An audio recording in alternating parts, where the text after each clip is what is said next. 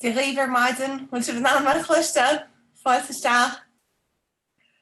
Cur an chlóir chonacht agus oscail na héan gáile céad fáilte rúh ar fád go dtín seminar seo. Cur an muid fáilte rivan nach freastal atá bhád wain, chamáilg siúd atá nacha lábhalinn in seo an ghilteach na gáileh. Ba imachtaí an lei agur amachchain ar channel YouTube chlóir chonacht Hoop siúd naar aide loop áit a chur an áirithe sa seminar hain.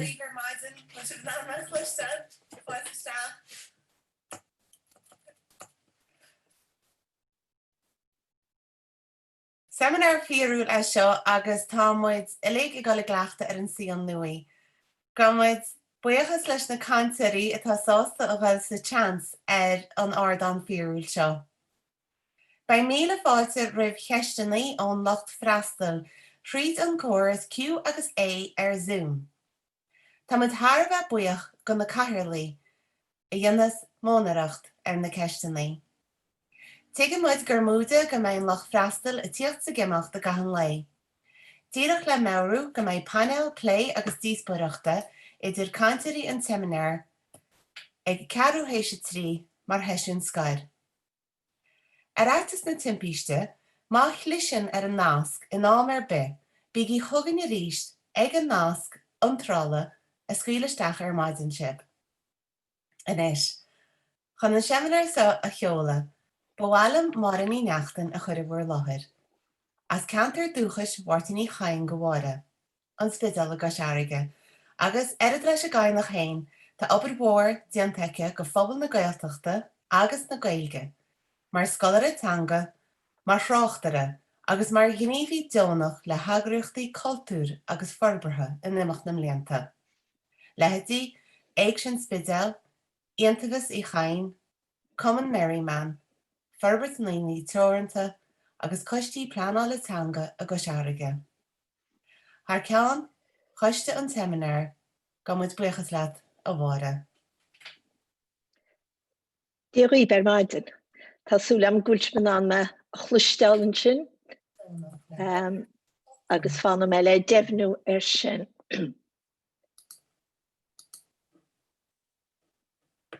Tá bhí me súil go bhfeicinn mé héin ar a scáileán an seo agus ní eicim, ní hiigim mar sin a bhfuilm ar fáil nús nach chfuil. Tá, go brá, teachtareacht an seoim ó réalta ní leanáin glacham leis mar sin go bhfuil me ar an léir. Bhuair géad fáilteisteach go bail an tagart sa spidal agus is spirálam an deisio á leis an seminar seo a cheola. Leché blianach in mbliana a bhása Martin ó Cain, luoch mór litríocht na Gaeilge sní seo caite, agus anú háhhair sin bhí sé gceist go níanaí comóra ar a bhás. Beartaí bhrí timachtaí na leisin, agus is go thora ar chomhaidbriú idir chlóir chonacht agus olscail na héan Gaile an bearta sáidead seo, seminar le ar a chuid gear scéalta. Mar is más óghíb, chuirún túfas imachtaí agus ócáidí ar alá agus ar ceall go bhfuair na pandéime, agus anú ní neartta bethir sin. Ach, mar sin héin, tá tábacht leis a litríocht, leis a léam, agus le toraí taide a hachada, agus támuid go mór faoi chumaín ag coiste agrithe an seminar seo gur socríomh leannacht leis na halúcháin in nainiún na núlán. Chláir a céad duine gon seminar seo anskipaí, agus tigiú gur anéileh ar an ócáid, agus le freastal ar an éileh sin ba imachtaíon le an méorthrathú ar líne freisin. In technolaíocht de chur deis freastal le fáil go léthirí a chain, agus gur phobal na Gaeilge tá bhád san ghearr, agus iad páirte chunéondaí inniuh sa blé agus sa scaga faoin éireacht litera a dag an chainlachain. Tá freastal má áitiú le Gaeltacht na Gaillimhe, agus áitiú ar fudéireann agus seminar inniuh, agus is cosúil go mbeidh tinneamh láidir as an Rathn Bheilg, as Alban, as Cessna, ón Eorp, as Stáitianta Mheiriceá, as Canada, agus ón Astráil héin ar imachtaíon lei. Tá ran fortíocht leathan sin tíocht leis an áard agus leis an éileh atá híthar litir ó bhhartaí chain le blianta beag nuas. Ní néireann bháin ach san Eorp agus ar fud a dá mhóir. Is cínte go bhfuil buchas nachbeg ina leisin a ghail go na heistir a thuirí litera a chur leaganacha go núscéil cré na ciilear fáil. Gudifin is lista le háirh teangachaí na neisiúchan go dtí seo. Iruis, Danmargus, Béarla, Dúchis, Germanis, Seikis, Dalis, Croatis, Ungaris, Turkish agus Tamilis. Agus tású le leaganachaí Rúsise agus Gréigise sna blianta begatá le híocht. Is cínte gur fearr as go mór plé, tráchtaíocht agus díoscórsa na Gaeilge go bhfar na spéise idirnáisiúnta seo is saor an chainní. Bhí an tóir the Road to Bright City nuair a d'fháil sin Poolbege sa mbliain 1981. Buin leaganachaí go scéalta an ghrosach an Brian Brauch a d'fháil sin gúm sa mbliain 1948 agus a d'eistir an scríbhneoir Ónó Tuairisc. Tá fáil ó nora The Dregs of the Day ó bhuíochas gon Yale University Press. Sin leagan Béarla rinneann scríbhneoir agus an scoláire Alan Titley go noville Fuil Fuine a d'fháil sé sáirseil agus déal sa mbliain 1960 gon chéadúir sa ghrosach an Tráth Thóga. Fuair an eistirthirí Louis de Puyer, Mike McCormick agus Lachlan Ó Tuairisc a chuir ciúisichéara agus an strainseara ar fáil Méarla sa bhaidseán tháscéal Two Stories ó Arlene House sa mbliain 2006. Scéalta fáilt siad sa ghrosach ceanródaigh Cais Cuileáide a fáilt siad sa mbliain 1953 ar dús. Cuireadh spéis as cuimses na scéalta i timsaí sa Tráthar Lár, agus tá leagan Béarla go Bertelle ar fáil san Irish Canadian Journal of Irish Studies agus sa ghrosach cáilte Connemara go chuid chlóir chonacht a fáilt siad sa mbliain 2014. Chuir Louis de Puyer agus Lachlan Ó Tuairisc Béarla ar an niochair scéal cáiliúil faoi fápar chunealaí faoi ghlás, an niochair de Key as a Tráthar Lár, agus go dibhann tá Gabriel Haifs agus Radvan Marcus berta bhfuil Gaeilge a deileacham agus a d'eistir cé na ciile ón Gaeilge héis an niochair fis agus ciúisichéara i chiantú go Germanis agus Seikis. Réabtar sean tuiscintí as sa chéile, dentar athawlú ar ganáin agus caithear bunú snú plé ó bhuíochas go neistreúchan. Cuirtar le cáil an scríbhneoire go bhfar an álagar se ar fad. Luach saothar go chinál amháin aitheanta san neistreúchan go scríbhneoir, scríbhneoir nunteanga go háirid. Ach go bhreis ar sin tarní taráid ar litríocht na teanga sin, agus spreagtar pobl léthóireachta níos lenne le ghail sa tóir ar scríbhneoirí eile sa teanga chéama. Maide le gearrscealtaí chain sa teanga mhunaí, bhí léthóirí na Gaeilge híos leis ar feadh bhád cheall fáil a bheith na cruasaí. Ach cínta chlóir chonacht agus an talamh Louis de Puyer agurthóir na díalama rogha scéalta sa mbliain 2014, cáilmhórtaí chain mar gearrscéalaí cumasach gon chéad choulún léthóirí eile. Tá fáil ar a scá sa ghrosach seo, scéalta a léiríonn Tamas, Caidhlint agus marúil na háard núis. Caithín teacht agus fáil ar a litríocht gníomh na léthóireachta féin. Chomá le forbairt agus umlánú ar léirmheastóireacht agus ar a gríteach, agus spreagtar feasacht litere i gcoitíne.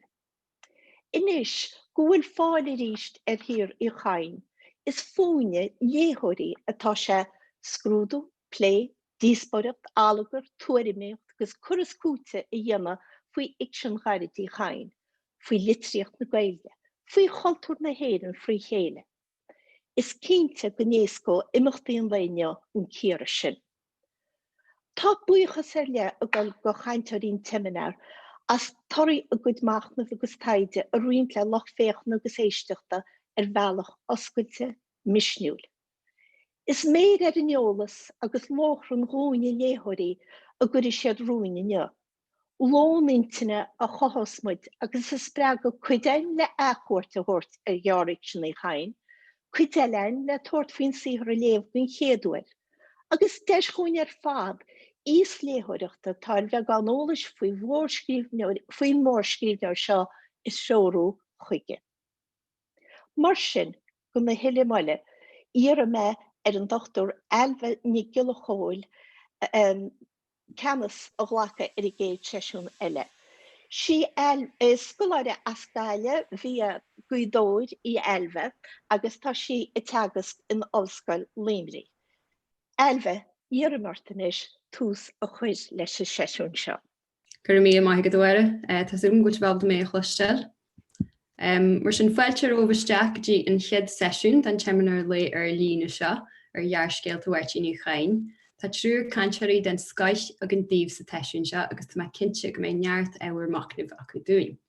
Bei chuig nóid is fich ag gach canseir agus bei coppla nóid ag jeú gach cant da cheistena. Asclaime an tarlar an sin ag jeú an teisiún da cheistena agus plé. Iarm armh mar sin ceistena ar bíthe agah ar na canseirí a chur sa bhosca Q&A atá an sin ar bhar scailean, agus filtime ar cheistena ar bích nar idir am chur ar na canseirí tar éis a gantse héin ag jeú in teisiú. Inis mar sin, is sí an dachtar ráisiín nic uannacha a chuirí tús le himachtaí in le inniu. Is léachtar í ráisiín a ring na Gaeilge a galaiste bhuiire gan smáil limneach, tá spéisiúr leichií I léon na nuaran sa litríocht bhéil agus sa frós choamsere. Sa bheitpar seo den í ráisiín scrúdú ar thionchar na béalaireachta ar úsáid chimbalaach na teangaí ar an racaracht chléinte agus ar an neamh-racaracht an ngearcéalta bhairtíí chain. I ré leat mar sin ar ráisiín ar de chuúlacht. Gur mí maithe sinna Elva tá mé buochas as a tús sa go láthir sin. Tréas tóméid éisteach leis a goiste agrúcháin a chuir dóchad seo sa túl, mar der máire hára siad cosán risechaí a chuirú rompú nar a tháinig a vírus ar a bhód, ach a bhuichas lóhobsan agus le cúna beag an technoliacht is an gon chomóra seáineamh ar chuine go bhór scríbneoirí na héireann. Is a díú ar gnéthe gan racaracht is sihóirí chain a bhééis mise sa gaiint seo. Sola agama go fada leis a sihór hain, ní dochar an teagháil chairimúil a bhí go chain leis a teanga, solarháin se enam amach ó hain mar scríbneoir crothaíoch a bheabhrú ar fenuméid. Ó lár na bhicidaí, bhí míraní ón tradiisiún béal, nachanaí cainse, scéalta agus óráin, chur ar fáraige agus iad gá bhailsiú in an stoc. Bhí éon cinál céanna ábhair a bhaile se go Institiút Béalaidas Éireann agus go Comisiún Béalaidas Éireann I rith na dríochadaí. An nóir sin, cha sé seáil a plé leis an eistriúcháin litreatha, a teagas grangannaí ihe agus freisin a man obair folklóireachta, I tumsú nachanaí cainse agus seanráite go chuid chailge chonacht. Ní follóid nó go rá easacht maidir le saibhris acuin agus farsingin na teanga ordaithe go mbeidh an obair seo. Ba as tradiisiún sibhir béalaireachta a fosciúha ar nói, a bhirt tuismóirí ina scéalaithe aitheanta agus tíochtón gléomhánaige ar a gcains híúil chréúil ar bhain sin ar a tsinóid eiste ina híthar crothaíoch. Tígúthó, níor sin hain, níos teirnaí an ghairim, nach fels teanga leis hain a dhéanach scríbneoir go chuine. Felsúnachtí chain hain maidir le na rá gist leis le fiúntas litreatha, bhí si tíocht le tuairimíocht húsa chéad mar bhí á críomhscoile ag leheadí fórach bhí fíoris agus go háirid fórachí chonire. A déoch le léirú thuirtir eagne an duine éanair idir bhá agus olc.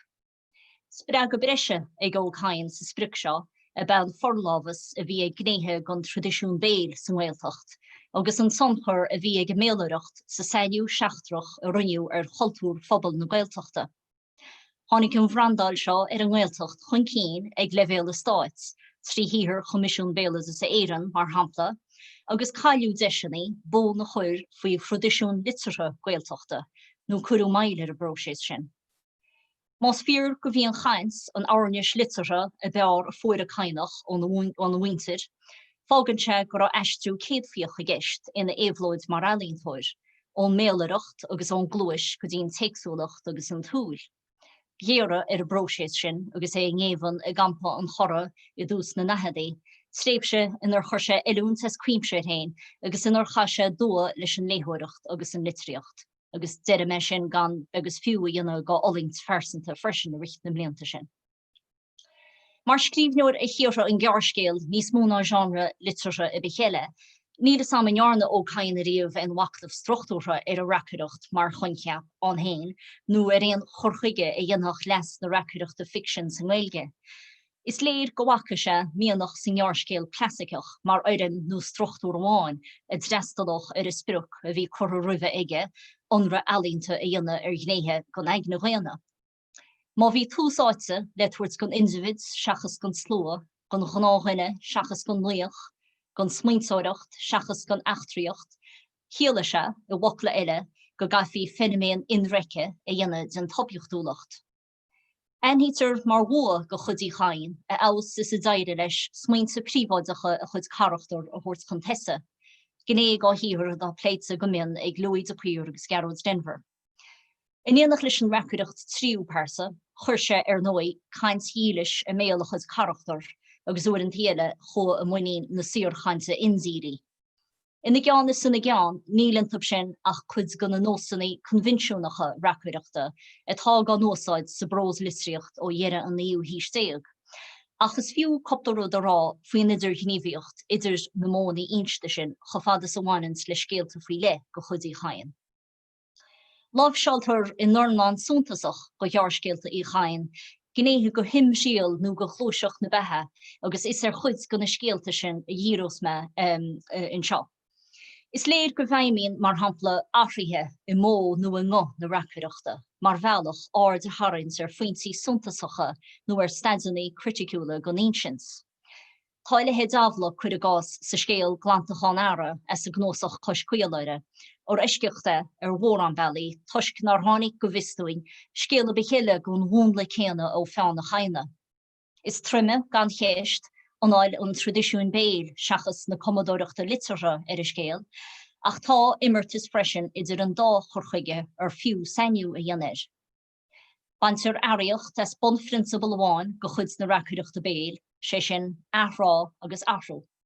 Is léir athrá ó hí focail agus fritil sa scéal, agus na thuirlí sí tí ar fad, an bord, an leaba, an stólín agus mar sin, a chur a gás héin chun cín. Is an gon athrá is trochtúir abertí nó an éanad freisin, an chóideoverocht mar a thugtar éir, agus an aim fracticúil ag an nós sin, go bhhéiteach freistal ar a té a bheitcha próseáil a scéal trí bheán na héisteachta seachas trí bheán an Afric nó na léthóireachta. Má sé an tathrá atá sa tris sa scéal, fágann sé go dtugtar ard ar an athrú nuair a hagann sé, agus ní heastíonn ach éon athrú amháin. An teistrú gan chunne san alagar ón neamhbheo go dtí an bheo ag deire an scéal. Cíntaíonn an tathrú sin freisin go naithnítear an deire mar dheire. Iníor sin héin ó hí fuidimeige tá éirim a scéal a brathir principal na fritéise agus antithesis bheitcha geistan teaham ar aglan na míhiscinne. Atá ar cheann go séthe móra an ghearrscéal clasicí. Brontar déanacht ar nithe neamhbheo sa scéal, sa méidir go dtugtar Commas Cainse agus mothúcháin bhaib, agus ag an nám céanna baintear den tanbhean a déanacht siúd, hála nach níontar éon idirghealú, idirí héin agus na fearistí a chuirid héin an úl rimpe. Ar level practicúil, freistalíonn an casa fritéiseach sa scéal ar chuimre nó ar dhiora an téags freisin. Is ar éigen is gá ard a tharraingt ar a siombalachas a bhainint leis a spás fisiciúil ina bhfuil an tanbhean sitse, sí sin an chlúd, spás a bheoraíonn deire ré, an áit a sactar an duine atá imi hóá nó an té nach bhfuil luach fontaíoch sa tochaí níos mó acu.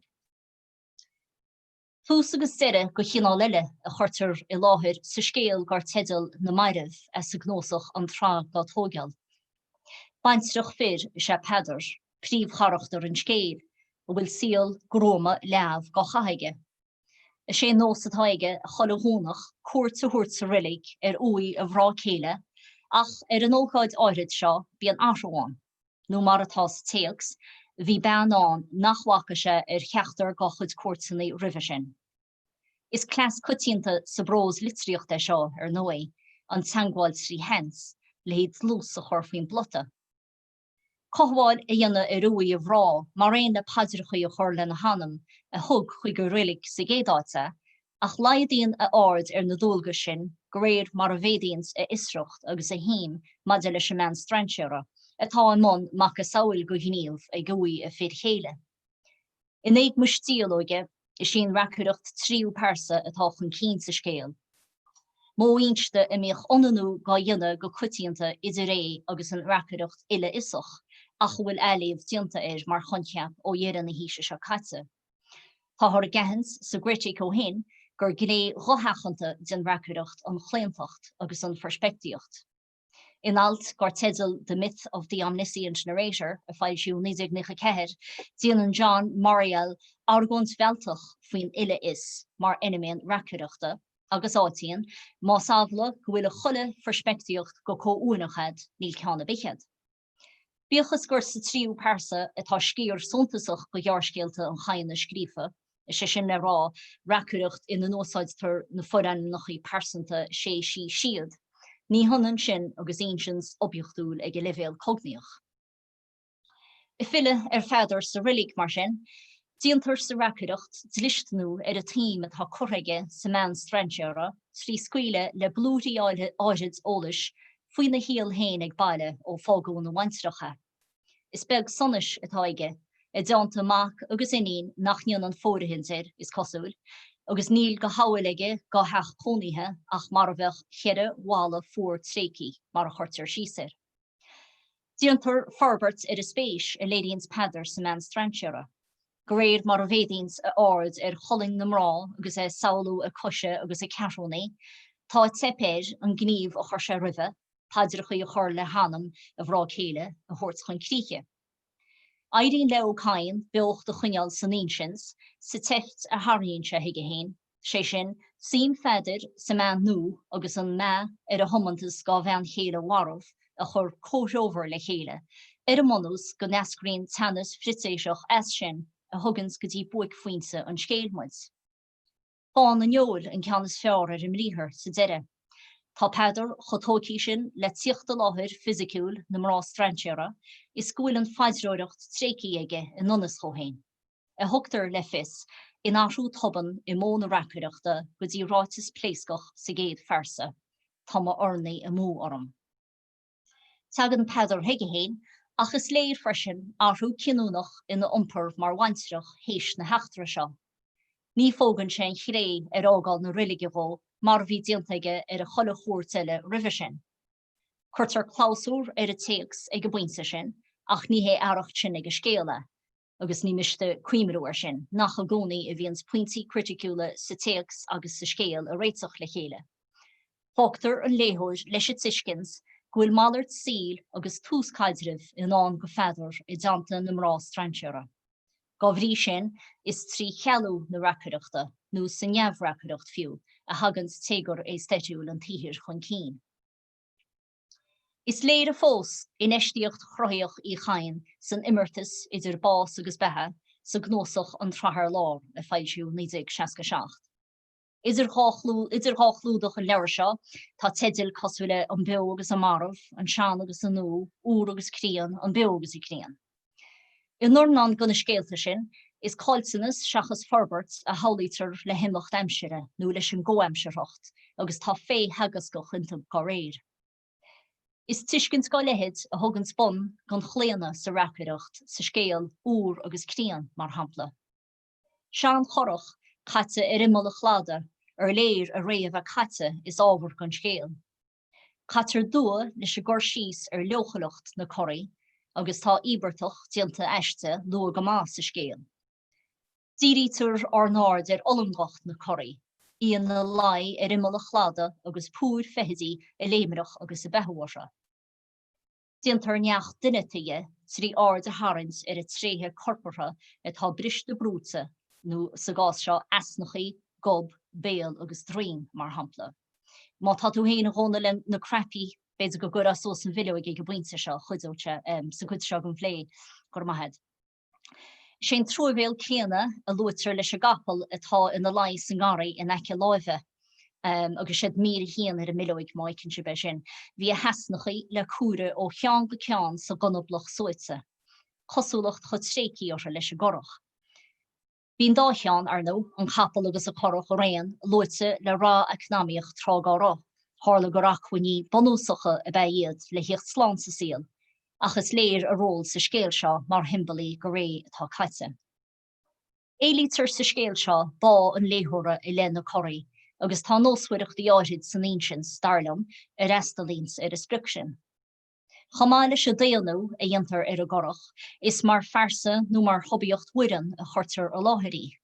Táhaú lucht afla ag levéal na gramadaí a deisach báire agus an túdar a caiile se wacail chorach mar einamachil banincinach. Thug me caidéis ó sin stoí ar 1% hála gur firincinach tá focail chorach im chud gailge héin I ggóhéics na gramadaí. Ach tágraí tar freisin bó mar chunche banincinach cosú le leabhar nó bád nó airí nihúla ile imach meas ortham. Ach treisí tar fiú sa gás seo ar bhánúlach na choirí. Lúirtar ceathrú na choirí coppla uair mar hampla ar ball corporthe ar darlíon ó caiin áidir go sainiúil ina chuirsís ar bhrá seachas é réir.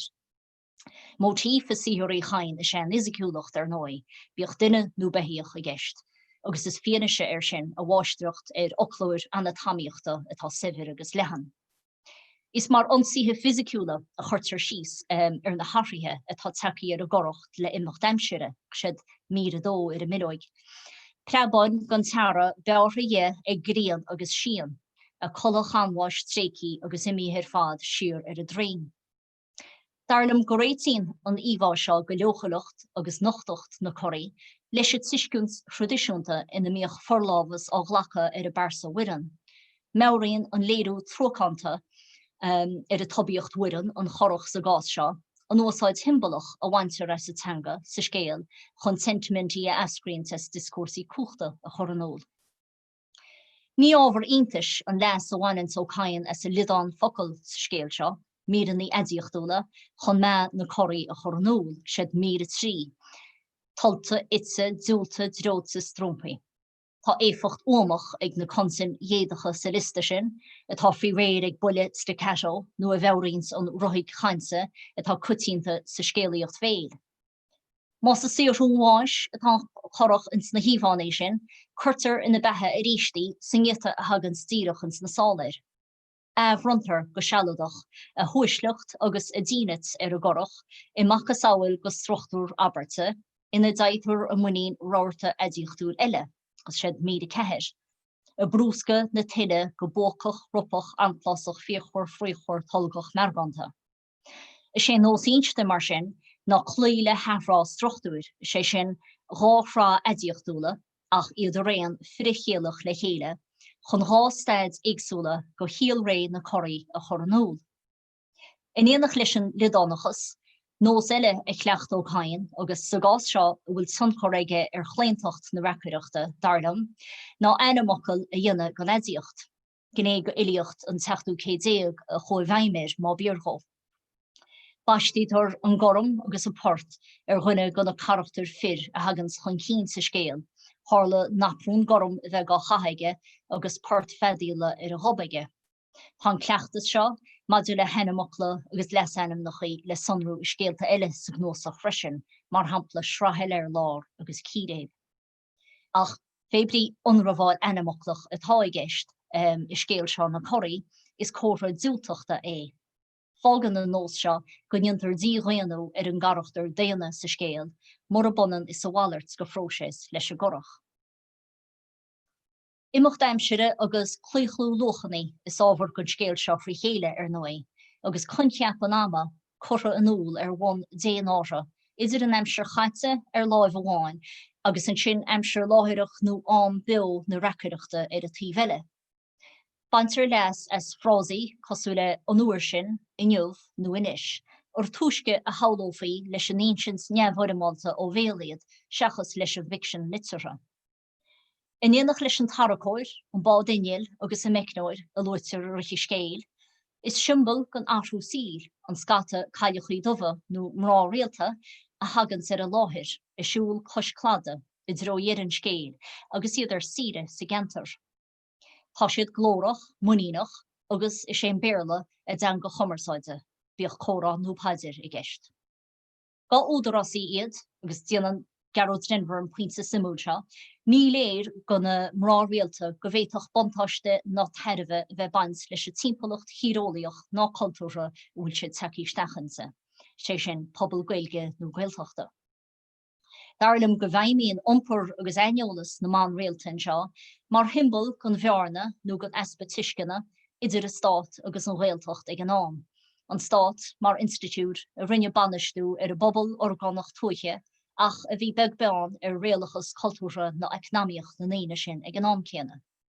Nui is mótí felle is sihir a chaine an tainolalas an meas, dúre nó espa fesochta na cutíntochta, agus díananse a chutéin go nuigecht chuine sin is géalta eile sa glósach seo. Má tá táhacht himbalach ag an immertas idir ólas agus aneolalas I riar go scéalta I chain, tá suntas letúirt freisin gan bhainistú a dhéananse a bróséis eistrithe ólas chun críche racaireachta.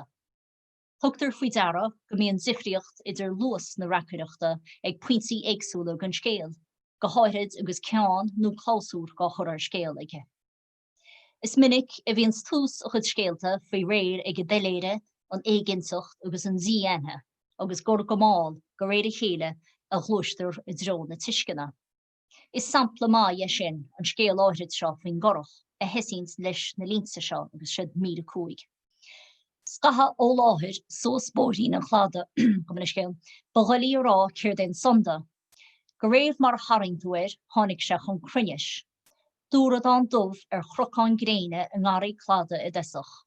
Ní baghuire ná sin, ba chiaróg mhór bhí an a 60 duine ortha agus inionate ciseachí faoi na bhróig.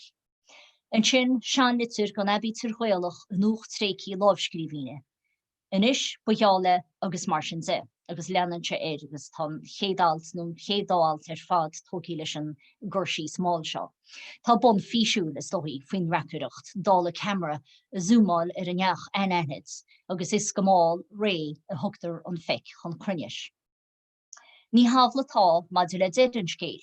Ina gurtar síos I bhrital cínsa crín ar an gníomh éanair toban is cinsocir le scris deire na choirí.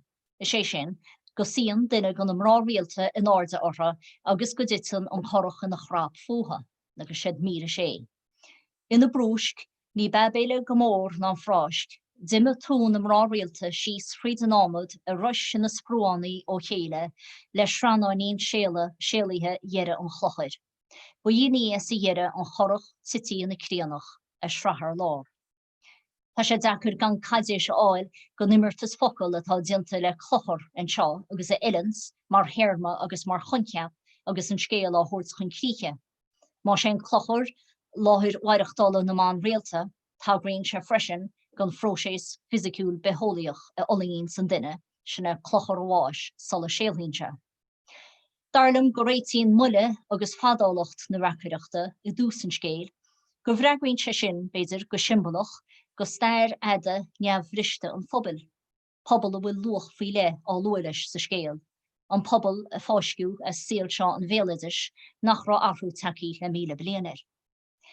Is mór idir é sin agus deire dlú toban an scéal atá ionadaíoch ar a gluichlú as cuimse a bhí tíocht ar a ggóhinál foiniúil foinse. Ní miste bhearú go bhfuil gnéithe gan timpléad céanna racaireachta sé sin an bhuile agus an déléire I gceanna scéal agus ó sa chuine sin deire dlú zimhneach gur ciútaí racaireachta iad sin áitir in rá scéal eile sa gnósach áirid seo mar atá an beo agus I crían agus an sean agus an nó. An mágan an méid sin mar sin go mííon ammantí gnéithe an racaireacht faoi réir ag ábhar an scéal. Is ceistí bhfuil silamacnamh le déana ortha an caidirmh idir sin agus ábhar. Fenomén eile bhfuil ceistí le fóscail san na daobh is sé persa an racaire, bíoh carachtar aitheanta I gceist nó teachtaire litirthe neamhaitheanta. An idir gníomhaíocht idir an racaireacht thuairisciúil agus an racaireacht uachtamhach, feim agus éifocht na dialóige, léamha agus brastantí an léthóra, agus tuile ábhair nach chiad. Tá curtha lenar discins rins gan na hábhar sin sa sihir criticúil bhhartín ó cain ó dheire an na hiú híis go háirid, ach níl chollthórt ráite fós. Bheagsúlam go dreiseach ceistení gá lehead an argóns gur cairid insa héin nó gur gníomh croíoch an héin an racaireacht, beg beán ar a sihir litirthe ina omnáine, suir mete croíocht beidir. Níl an chála lua, bhfuil sontas faoi le a bads le gearric sin I chain a bhíana se gur fenomén teanga chomá le fenomén litirthe an racaireacht. Ach níl an chúis gur tíomh leis méid sin a bheithmid a chanirid. Mar atá sein, Gomleisgil. Mar atá sein, tá chritic litere go hir man éiflode, agus ba lá ar lesa hiochtta dír ar a Warbert sin, chun na néamh a dhéanas mud ar hiúí chain festa a hifriú, agus is an sin águs mer maidina gur maigi.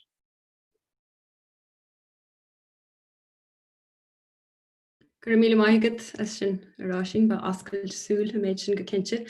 Tugamid ceist ná gád ará sin má éon cheist gur bhhailén den chuir steas go Q&A sin so má go ré. Ará sin díach bhí simúór go héon sa bhéidir bhí tú léon sin faoin dhearscéil úr agus crín agus cuasaí na discursaí cuaachta. An rud sin a hagan na gceist dar láta sa sihir lua agus anreacht nó bhfuil se sin álaí sa sihir trí chéile. Well stoi ní vetje seo a mesk an tíhir lua stoi mar hánig semach sa trahar lár ní seske secht. Well is stoi gohfuil sa sihir lua sa méidir gohfuil nachhfuil charachtir atá ro orbartha an gur cinál típaní chud gona charachtir ins na sihir luha sé tá nargontíana sa méid sin gohfuil idirgheall an docht a gcónaí idir an widan agus an fidan agus mar sin. Agus nói gréad mar a chló sé ra go dtíon brion brauch agus coscuileide thug sé go bhrá. Rud nach rá dianta in áíre déir an gohacha sé héin an bhearna sin. Nach rá smuinte príváidecha na mrá éanais, ná se sin taí chun cín sa litríocht go nige sin, sa brós ar chomar be. So bhí sé sinna gceist, agus an sinna stóí dro an tíhir dhearnaí fillan séir na fis ach áí tá topografíocht áí hir frisin mar gúil se go sa chun na carroch i mór an gan na scéalta sin ní ar fad ach chud wahacha. Ach rud amháin a chud an díntas an faoin scéal seo agus cha me rá anón gonearna me léir, ní henní se am an sin mar scéal. Tá sé cosú le scéal ar scríbhú dréochtje agus narcríochtíú. Tá intas orm amantí faoi na samplí sin a thugme ón gláins neamhhuiimeáilte an uair sin inis. Tá intas orm bhfuil se sin fápíthe a bísa fiction agus chofáda síos bóthir an scríbneir a chroí. Cha me rá hí copplarúd mar sin agus ní man an fé hagascochatá, ní hagascochatá sa scéalach an irid agus an siimplíoch ar bhealach bhfuil deir ré agus réon nua. Ach ag an céanna is stoi gomanin tre le mórhéirme í chain an duine ag gur a bríháin an síl nuíiseach síl a befiú nó áir agus agur a chuir a síl. Kinte. Agus modulation ócas a bhéige ar na persan na firin sa tíhir lua, do warúile ro se mór faoi anchar ní se den scéalaí agus an scéalaí tradition derimid mar air canasach sa fphobal tradiisianta. Síle mé agus bhí beidir sort sunneantocht a baint le chuide an sihir sin ar bhealach. Agus tíirn gorá an beidir an teanga is stúr a chollehort. Agus teíach ar a geirt. Seachas beidir an smuintóirecht nó fenoméin nó conceapa nó neagnóíocht nó suir de rá focail leis. Ach tíirn gur cinál gur recuirecht teanga beidir a bhí ar ban sa sihir lu agus gur orbar se sin agus stoig ra dúláán an na gcónaí choramíocht a bhaint amach idir an recuirecht teanga agus an recuirecht litere agus ammantí airín leis a chammantí eile ní airín darlam. Agus is stohí détá tunchor na léthóireachta stohí an tréifse sin na chaise ar a gorach gur tréifse frítíisteachta a bhí an ar bhealach. So caiú an tunchor órapoch sin a chur san áidir freisin. Gohacha se go respáilisteach a tháinig tuiscin seo aige go bhhéite smuinte an dúchas muintere a chuir an núl i bhfuidim nuíiseach litere. gur mí maigad. So chunne masúlar an wasca ceistena agus mata aon cheiste gin duine rá sin tuidirrás ar bailbug inar tanna cantina eile. Go meiscail tá ceistehhain seo ag méomh níara sa go ré. So ceist maidir le stíúachreachta bhairtíní chain, cén foiithe amach intas orthaí nó art ará sin faoin deangaí neamharmáta a úsáidtar a gcuid na scéalta an gaiad a scríbneoireacht litirthe a bheith formáta a gcónaí. Is brelam héin ar a scríban úidir go dialectical nó go canan nach stoiche néhid James Kelman san albain agus question sin ó bhéh ní ara sin. Well ní sam binne globálach a bhí gestan sigim ceirtá gestig mé an chaún agus an sóí an blas áú agus tá sin gan deis go láidir an óáin cé go bhfuil an tíflitzer a freisin. An rud a bhí gestan beidir sa gás sin in san sampli sin a thug me an tonchor beidir na scéalaíocht a béad. Go láirí gohfuil am beo na recuireachta an agus go mén se caiintir am amsir chatte freisin. Agus tá sé díach cosúile leis na fudimlí a bhíon sa scéalaíocht féil cá mé an nuair sin an ní bhéon nisán i can fao níis agus an nuair sin. Is sin godíach a bhí me tarantáid sa gás sin ach ein tíim le méh becheart go meach an chló áúil nó chló go chinál a cín sérénos seniúlacht nó persantocht a bains leis an scríbnóirecht agus ar nó tá sé sin in óáin gá húlána agus tá dúláán an go chohanne darnam. Gohínta ar fád gur mí maithe sin rásin. agus mar dúirt me beidir go bilimiid ar bail beguríis ar an phlé agus bocimiidir réimar sin gotí lí bheithí gur mí maithe a ríis arásin as an chaint spregul sin. Mar sin is scalare dachtúreachta an chéad chaintse riile de chuid na cóirle am haide inéing is gan na deangacha na litríochtaí agus na galtúr an áilscail na héann gaileh. Sin líhehí Tá treachtas dachtúreachta dar teidir scéalaíocht an ring caiistidir ar an ngrán scéalaíocht is scéalaíocht anadíoch huirtíí chain agus Alan Titley a chríichnú ige faoi lethir a rin na Gaeilge an áilscail na héann gaileh faoi stúr an olaf lilis ólíide agus ar na bhaoiniú ag an chóirle am haide inéing.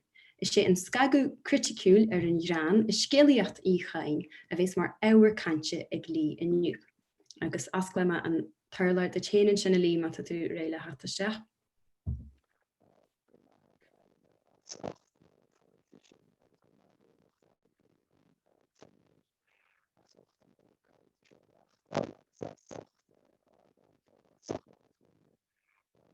Go leisceil a lí go leisceil sílim go tú tan crupa mute le mú chuún sin.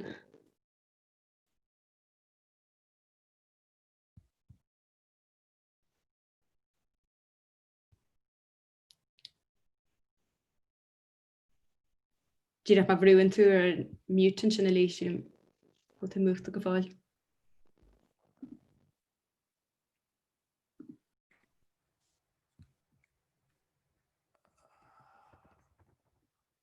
Sinnéis mai hén ar réile. Gur mé maithe eileh agus me leiscéil faoi sin as 8 na fáiltí sin agus gur mágaí lucht agraí timnéir as 8 an óicáid seo a reachtáil agus as 8 ard an forrasach a thuirt dúine ranfáirte an timnéir le círa dhéine ar scéalaíocht í chain am seo na choréile. Fer an fáilte fíúil freisin roiise lucht freistil an timnéir ar gágaíh a bheit an os áitirhí na ciile agus éisteach le mhór cíonda gan corp a neomh. Ar na gaiscí amadúla a lútear le scéalaíocht bhhairtíí chain, anítear an gceann mar rééis an suntasach trí na híhir cruthaíoch fra chéile, trí na híhir déanaach go háirid. Sa gcaint seo, déantar scaga ar an rá inseocht critice a thugtar ar an rán is scéalaíocht an chaine. Cuirtear láthair go sonrach an inseocht a thugtar ar chineáil ar orrás agus ar aim a bhraon is scéalaíocht sin a chaine. Ina cheann sin tógtar cistní i d dacha le bailíocht na hínseochta céime, feiceáil a dogan loch leanúna na rá inseochta critice a cheart an Jean is scéalaíocht í chain. Ar wathe le habhart agus le hagar a chuid ar léamh an éas a critice ar scéalaíocht í chain, ghlacham leis an rá eicmiú tréimhsiúil a dhéantar ar híthir litir a chaine. Tréimhsiú a bhfuil ghlacha scoláire leis le fad an lá. Is gráthach go rangítar an títhir litirthe í chain go réir thríomhtréimhse faoi le mar atá ar scáilláin. An nó forrás nó fiú éagsúlach stíle is títhir í chain in imeacht a gaiime litirthe is mú is bun le legan amach a tréimhse úd. Ar lorach na mórmh mar sin an luathíthir is se lom le idir thugra agus gáíide agus an bréon brabhach. An títhir lár a lomse leis an idir tréimhse ar fáilse clén ciile agus cos cíláire agus ar cuma anúchan, agus an títhir déanaach a luam leis na sreathnaí agus leis an títhir eistíle úd barbed wire. Cé go gahan marí na ceán ahras sach stóime an tréimhsú cuitianta hús go na hosaíocht go oras stíileach I chain, is maithan an teachmiú tréimhsúil céanna I dacha le foras an bhín is sihir I chaine, idir oras téimach agus oras stíileach a bhín. Anis, gofa me go sméid agus go chráibh I scéal láithreach dam, agus chuir me láthair go lom achaméid léamh an éis a chriticice grán I chain. In íir sin, Dinne mé snáithie éagsúil an scéal lim sin is bhín amach. Agus ráit is éagsúil na dreachtarí an lecha le chéile, tugtar níon seach seo lenas scéal rion in scéalaocht I chain. Tá an grán gan go maith I luathíthir I chain. Is in déana ciile a hagan an grán go mór chun túntais I bhic sin I chain na chéadúir, agus is as déana ciile amach a thosaíonn an chainach gholí muoí na bhríon in híthir go háirid. Mar anan agus an grán sininte neamhfisticiúil gan bhrí nach chuil le sunrú achar éigen sa sihir luha, is grán níos sifia, níos sofisticiúla agus níos ígre mar sin a hagans chun cín sna sihir rá éis sin. Siad an írón, an scigathris, an onóid, an ráise tangam, an ghairimhe agus an ráiscínteocht na ciútaí súntasaí rion a híhríons an chainach. Tá féim sách eiseach agus trascrach le grán I chain sa scéalaach dhéanach. Ó hiú téimeile is grán dómh dóite agus grán rabaléiseach grán I chain, trí na gaomh scaoilte mion dúirt eiseach chás agus sinúnt an duine réine agus trí na doctor fáha faoibhreach mága faoin muis agus faoin mór a fiú. Is garóid Denver a thugans an cúntas is údrásaí ghar doga go dtí seo an rán scéalaocht I chain.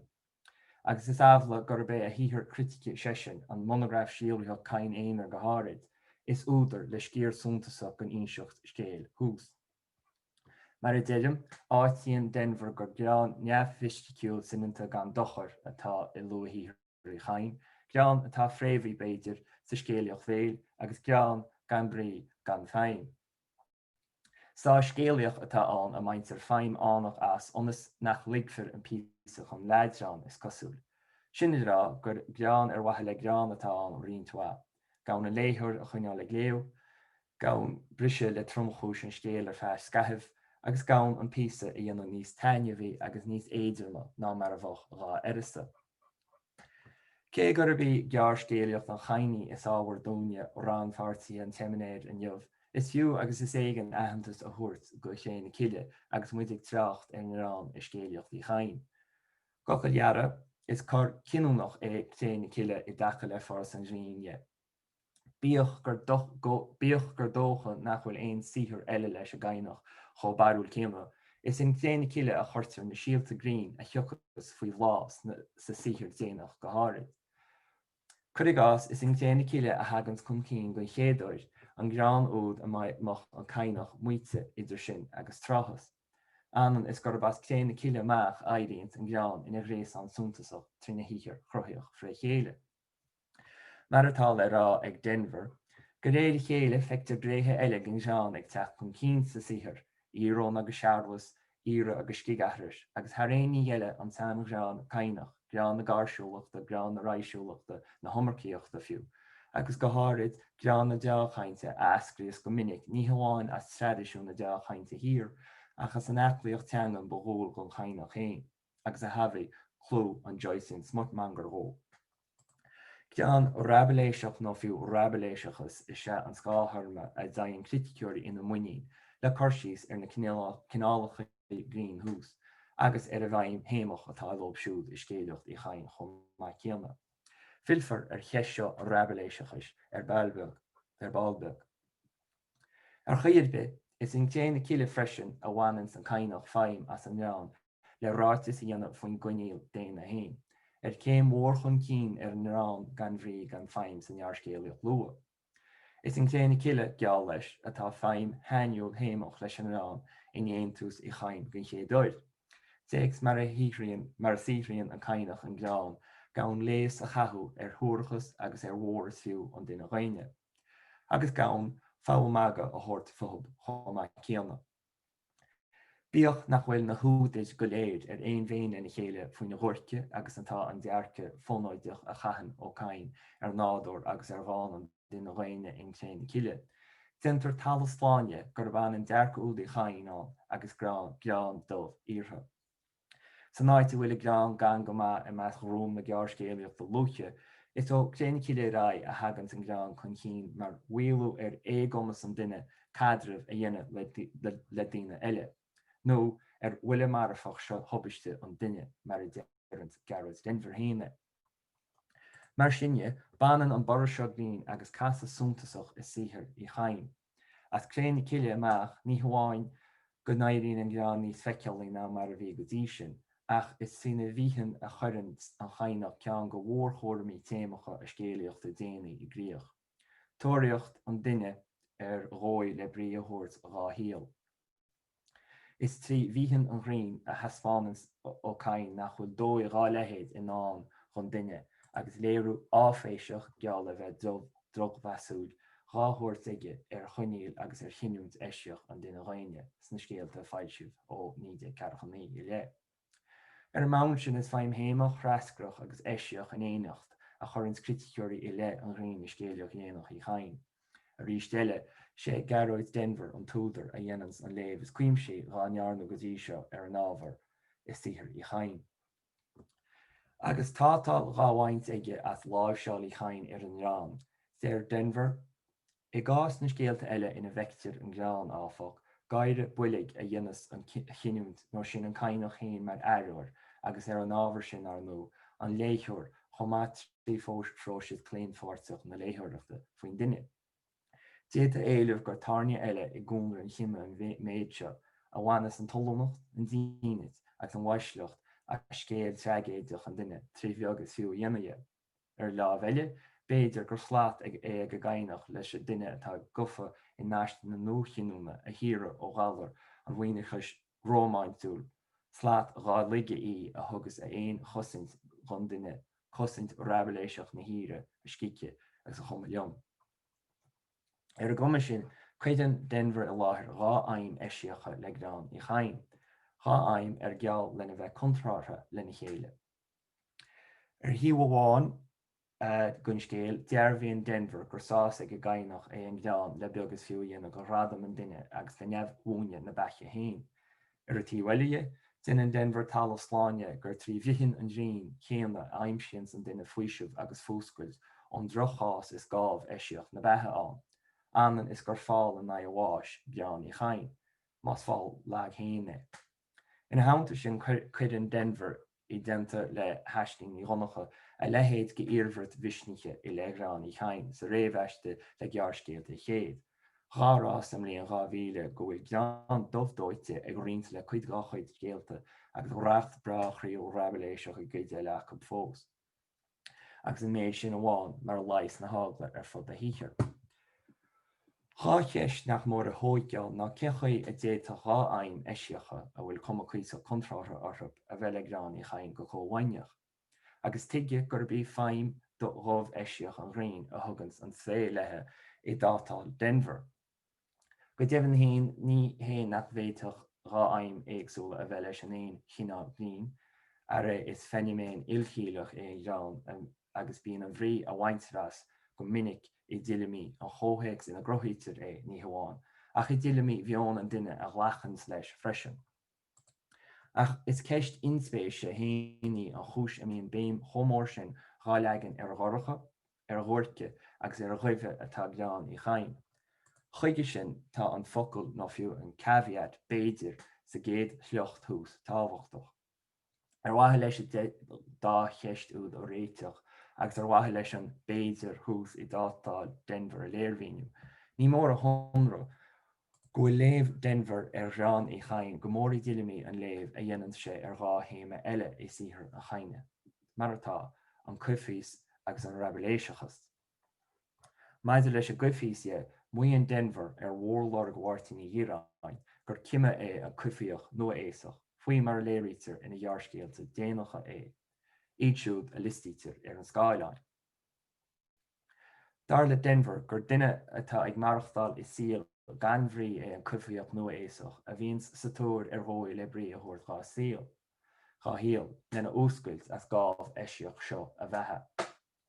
Agus é ceantach as a bheith dú, is duna stite tí fersniche tí roiiniche cufiíoch I chain. Cufiíoch a bhíons I gléúnas bhuiirlachas na stáit agus a chuirtir faoi chus gá réir. Ina aine sin muon Denver gur as míchomas na Christíochta as míchomas an teanchreide agus as míchomas bhéalaid is na muintere déla le gáh éisioach seo na bethe is siocid le go leor gan Irán is sihir déanach a chaine. Níl go ráha ag duine mar sinna déir Denver ach lóta gá hange a chormach faoin gráh atá sin ar a giniúntaige, ach bhaigin na chathú sér agus racht gáire a ligian. Mar sin níl go leis a roch scéil sin na bethe a chu gaiire cosint rabeléiseach sin na híre a scice agus a chomáiliom. Luach ar báda gur minic I héitir in muoine na termí rabeléiseach agus rabeléiseachas le chuir síos ar rán I chain, agus tá an terma rabeléiseach héin le léver chuide go na sleachta ahrital a chur láthir gotí seo. Sagan an dá tharma úd as Anno François Rabelais, údar Eric a bhórthíchar Frankise bethe a Gargantua agus an Tageral. Bíon Rabelais annaí go háirid as a stír ráisiúil grain a híirse in an áirite a réistecht, an ír, scigathris, an ábhail, chomá le teanga ó ráisiúil a bhfuil abertí fada, carna adíocht agus animocail, an listú fada, an timmertas focail agus an chomadóireach focail a príomh choirí sort. Mar sinne ní híine ar beic go sonrítar cosúlach na stíle sin ar bhhartíí ó chain, agus ar litioch nó réon san léige goitiine. Mar sin héin ní le hehantas a thuirt gá chosúla agus atá stílríní chain le macasál Rabelais a bháin a hains údar gaige I muoine na Rabeléiseachas le chuir síos ar rán I chain, ach le léirhín ó dhéanana freisin ar aimimech a chuid glín. Go minic taitar I muoine na chuncheappa le léirhín ó dhéanana ar míoch trascroch agus ar an síl dearcha éiseach a chríomhscaoilann sa tainach trí bheithín an bhrín. Bí é seán a riordan a 700 míoch rabeléiseach ar híthir I chain, díreach mar bí é riordannach an túidir a chuid an dátherma rabeléiseach agus rabeléiseachas I méil an phobal na gaige an chéad lá I droid dhearad na seascatí. Go dtíobhann héin sí an bhrí ghuirc a thugach an riordannach gon chuncheap ina chulum san Irish Times is bun leis an léamh cuitin ar rán I chain. Cuim sin sihir I riordan ar rabeléiseachas scór al nuachtán a fáilsibh ar the Irish Times agus cuid go aglah fada le seán mórca a fáilsibh ar scríomh sí. Ach sihir I riordan ar rabeléiseachas ar an lecha le chéile na omláine is cosúil go machchas gon riordannach gur nílachas spríú mar fonáideach go thuirt é a rabeléiseachas. Is mion trascach a thugans faoibhreach maga faoin muis agus faoin mór fiú, is dearcha éiseach síle a dhéanans begus fiú go chinúnt an duine réine chomá céanna, agus is trí bhithin na híre na gréisteachta agus na lífachta blaimení a mín immer gon scigathris ortha a dhéanaan an scíneoir rabeléiseach an míoch trascach an rabeléiseachas a chríomhscaoile. Eisiom lá ionidíoch go hiiscint I riordanna ar aim éiseach agus trascrach na scríneoireachta rabeléisi is an sleocht a leanas seo leanas ón alt cáiliúil Merriman Cortavianiche. Tá an léamh úd I riordan nó bhacha saoil chun chin sa tráchtareacht ar híthir I chain le linn na seachtaidí, Im raibh rendan I heithir ar ag déanamh pápéir chuir gás. Arsa ó heithir bheabhróch an téma cafcha ghait ar bháil cé go bhfuil gceann ó rabeléiseach an atá níos ceonnmhara nó rudidir bé le mise na fada. Ach is sihir chriticice dhearad Denver a deireadh na nochtadí a hagan saoil I riordan gan rabeléiseachas chun bóchaice. In caiinéanaar agus scríbhní eile nach chiaad, bhíonn Denver na chéile a léamh éiseach ar chás an chiime is teach sa míoch derbhíoch trascroch ar thrácht an riordannach éir. Ádaíonn an dearcha ó rabeléiseach nach fiú mór an síl seo achas cuma leis faoi. Níl go ráha ag duine mar sin nach leota gá hanga chur amach faoin gráibh atá sínte ar giniúntaige a chuigeann na chathú siar agus ó racht gaiire ligean. Níl san olagáin fadálach ach éirí an áirte an duine súrach ag santu gradam agus stádis nach chuil sa ró. Tugann an dáisleocht seo gom leiscéil agus dearann an sleocht hús ar a Scoile, tugann an dáisleocht seo muid arás chuig go dácheist a thug mé ar ball. Maidide leis a tátáil a bhainans Denver as gleann I chain. Má léitear cúntais Denver ar a gime agus ar an rabeléiseachas I deanta lena chéile, is ábhla gur léire an aim thrascroch éisceach agus faoi a chorint sé I leirín. Corigás feitidir sa léamh cóhhaineach sin an tuiscint nach bhfuil féin fóscailte le gránaí chain, ach féin faoisimh atá siomh cléanta go maith. Faoisimh ar a bunan agus teacht ar a tuiscint nach bhfuil éonheart ar an drochás éiseach is se an chuineal déana. Tuiscint wagú áféiseach an té a chuineos éirigh síhrú na bathe agus ag déanamh gaiire faoin tír gan bhrí a marann sé an. Tuiscint thrascrach an té atá an éon duine imíní éonmhórtasaí a échas leis a giniúnt éiseach sinna immertéir ráhuíochas. Agus tuiscint ionáideach an té a bhreaníonn ar I gime atá ag gléithúnas rá éiseach na bathe in aníos chomhdhéan. Áitíonn Denver nach bhfuil tuiscint iomláin cheart ar thíthir chaine in ann gon té a níons neamhthím go cheistí sin. Ní ceadach neamhthím dar le Denver a ré sonan sin agus míle bonusach a dhéanamh ar a thíthir. Ceist nach mór a thógáil mar sin héin, ná cécho bailí baranneach agus atá an léamh atá dénta ar an rán I scéalaocht I chain. I bhíine se ar curú I láthair go dtí seo, is cosú gur bé túrum na cuitiíonachta gur bás a dhearscéalaoch dhéanach agus as cléanna ciile a hasans táhacht agus feabhas an rion I thíthir I chain. Fiú thorama duine go na léirmheastaí ba dhéanama ar thíthir I chain seán á túma go mé an gráin buaic agus éocht litir I chain, agus ba mhinic a hagaid an túmach go sonrach gon bhua faoi le líon a chotha ó cain ina thíthir déanach. Ina háanta sin sé concheap an rabléiseachas héin an chreicleach critice is cuitianta agus is canónda a ceadaíoch go dtí seo le grán a chaine a thuiscint. Más crín mo chomhairibh féin chu gás lútear an chuncheap lena thíthir I gcúig scríbhín critice is tríocha a cumú idir 1967 agus 2016. Onan is gur bé an cainach féin an túdar gailge is mó a bhfuil chuncheap rabléiseachas lúte leis. A airach sin dar le rionsúdar Sean Reardon, Alan Titley, Garrod Denver agus Martin Culfer an Mask, dar lob gur I gcuncheap a rabléiseachas a aionsmuid an tuairisc is léiristeí ar thíthir Mháirtín I chain, ní airliam a chuid grín. Ina cheann sin héin siad scríbhní rabléiseacha I chain a shamhlaítear le sméar bhualaí a scéalaíochta freichéile, ábhar eile a threisiint leis an túram maidir le feabhas na scéalaíochta déanaí. Corigás, muíonn Alan Titley gur trí lonsa an rabléiseachas a aimíid Martin O'Kane sna scéalta is fearr gá chuid. Agus léiríonn Martin Cion I lécht I chain na bliana 2016 gur éisiom lárasach ionadaíoch an ráite sin gon túrum criticúil go thíthir a chaine I gcuiteanna. Má se, muíonn Diarmaid Ó Hráine nar haine a leithéid go chorp síos leis a gcainach chéin, más fér. Agus tugann sesin betheiste go scéalta in cuis cíláire nach áirítear san rá inseocht ar orrás agus ar chinál a bhíon I scéalaocht I chain. Tá lai am héin le léamh Hráine ar gá chúis, mar am raníonn muid ar rán I chain 8 trí lonsa sin á rabléiseachas, feictar gom gur ábhla a ágtar scír suntasach go chorpas gearscéalaachta I chain ar lár. Leithéidí Glantachan Airí, a punta, tothir, clapsal is fómhair, smá agus fis. Díreach mar dhéantar fealaí in réithe tábhachta eile go bhharúlacht I chain, mar a geiltar ar an iligéad. Corigás Glantachan Airí, gearscéile leis a gcainach nach níontar ach trácht ar éigean air.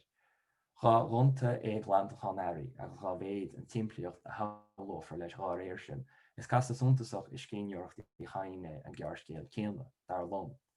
Gon na chosúlach láidir leis an Austrálachas nó íseach a bhí rá híhrú ag leithéidí Samuel Beckett tachanán I chéine, agus gon na bhúnlaí scéalaíochta béir ar thrácht róisín cho chumasach arthub, sin arthub.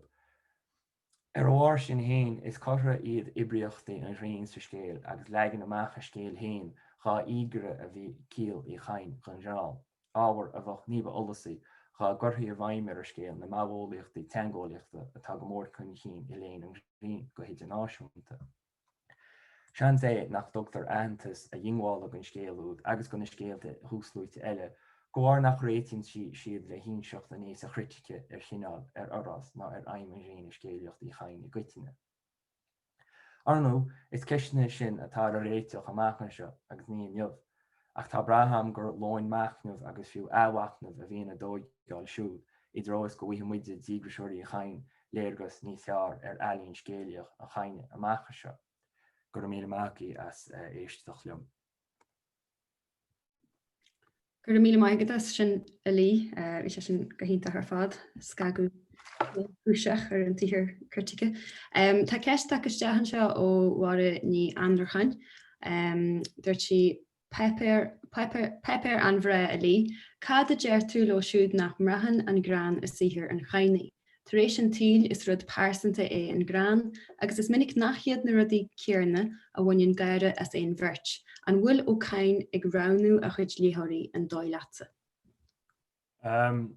Well tá dean maid an cheart agus I léana rion hain tugtar pragmatic an rion ar I gceist sin ní mar a chéal an bhrí amháin is chuile léthúir as beán agus ní mar a chéal an chead a thuúirtas daoine mága dhéanana as ábhair faoi le.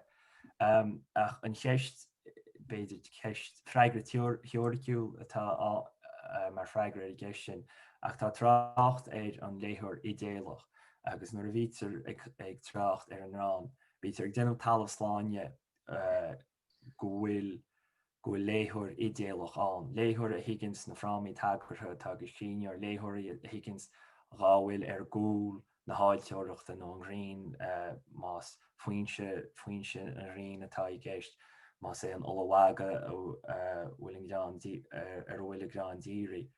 So mar sin hain tá cheart ag mair nach mar chéile an beán a honraí is chuileghine an.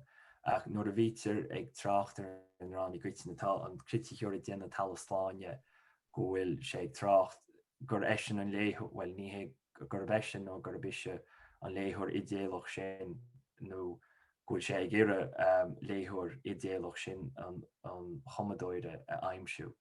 So mar sin é tá sé má ar ó cain nach bhfuil sé ó barú sin gur saoíte grúm agus eile leis ach go chuid is mó is as chéin chiile a hasans a chuid Green I gcuitine I meas na cuitíontocht am más maile. Go bra fad gur mí mai sin. Agus ceiste go mé nachtalí an bhéta níos mó lé inú ar an linse nua seo a JT a bhaint nó a JT a bhaint an leitú an scalarat Hangáliaach. Cin linse seo a JT a úsáid le léargus nua thuirt ar híhir I chain dar leatsa.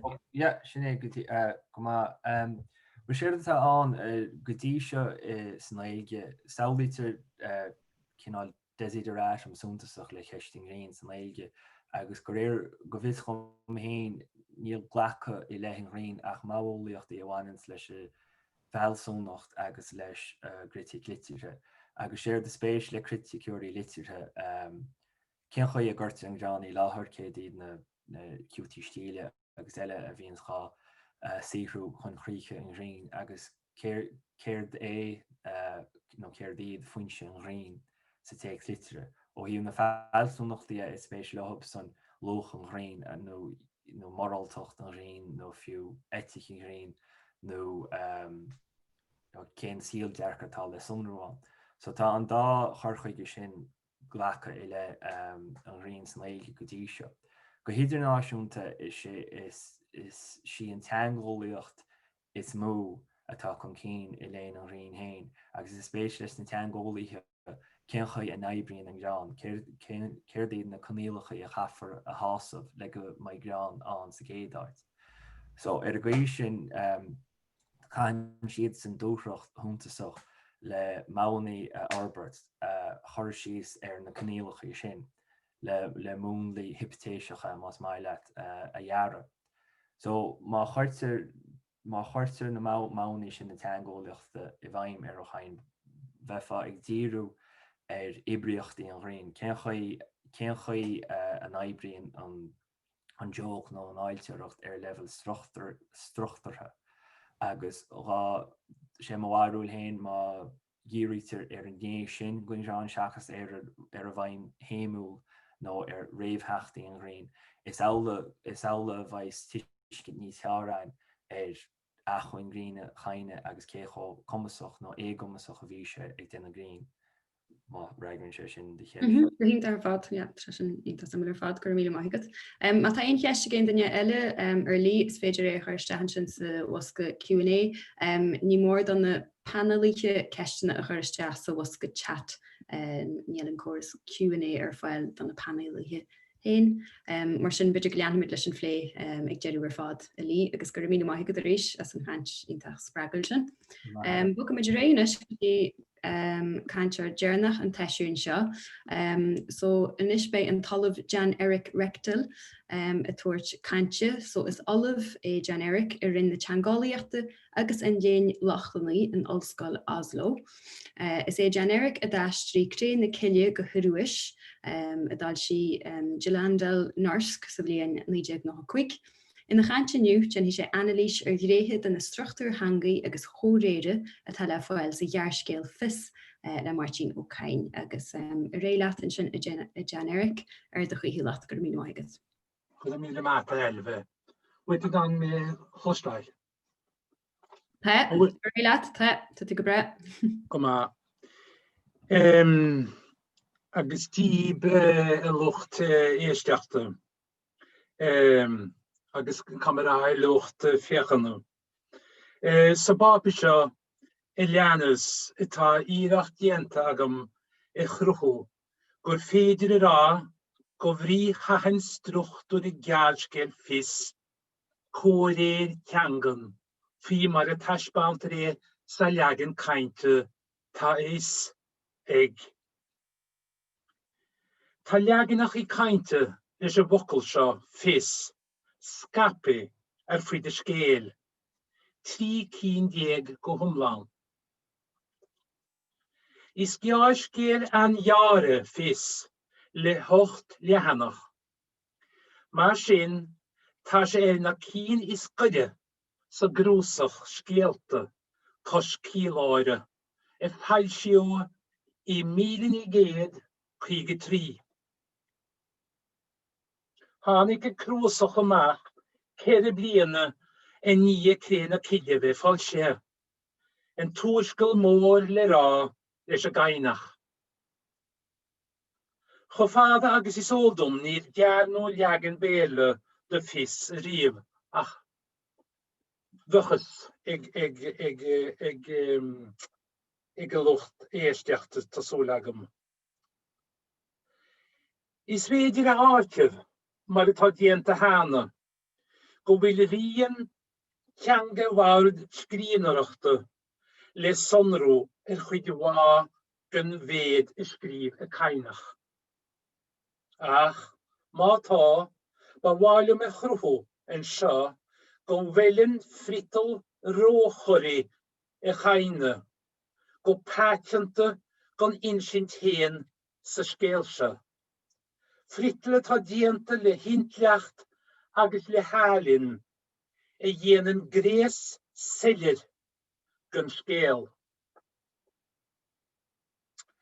Tugan an teidir héan fis, príomh ábhar a scéal gan léthóid. Baineann sé le fis nó le anvis. Tá rá ocail eile sa bhocail gaeilge a bhfuil brí chosúil acu, mar atá sagi go má, ólas agus aine. Úsáitir an dara ceann go háirid faoi ólas ar rinne, ólas pásanta, sé sin aine. I bhoclóid do bháildrí ar an idirlín faoi knowledge, tugtar fis agus ólas sa géad áit. Ach na tríocha somplaí a tugtar an, níl fis ach I béir acu, chur knowledge in úl. Trí sin sé sin bhrí dhéanarálta atá leis a bhocail ólas. Máda leis a struchtúr córéire, baintear úsáid as a batrún céanna leis na trí ocail se, fis, ólas agus aine. I gás ólas agus aine tugtar an cuspóid réasúnach mar ghofrir le frase dofrire. Ta alles no aine ag ex wai mar humpla. Ta alles agam gas, ta aine agam versin. Ach, I div fis, ta een forannum shalavoch fieninskrach, I richtenoch rive. Ta is agam. Agus kurin een forannum sin, en kostbor I geel. I sveder no en kostbor sin ara en jerna haberte, li beam chur ta is agam Bích mar atá, tagrin en forannum personte, sa jagen gan een ara sin, doch niv charle rive, no kras vi an hane. Bewaarle me aitjo en sja, go dugin tegle skeelse, thema skeeldoin. Alles generalte, no alles dagrin en frase tas, no tasagam, do, lenne chuit edevne, agus njaav chrinnish, tacho kutjente, sang ranchaint. Sa ved is gur fedre ra, go gurtere walrit de alles vier in ol. Sang ranchaint, osaiter go vier winnig, en frase follow, gan heel nach moor. Ach aibin se sa gora, mar chuid ge injal chora heen.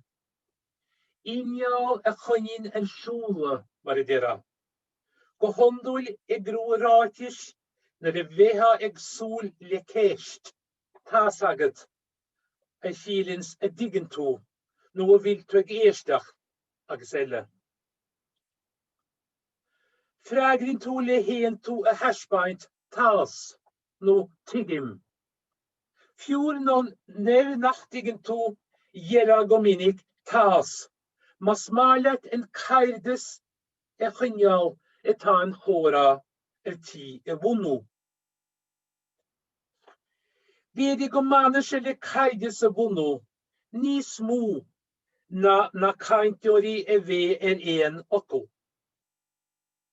I sveder rano o hiv kjangelde, go aibrin osaiden rase, tas ex, in dile arish agus ara, leis gian sprikkesjå, se sin kurli hele, no tacht waintemach. Tiggenwint on insint, go wil se tawachtach, gon tror fær, ta kains sa skeel, tacht no dlofarticht chur I wakkel. Tacht woon, choach, nos en triv, isigi wilshid in a sea. Beg nach grami, da hele, I lubin chlaich ladder. Sien kjangel is leidere ta atro, na tacht bunnie alles agus anvis. Leriter sin sa sumpli le fis feiters skeel. Agus ta listen sjå, jone mach is agat, kawis godjeshin, jaun is agam, nivach is agat, nivach is egendine. Agus ta na jagenach is sjå raite gominnik. Ta blas kinjal falsenoch, bugnach, kruifach, na jagenach I oud. Wille chyd I smoak o djultoch. Kurin ol egintjach is aures. Is egintjacht agus aures is smoo, rinjen schiedli hele in gora, der djallerv. Mar is óldóin úsáitir an frasa cho mín minic san ngeilge laure, lena léhid sa méle laure agus I go leor ceangach I eile. Le brí itá lági I dro se sa gá hanga agus I deangach eile. Ach mas mailet bhun bhrí in jarto is ga bé me chur agus fúsglitir sin san ngeilge. Le cuidiú vide trishe war anam réb oploch. Nu for anam persanta cúspóireach cuirtir inére na haberte. Agus go minic úsáitir an dárod. Curigas, tá is agamsa Áieren an for anam persanta cúspóireach inére an rasa en for anam shalavoch fírinskreach talúte hana mar anamní na haberte. Tá is agam Tá trí grúpe nó fi féidir frisin beidir rá trí charachtar sa scéal. An trúr fear gúrsa patch dúgan siad inis stréalchan agus cúrsan I nú muintir bhrehanna, mahar agus inin. Achtar na iad as bailisteach ó íochtar tíre. Can líon naidas don dá grúpa eile an trúr fear le chéile. Tictar dúin ón méidirtá rá ag trúr go ra patch in éon intin leo fin na brehanni go díle garid. Ach gorumpa se wób le tír eile cawrú leis na brehanni. Má sin closin muid gur hála glúiseach dírsachta le déni, na bhris an cóhaintas idir an trúr agus patch. Fagan sé sin gur féidir I ceapa go neacha sé sin I bhaimorb.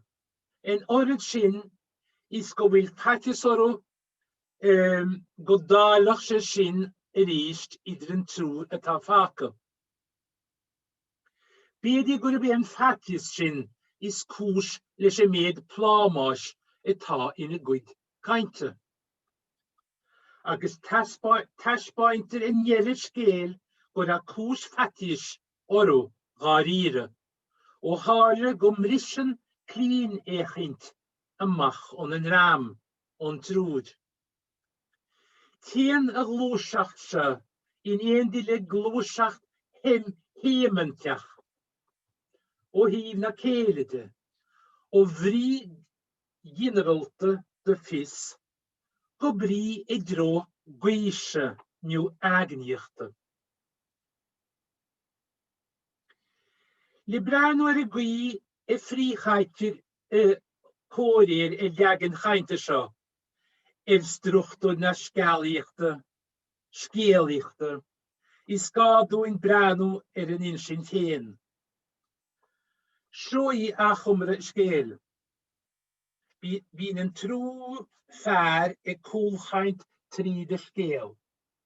Ní tugtar anam ceartarú, ach fear na leabhainge, fear na clínéchanna agus fear a cham winnéil. A chaint atá úsáid acu is gráchaint choitianta I lán de airis le héan túrim chuirí nóil.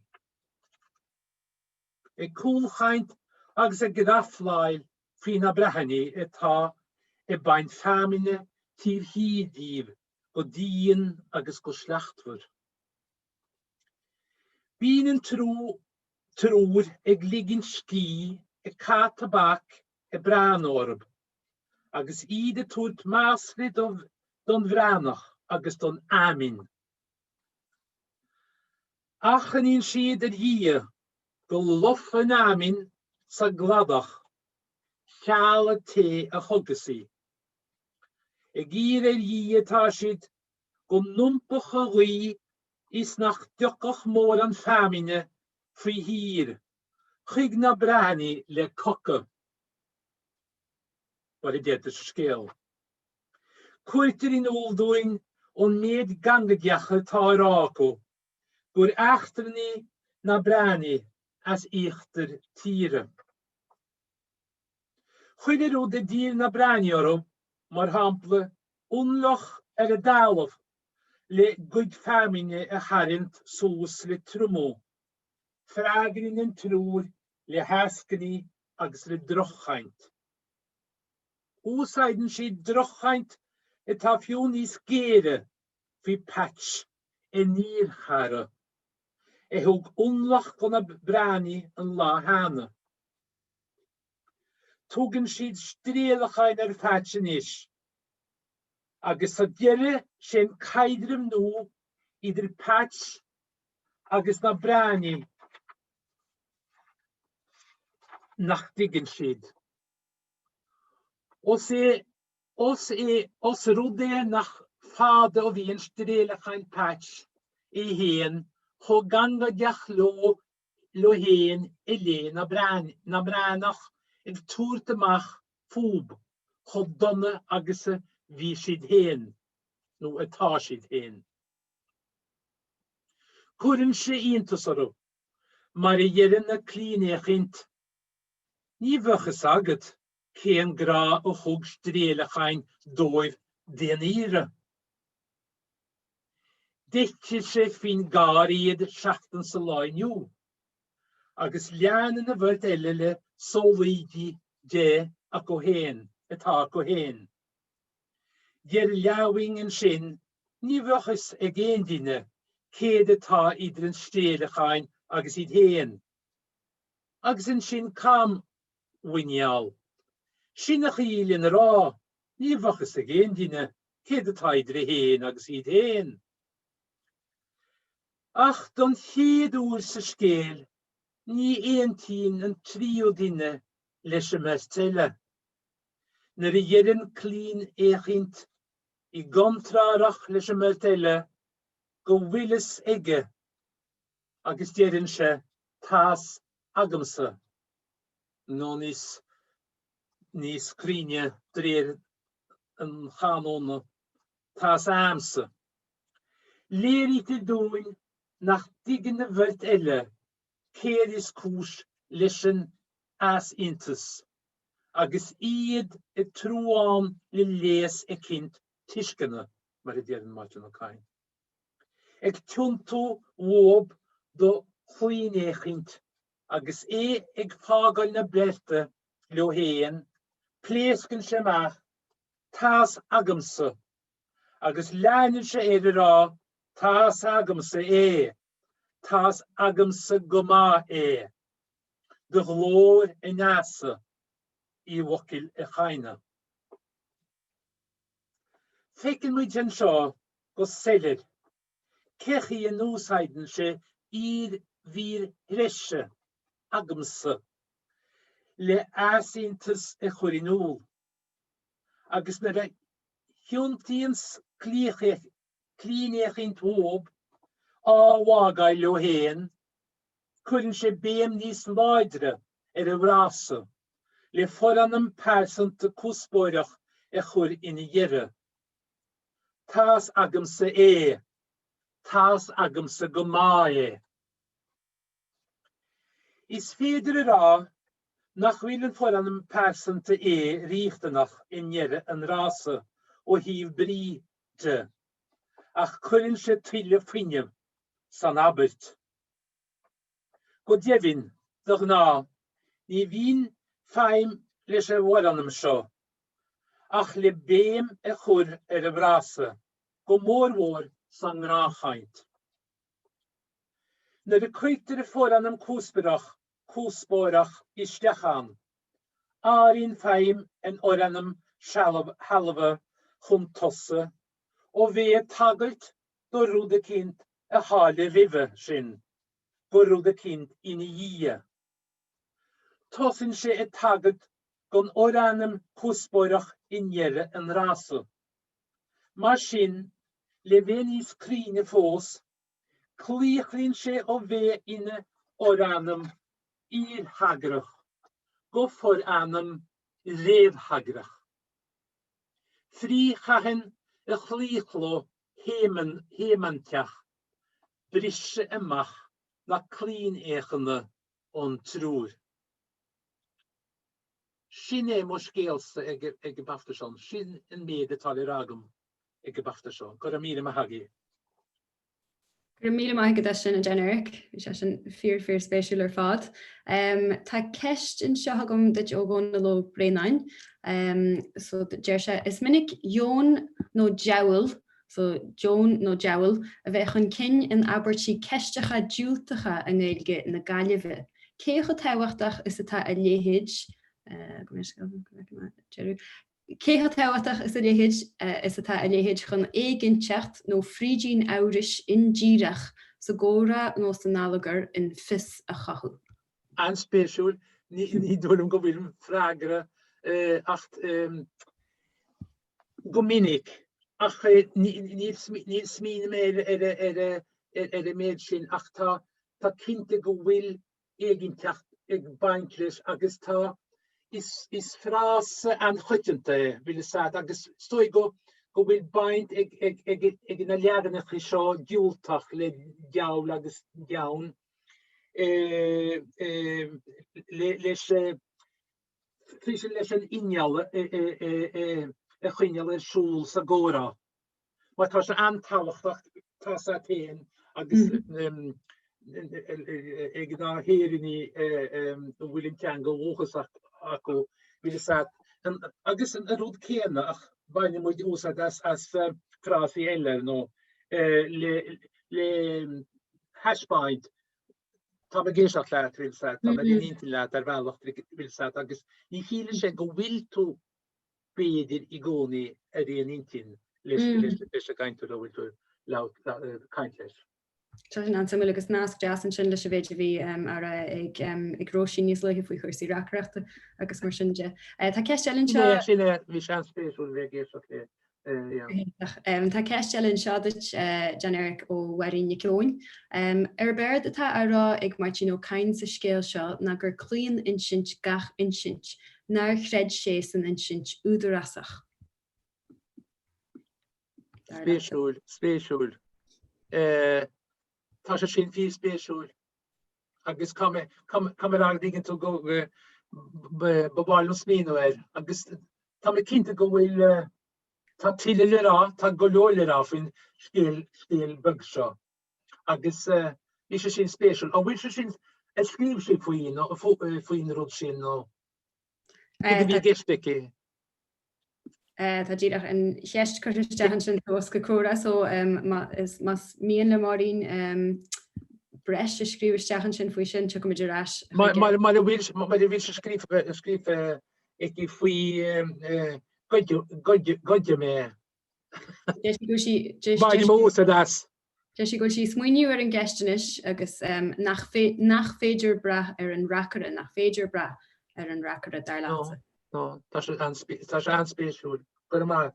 Agus tá agus tá ceirte diginn tú mai tá clín échint tá se tá rúd cinint héan an rúd is táhachtach istí san ineall mar dhéra is clín échint é. Mai tá brisen semach agus tíanse ra go dtíon grúpa eile mar idir an na brehanní. Agus mar tá díanta ag patch hena héan. Tá sé sin fi spéisiú go míle mágad ach is mína mé rud sin. job leanúint den fléisisin ar Balbug. Tá ceistile go man seo do lí mat dúlinn go fáil.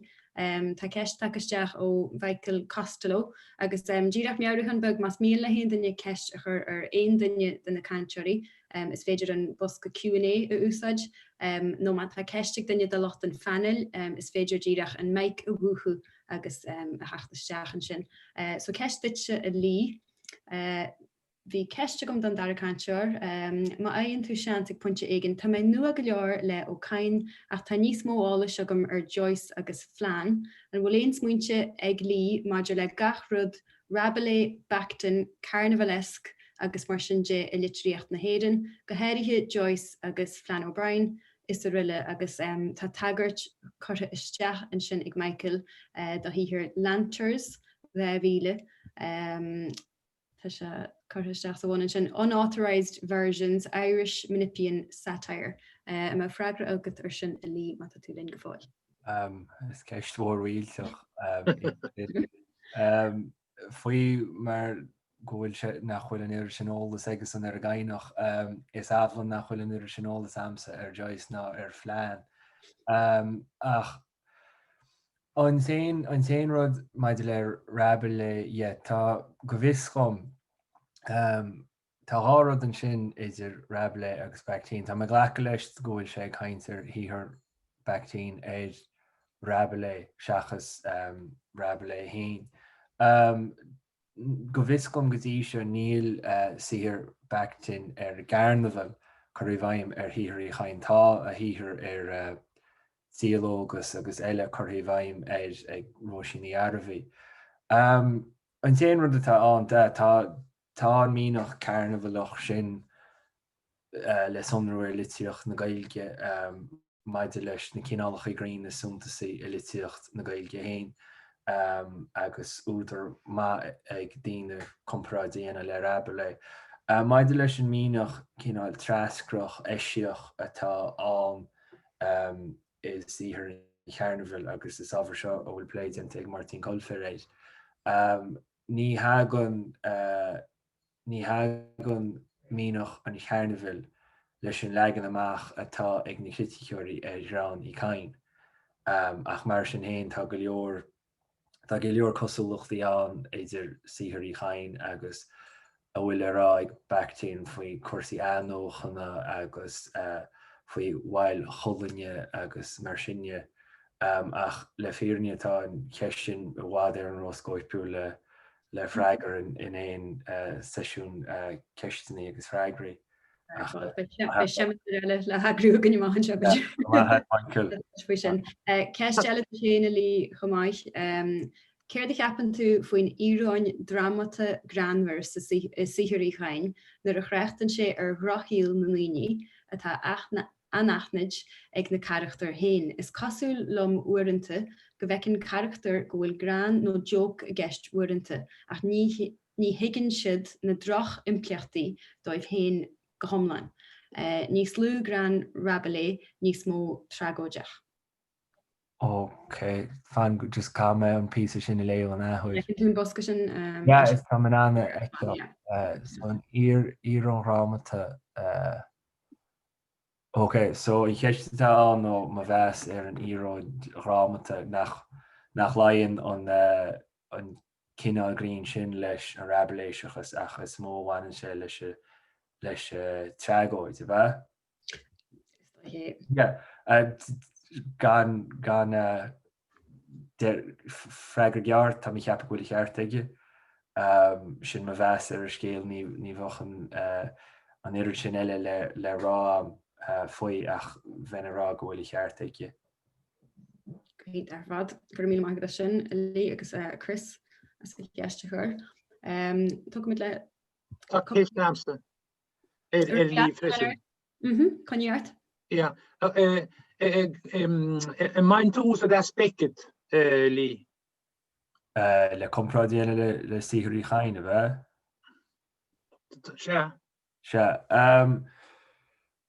Bhfuil tá cosúlachtaí an rinne thug me sontas gon chosúlacht Austrráileach le sihir Beckett agus Glantach an airí agus níl cé gur se léirí ag Róisín go bhfuil rion leidir gon scéalaíocht bhéil éid. Tá an chosúlacht ag an ghaí Dr. Glór gon na thuirlaisí tí agus an legan amach atá ag Beckett in a chuid drámaíochta dhéanach.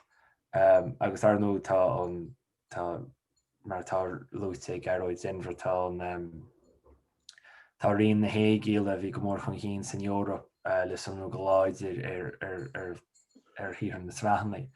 Ach le fearne dhéan Eric an spéisiúta agamsa san rán is mó an spéisiúta amsa ná in ibriocht íon rion. Cé chuí amháin an grán éfacht amach agus céird é an páitiún amháis le grán. So ar mán sin ní bhainse chotócaí le staidir téach mar sin dhéana an sé ggéar amach cé chuí an ébrií an grán í chain agus céir iad na canílachaí atá le cólíonna aige leis an choirí leir an léthúir.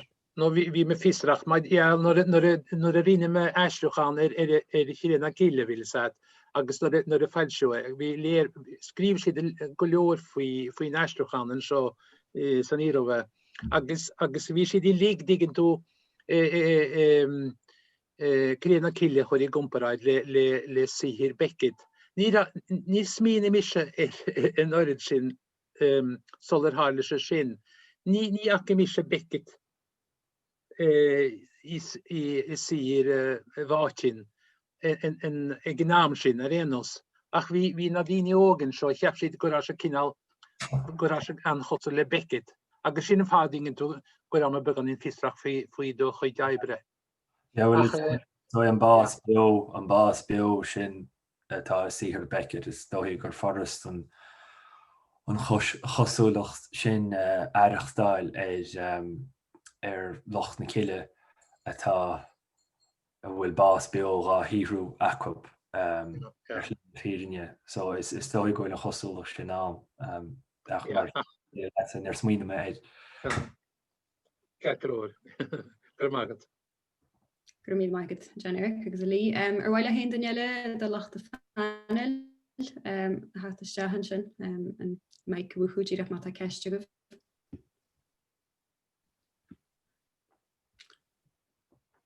Go bre ar fad, beidir gohfuil sas cafaí tuilte maithí gainis faoin treise, so bé meid fiú ríis ag ceúine i dóig bei Bert Chantorí léine agus bei Martin Colfer am an caiir leachta. Bhilm díach má uíthe a gáil a ríis leis an trúr Chantorí bhí áhar macnamh agus áhar spregúil a go bhar fad agus tá tús ionta chutha leheachtaí an teiminear. So gur mí maith goh a ríis agus féimiid a ríis sin sehanis ar ceúine i dóig. Gur mí mátíana Elve. Ní maithe Elve.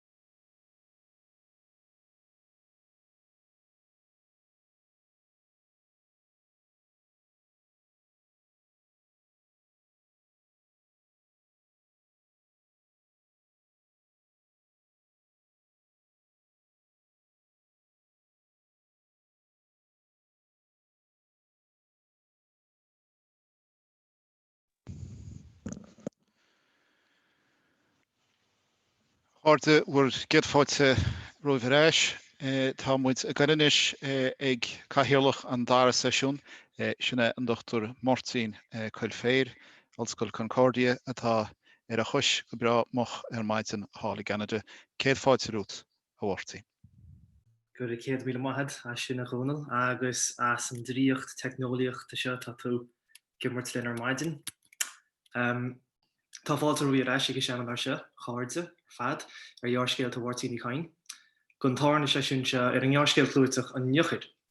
Tá burt chaintríliom sa sesiún se, siad sin an duchtúir suircha de brún, a bheits a cant ag cadú chun na hían nó fi ceann na fod lig, agus ribh sin an duchtúir Radvan Marcus. So le gorthaime an Dr. Marcus a láthir bhhailm a bheabhú gon lucht éisteachta, gur féidir ceistní a chuir na cantarí ar fad, ach an ceiste scríbhaisteach sa musca téachsa sa winneogín Q&A, eice sib hís ag bun an scálan. Ní gágaíb fannacht go dtí ar na canta le ceiste chuir, ach lasc isteach an sinní agus le himime semachí hééis na canta. Is in Oldschool Héirle se brag atá an Dr. Marcus ag léchtúireacht. sé a deistre léine ciile go seicis agus bháin an taisteáin sin ceann go bhór rúisinaí náisiúnta phoblach na seice amach sa mblion 2018. Sa bapir se pléithe sé bun chosúlachtaí idir Commodóireacht Franz Kafka agus Commodóireacht Ichain. Cuasaí scigaithrise agus téama na teanga. Is sé an tidal atá ar a chaintchuine ná tá sé hééis imacht bheith an tidal atá ar a chaintchuine ná bhfuil lucharrán a dusclóch das Schloss an Niochar, Franz Kafka agus Ceist na Teanga.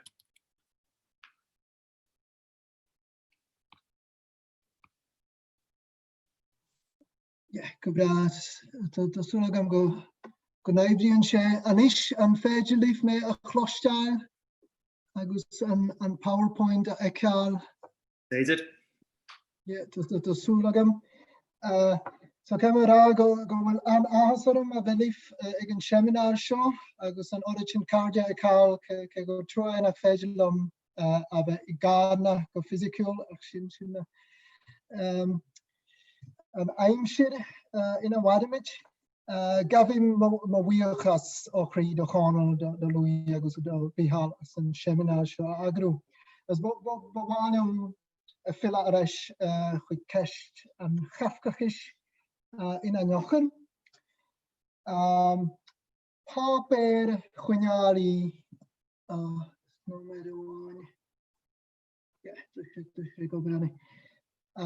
pápéir chuineárí a bhí dé. Tá an ghaol idir an Niochar agus tír Franz Kafka le bra ón Abertosí. Aber de chuimsíon úsáid cheanlítrach danim an phríomhcharakter agus tagart do choras muirlachach a dar flúrseach mar héma is hí na berge. Is cínte chumá gur lei agus gur álei ó cain leabhar Kafka go minic. I mas leabhar a bhí is seilif I cain nar a fuair bás atá gcuimhnú anis I coláis na tríóide. Feimid na trí úrscéil le Kafka sa bhunleagam bhile le heisteach an béla ar das Schloss. An Caisleán a lei ó cain cho hamplach sin go bhfuil an leabhar anis de réir an chuirsí sa chatalóg ag tite mas a chéile sellotape ar lehanní áirithe. So bhí an plán agam brathnúir an leabhar ag an seminar seo a faréirní mar a héilte bíte. Agus Gearmán is bha ag an gainach níl áras ar big gur thug sé faoi deara go bhfuil chabhrí ag an bhacha Schloss. Deach Maine nó Caisleán mar a eistríide go coitianta ach an chiile le atá leis an bhacha ná glas. Is dá cosúlacht an dá bhhair sin go tagad indíire dúrscéil Kafka teadal an scéal a Niochar. Tá an ghaol idir scéalta áirithe I chain agus tír Kafka pléit ag scoláirí eile hana chuide go inar meascanis. Bábhaldum an tradíúar an geistearís agus beidir rinj sunraí simúla nua a lua. An géadúil síos ascrí an tíhan a beidir scríbneoirí as a daithí farsanta leis an gáras muirlachais. Mar is ádan sílach a Kafka ceir a bliana déag mar aimimeach I gálach leathphríomhádach áirithis ar go puinte mar chuid den státchóras. Cé gur éirí go má leis sa fós agus cé go bhaigh sé adú céime go leanúnach is minic a dhéanamh sé gearán gur an obair ifige choristeach ar a chud scríbneoireachta. Is fear freisin gur le linn an ama sin a scríb sé fórmhór a híhir, is cínte gur a choras muirlachas an chólachta mar hinne aige.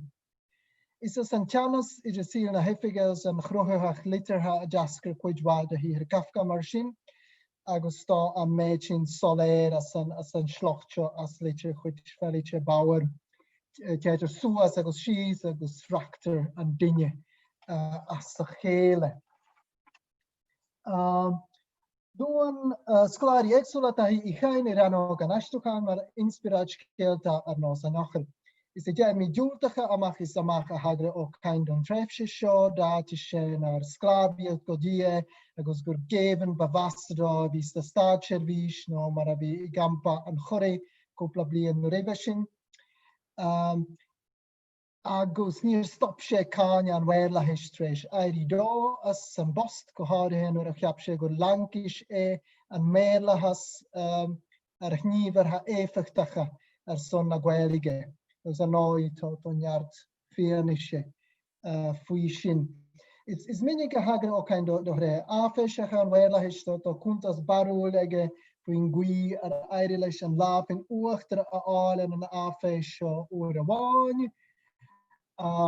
I was handed the famous government directive forbidding civil servants to participate in politics. I refused to accept the English version and forced them to give it to my own department. In fact, to myself to translate. It's unnecessary to say that I withheld the translation as long as possible. Vejan agul sé go homlan fír ach tasmeanan sé go ma an corchuige an bhhéirlachas. Tre eile a chain sé go minic ná break úslacht an choris an cléanach an dia dhéine de hain in a Holland an Irish Times as media chuige cuaig tíonn sé an méid seo idir thugra agus cháíre an stát ar dús ó dhia sin brúta a díachar ina chreidúint si ra faoi deara an stát hervís a bheith ina institút néfa hir írineach an os a hagri sé féin. Agus ar nói ní mór idir an slocht seo agus catechisma na stát servíse as sanjochar slocht a chuimsíon go ma idir bréic díagacht agus áféis an choris sé an seo ge a chruthé an stát servís agus an sin céim fá bhfuil an stát servís an na haid an stát a céim fá a bhfuil an stát an na haid an stát servíse na haid na stát servíse. Rís an áféis agus an bréic díagacht ag an am céine. Dus féidir nascíireach a dhéanamh mar sin idir sihir discúrsúil an chaine agus an gearscéil an jochar. Agus is íar na tréthe ceann céine an bréici agus díagacht agus an áféis an ascan an gearscéil le sihir Kafka. Dan is haring máí nig óin art ar dhifrí ó thábhachtach idir sihirin na berte scríbneoirí a áteamh all kind stories are more ambiguously satirical than Kafka's allegories. Ceapan go an difríocht seo an cínte sa bhéid go bhaid mi tagartí soléad an folaíocht in an jocha agus scéalta eile leis an gaiinech go débin agus ar an tíbheile tá an ír-dhíreach folaitiúil den cinál seo in asnamh I scéalta Kafka. Ar an láimhheile níl an le fáchéalach an tain léh is féidir ina dhéanamh ar híhir Kafka. Ina hir hoogis, bhfuil tradiisiún fan a muirlachas an ó aimse na hostere ile. Raní go minic ar scéalta Kafka mar chuntais a bhfuil bunús dangan an réalachis acu. Agus ag tarint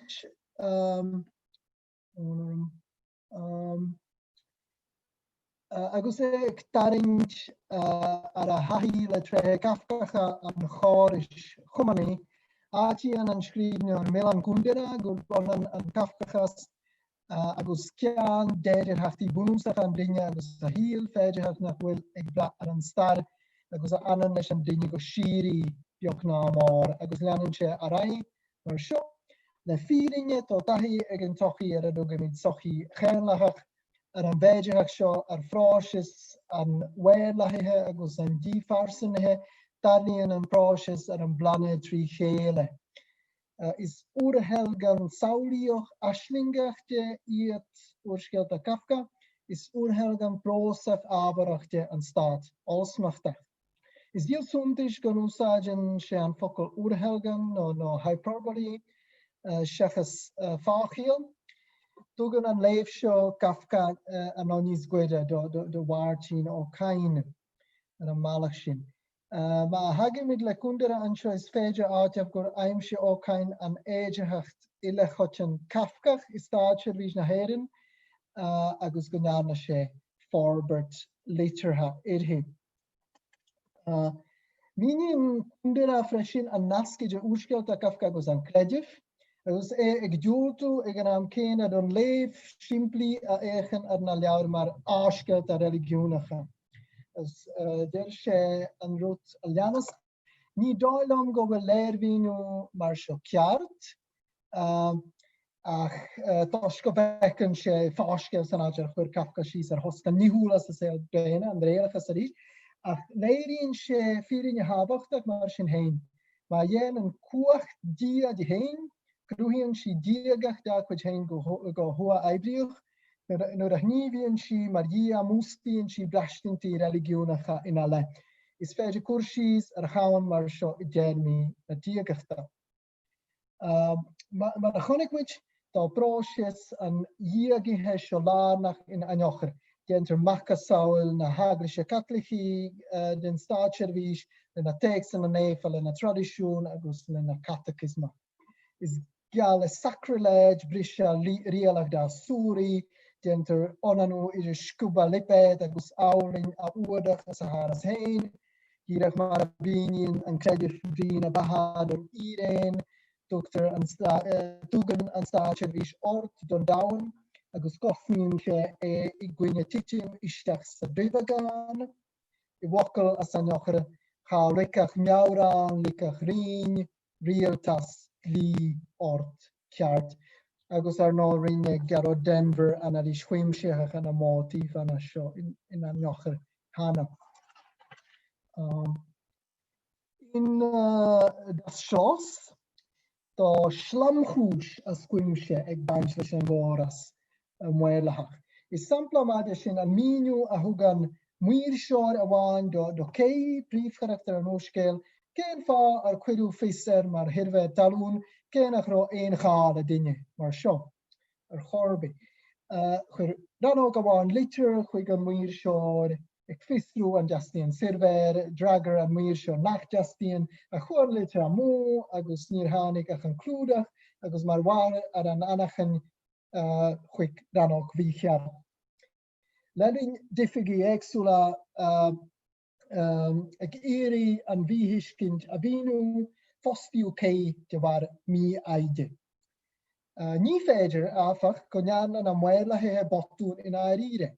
Maar avinien an muirshor, sto an slocht agui an shin an wel ifigi monatorechte aan, nilach ifigi monatorechte aan. Ach niel shiet kon botun ja lorig sachil ishe den okkel, maar ni vien botun aan. Agus fiuma harin botu mar a harlai do chas heen, ke a derhach le kintacht go botune. So mar sin ni chwiren an slamchús ar an almost religionach at adlited an choras muelachach ar chorbi. A waard glan at afire. Da darut I goni naska le chele, da chwiren le gran na slachta sin. Is go maar chwim si Kafka an da hrein, nur a loosje ilitje chwik Milana Jesenska, gur institute bomanta I an effik. Ac over nismo fantasioch dan o bomantach da are, agus dan slacht agui sa wunjagan ar an schlauna. As fai mit an slamkoes kan am gena in an jochen. Samplama I na jakrafti da egen bar kerden na horlishi ail chun jay. Chun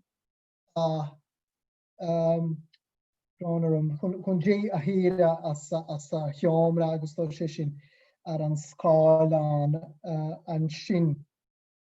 Dala das Schloss ni hardly an watun sa staatservice in an jocher ach an ort. Tá neamh facht mar ré búsach agus riocht an weirlachis.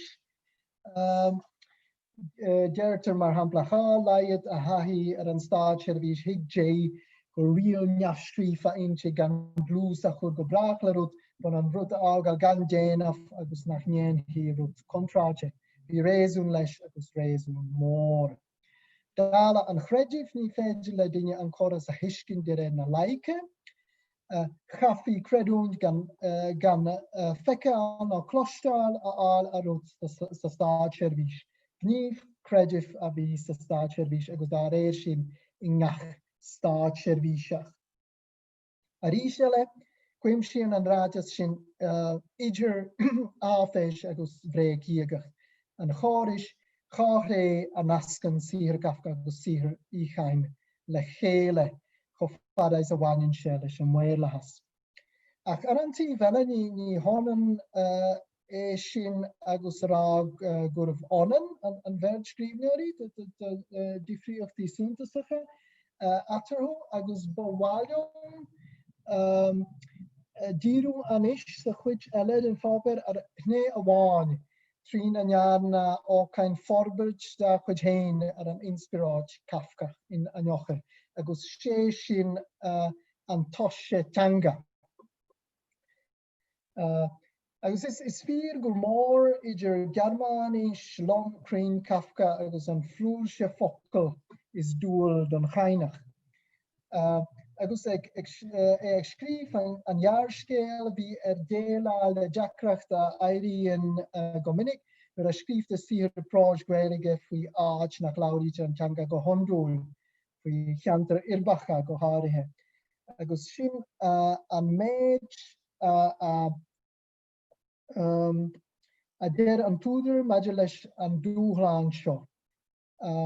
Sto sé go ar an sláán an aris. Ní éon bhaint gwelige ar na hochrach má bhí a lehéide go lena scéal, a ba scéal nó scéal an inil a bhí ráchrí agus ní hí an cinál gwelige ar inis sé a bhí tábhachta.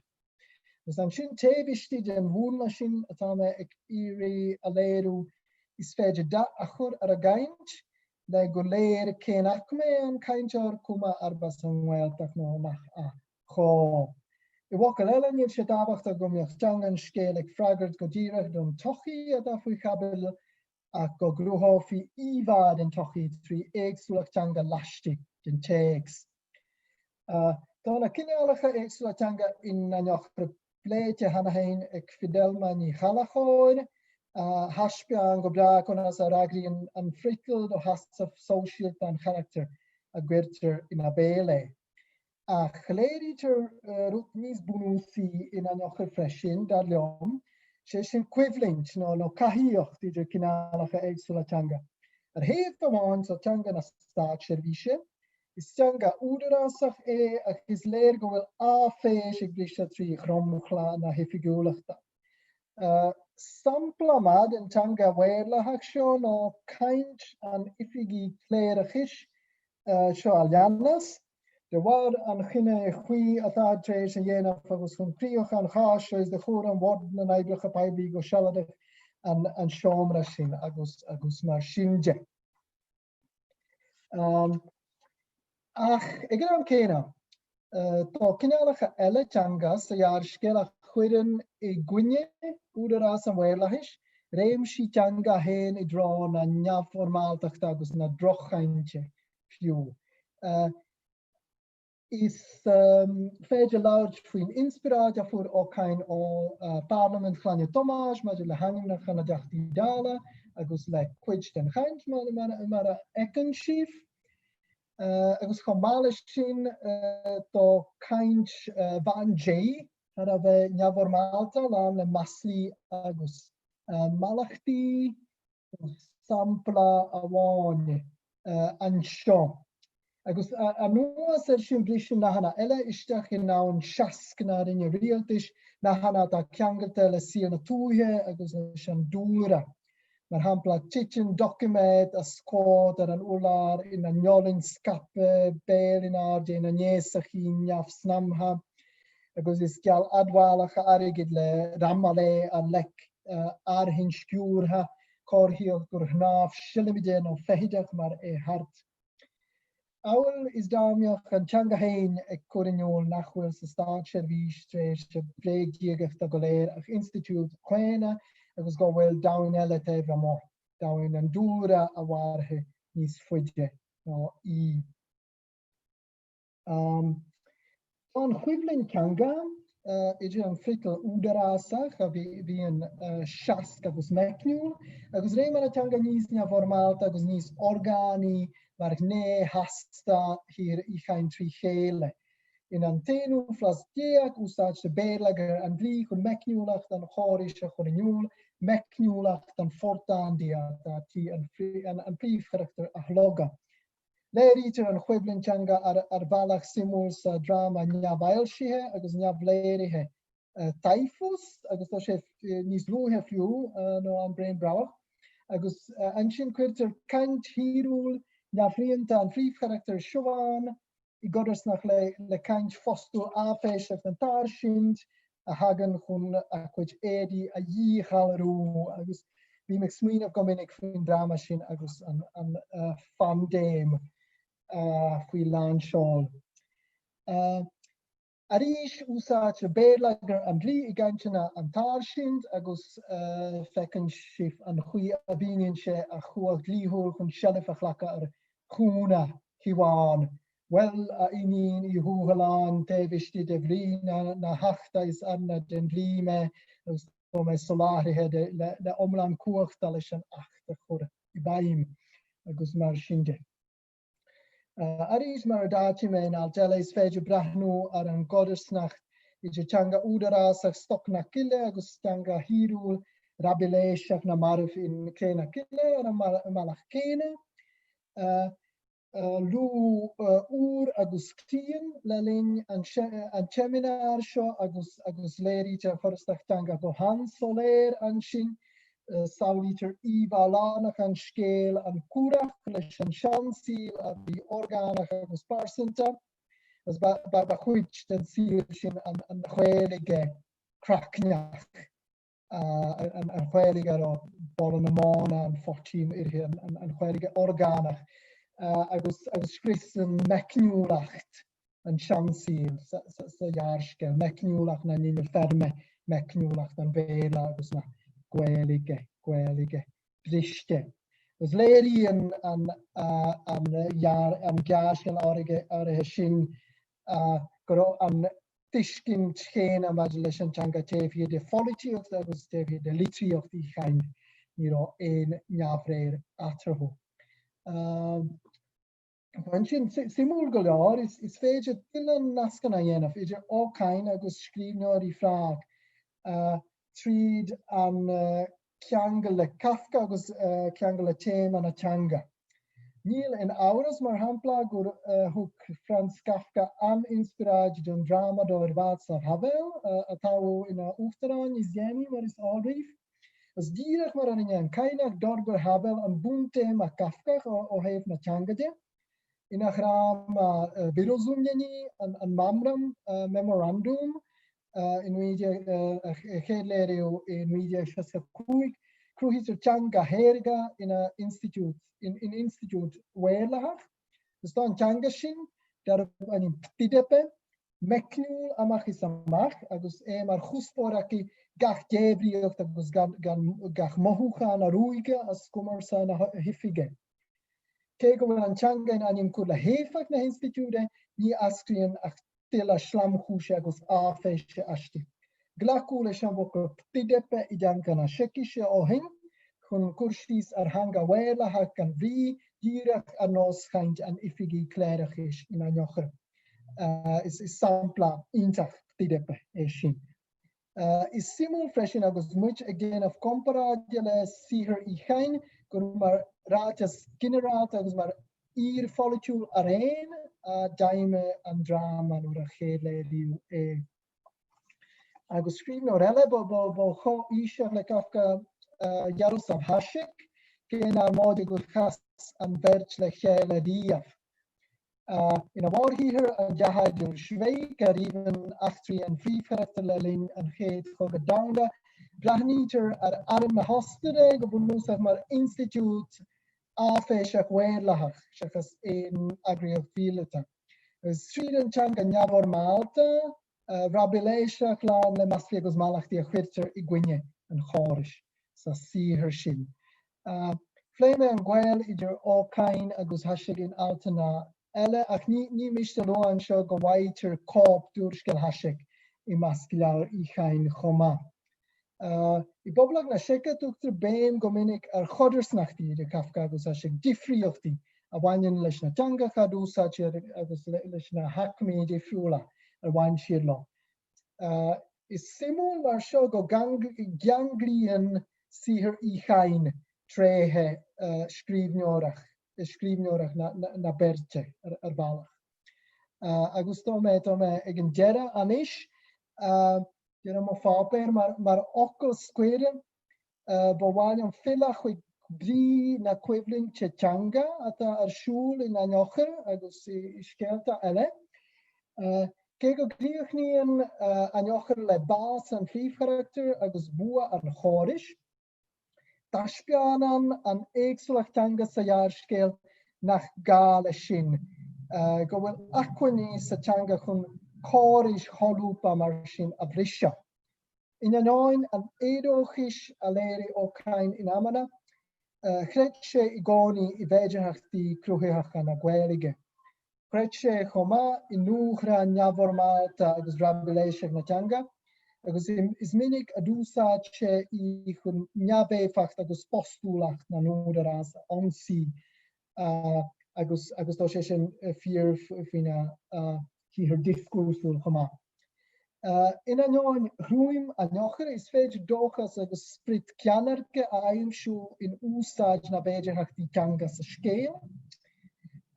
Mar sin níor éirí leis an sirver talún cé teacht isteach sa schloss, de bhar daingne agus áféis an chóris, agus anna cúiseanna céna níor oscliú schloss nó glas ifig dé in am.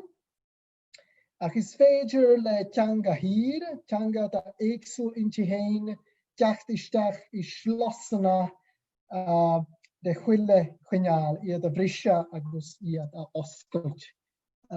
Sin a bhfuil agus go raibh maith agaí.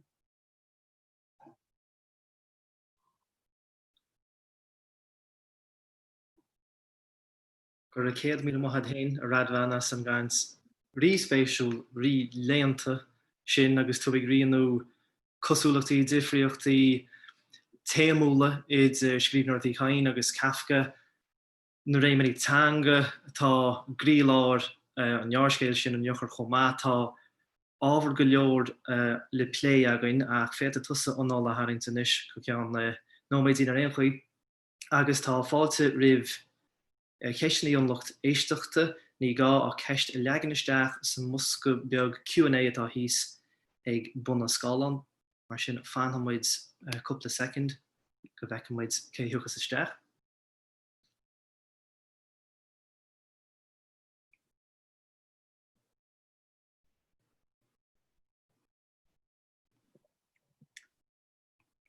Agus adas atá daoine á réiteach chéin, beidir go gur hin tús leis blé radvan, blé gorid camerá mar sin héin.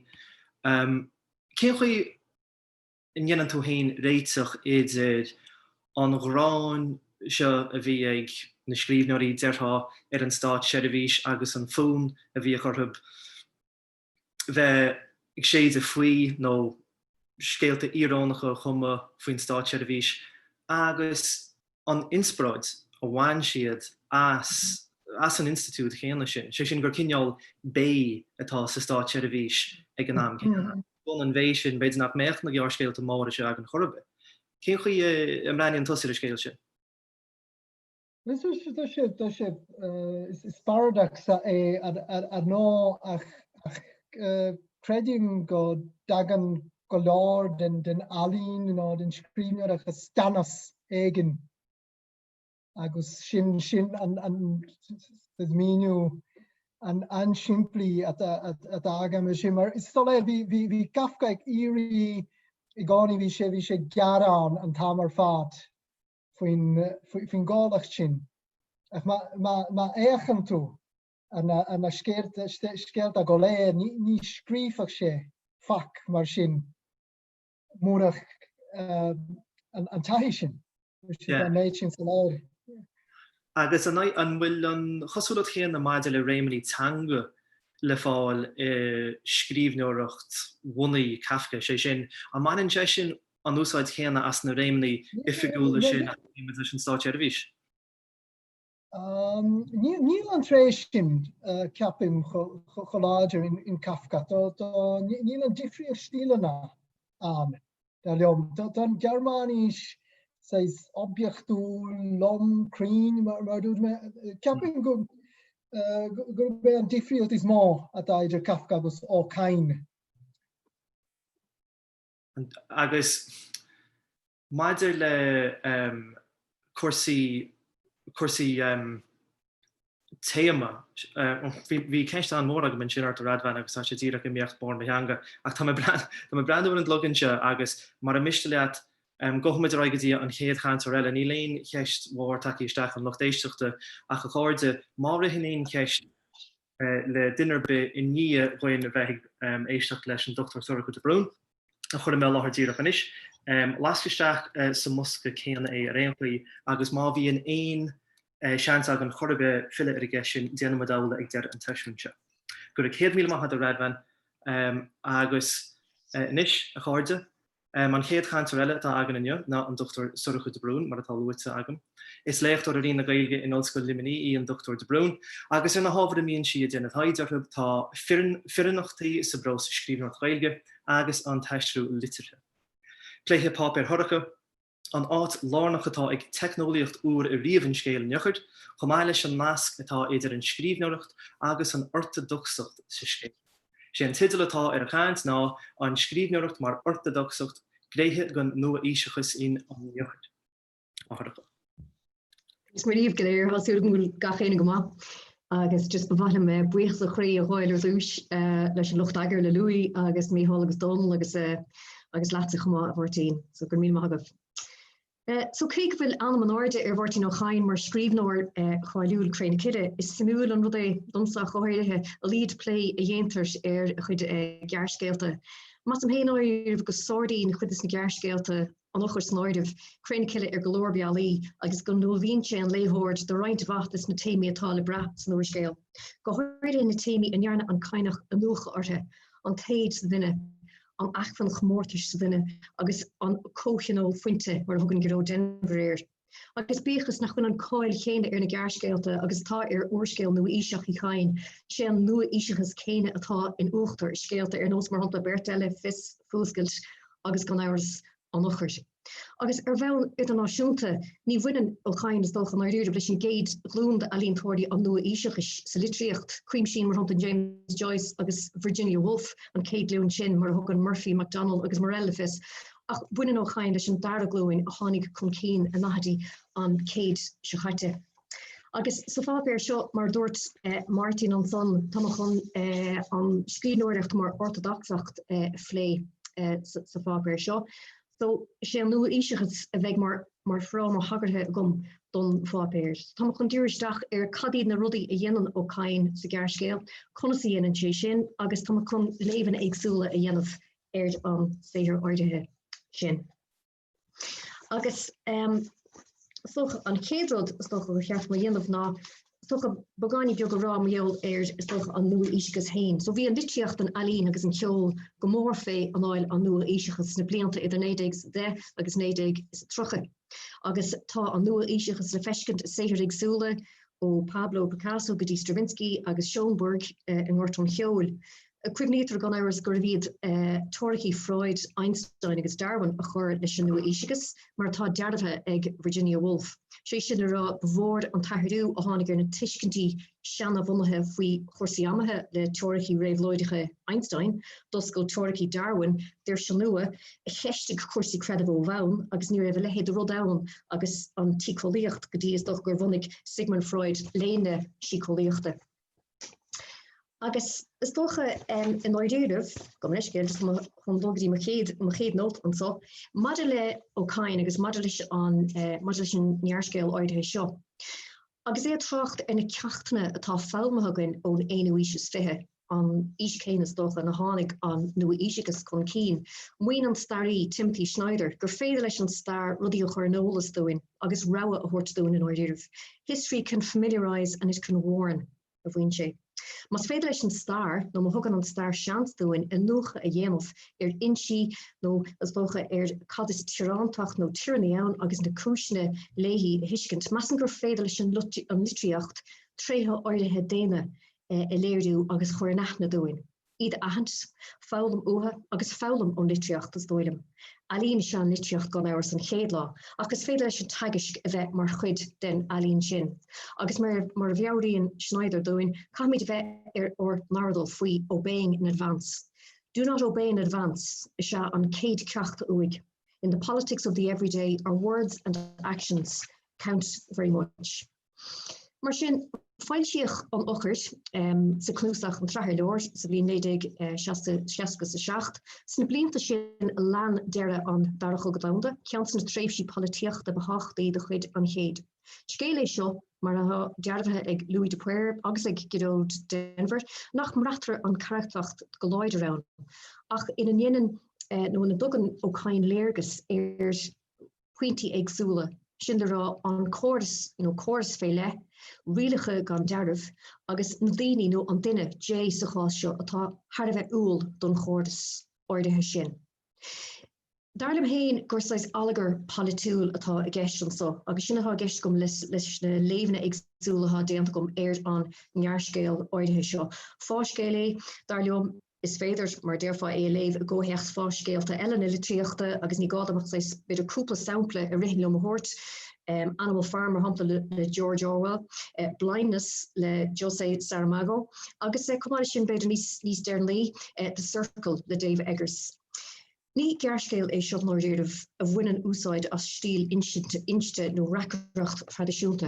Ach sin ráite leanan an gearscéil cronóliacht fé le, tá tús, Lord agus deire ann mar sin, tá struchtúir sách tradiisiúnta.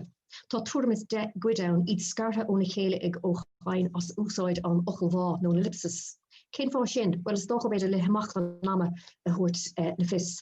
Ach sin irim, haar an stíl inste nó haar an mó acreachta nó mó rachreachta darlumm a thugann dúchláin don léthóir, agus tugann dúchláin nó tugann ócáin dúchláin dúin agus an gearscéil seo a léimhgan. Tugann sé dúchláin dúin faoi cadas réalachas ann, agus gan áras gearscéil seo a chuimsín an dárod réalachas agus ósréalachas mar thugann an terme ósréalachas le fis. Agus gan áras chomá díspóireachtaí seo an saoil agus an áil idir an réalachas agus na buntáistí agus mar bhaine leis an dárod atá ag dóin na geirbh ag lucht criticin na gaeilge ar fada an lá. Ach gédal sios tríd sios an gearscéil, is a déirmí an chreidirh go príomha a léirdíon agus a híanaan ó cáin cuinceap na orthodoxachta. Cuidnétar gan áras go muinean an orthodoxacht go príomha le léin na dígachta, cé go muintear úsáid aiste chumá a réimsí na políochta agus na sacóíochta faoi seach. Buinean ócáin úsáid as nuacail go mion vinnig tríd sios as focail cóhite don na cóid chun tíirmí an chreidirh a chuir ar thúla an léthóide mar hampla dúlamh crothú, focail cóhite a chuinn sios ar rán faoi le, ar chrothúlas faoi le. Tá gréachtar don abhalan, ba cosú leis an abhalan déir sé a údach as a chóir is hain. Cuirtar sios ar an Ryan Siomne, an cóid néfa, an spiridáltacht, ag deir an gearscéil cosúla seaarmanas sé an sagart próiste a hagan chuig ifig J agus é fáil bháis. Is sé is táchtaí darlumm faoi hairmí an chreidirh sa gearscéil ná dugann sé scóp don scríbhneoireacht agus den scríbhneoir an fáchiad ó Herbert. Mar a bunan agus ábhar an religiún áfach is séad is ábhar don scéal ná an orthodoxacht céine lena rinétar rialacha an religiún. Agus rialacha na staatsservíise. Sé ábhábhar an gearscéil ná an tábhar scríofa atá mar bhean trína gcuirtear an orthodoxacht agus na rialacha a chóirthaín an gearscéil in úl. Ach tá paradox ann a gríleoir an chreidirh agus a gríleoir hairmí an chreidirh sa scéal. Ag tús an gearscéil le rialtar gur dechar de dé a chreidút agus sin an bríthir úsáid nacháin nach rudí bio atá sna cóid atá istigh san ifig. Hús an scéal mar sin, léirí nó chain gur bhí an scrín oireacht agus ábharscríofa an céad faointe smachta do fearsna an gghearcéal, agus ní luúman focail character mí dóilm an oidir go le lehéad a gceist. Go hachomers sé is pearsan é J is ní seachas character. Agus ní aimimiid amach cé hé, ach go luúan sé é héin le Jonah an bhíble ag puinte a bhaint a gghearcéal, atá go mór faoi an láil an cháir sin bhfuil sé sánathe. Déit hí ceistena a chuirt ag go buinte seo méall an gghearcéal. Cad éon córas tá gceist an Staatsservice. Cá bhís dúin gur stig sa Staatsservice atá an gghearcéal seo site, mar is sa Staatsservice atá no in darlín gachéin rud in ifigéig an oitéig, agus ní deirtalín an faoin túa nó faoin gahart hitan an scéal amach. Ní dólam héin go brééis sin rud is táchtaí ach an éirid tá gnéthe eile a bhine leis an gghearcéal tá a bhd níos simú agus níos táchtaí ná is dólam an síomh ná náid. In Abertí tionscannta an gghearcéal fechtú an iirecht a dhéanaan ó chain an léthóir a bhela, technic clásicach an chainig an so, éirim an scéal a chur a bhaile ar thula an léthóide an cocosúlacht a Orbert agus chothú. Éon tú duine cnasta ar bith a scríban ó chain, gur bééis sin an ceann posta is mó mórt a bháil agus is anchochorí sa Staatsservice. Leis an roiite sin atá neadathe sa stíl inste atá an cocosúlacht an orthodoxacht tosnathe hena féin ag an gaiinech. As úsáid an bhódhírig tá muid tarngthe isteach ag an gaiinech, ní a bhaint an orthodoxacht ach is saoil mothúcháinach na hifiige agus na Staatsservice.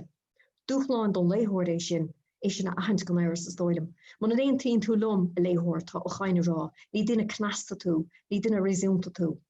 Ag an tús ríist tagrétar do lipéid, meamram, achtainna, ordathe, meabhrám néfa, ábharscríofa ina bhfuil rialacha agus rúndíomhreacht na Staatsservice brathe. Ach má tá rúndíomhreacht a buinte sin gáire seo, le réitar sa scéal nach bhfuil éon díomhnacht a buinte leo. Cuireann an méid papéiricha seo mearúlar dé, mar is crothú neamh splachíd bhfuil is saoil siúrí héin á saoilú lo. Leis an gcuir sios seo ar héal na ggóid, léirí ó chaid an rud mothúcháinach, nó duine sé rud mothúcháinach as rud concréadach. Duine sé concréadú mas bhailh in áiteanna eile tríd sios an scéal chomá. Agus cétar chumá an sinicdós nó an sinic díise is dóilm scoilge. A rístel an ar chuirta sios ar an seomra mar agus mar deir sé nó mar scríban sé, is féidir fechantéir mar seomra ar chuid den irganna seo ar léirge sé, ach chun críocha Staatsservice de churas na horde ar chuid de bhór na nimbricha pablié. Léirscáil á Tarrington óíirh ag go cain ar an áit agus nasca dhéanamh idir ifig an ifig bheog seo agus áitna eile lasmod an ifig.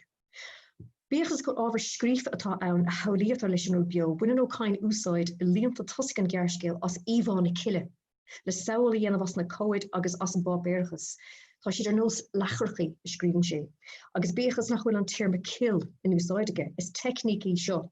In seasanna lechorchaí éidir a luúan ó chain, do rud éigen atá bhd níos cuim si, sin le rá a bhístelle an cill, agus an ordaíir stáil mar slí, tá sé tarinn siar ó tá sé trocht siar ar chréin chiile agus ar chuigus na téimi atá i gréide chiile.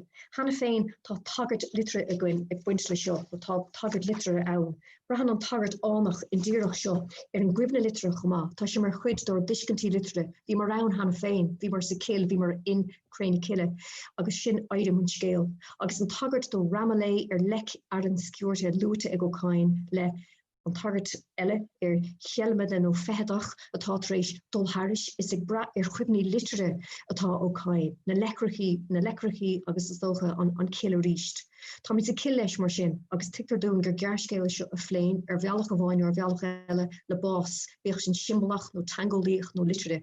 Tá paradox áfach i buint leis an mac céine an tanas siúrí idir an bás agus an bheith, sa bhéidir go rudaí ag fás mar in siatar nó mar scríban ó cain Fílostre, lifradach, riveléis ag fás go bí hatnafach i relagachaí agus an áitichaí ándachan.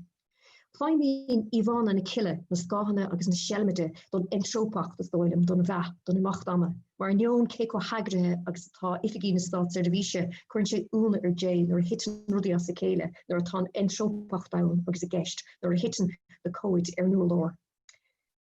Er leveile bháin feimín an seanachil, go háide is doch an seanachil fréisúrach mar chuirn Wolfgang Mieder síir nó an nuachil mar ceanna na hiirlaí leis an cócúsúlacht Orbert. Bhí gáú na cúpla sampla a thógáil mar lena siad an pátrún céine. Seo chuideá, Fech in nig na lipéid agus fech an stát in nig héin. Is iad na mionrodí a níos an irfacht ach ní héin mionrod í an irfacht. An ténach nólan ach iske ní vín sé meske. Ach sé sennach ó dernach ná nar críní san tlat a chóirtíín stocha derne an scéal agus stoch gan eris a chóirtíín bás J komma. Tegen an léhormar sin a tagartí litre sugaléir an cóhéchs litre agus godain héin de tagartí cultúrte agus sosiálta lin muine na lachrachi seo de almóí agus de COVID in ifig na staatsservíse. Agus réir de chéile mar hardí le créine kille, feimid amach go gnéthe eile bort sa dá scéal. An dúl haar ein rodelle sa céim sa dul an áide, an dúl san ábharachas, an dúl sa stádas, an séim an léine ach háide atá ina nochtdóirí, atá ina sagart, atá ina staatsservísigh.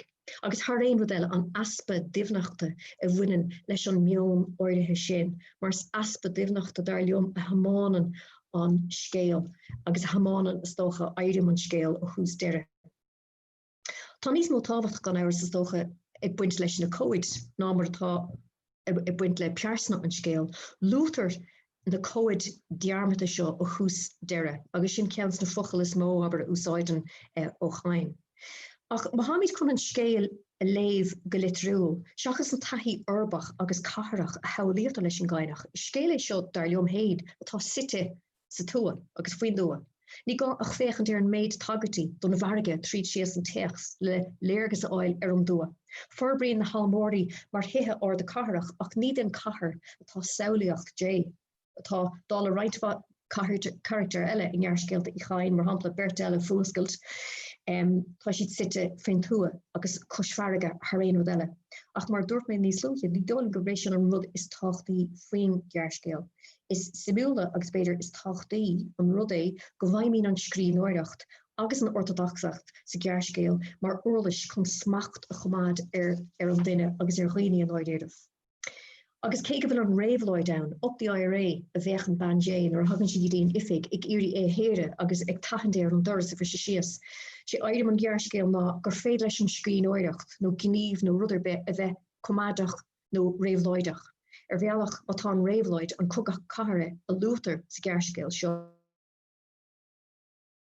Tá sé sin snaim se chatte is stigus sáin in oit beag vídach chuilegante atá an cogad cathairde agus cogan sirse méis.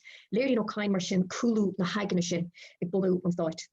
Is doch nar buíoch an stáit. An tahrú hánig beidir ar idéal na léchra cogan sirse agus an sní nachhfuil sa deire beidir léchra na gaige mar camid Queen stoch gur sa gaige atá an gearscéal seo ní merle atá sé atá na léchra seo ar nós cóhollan agus mar sin dá. Mar sin léchra gan bonús atá i gúhollan.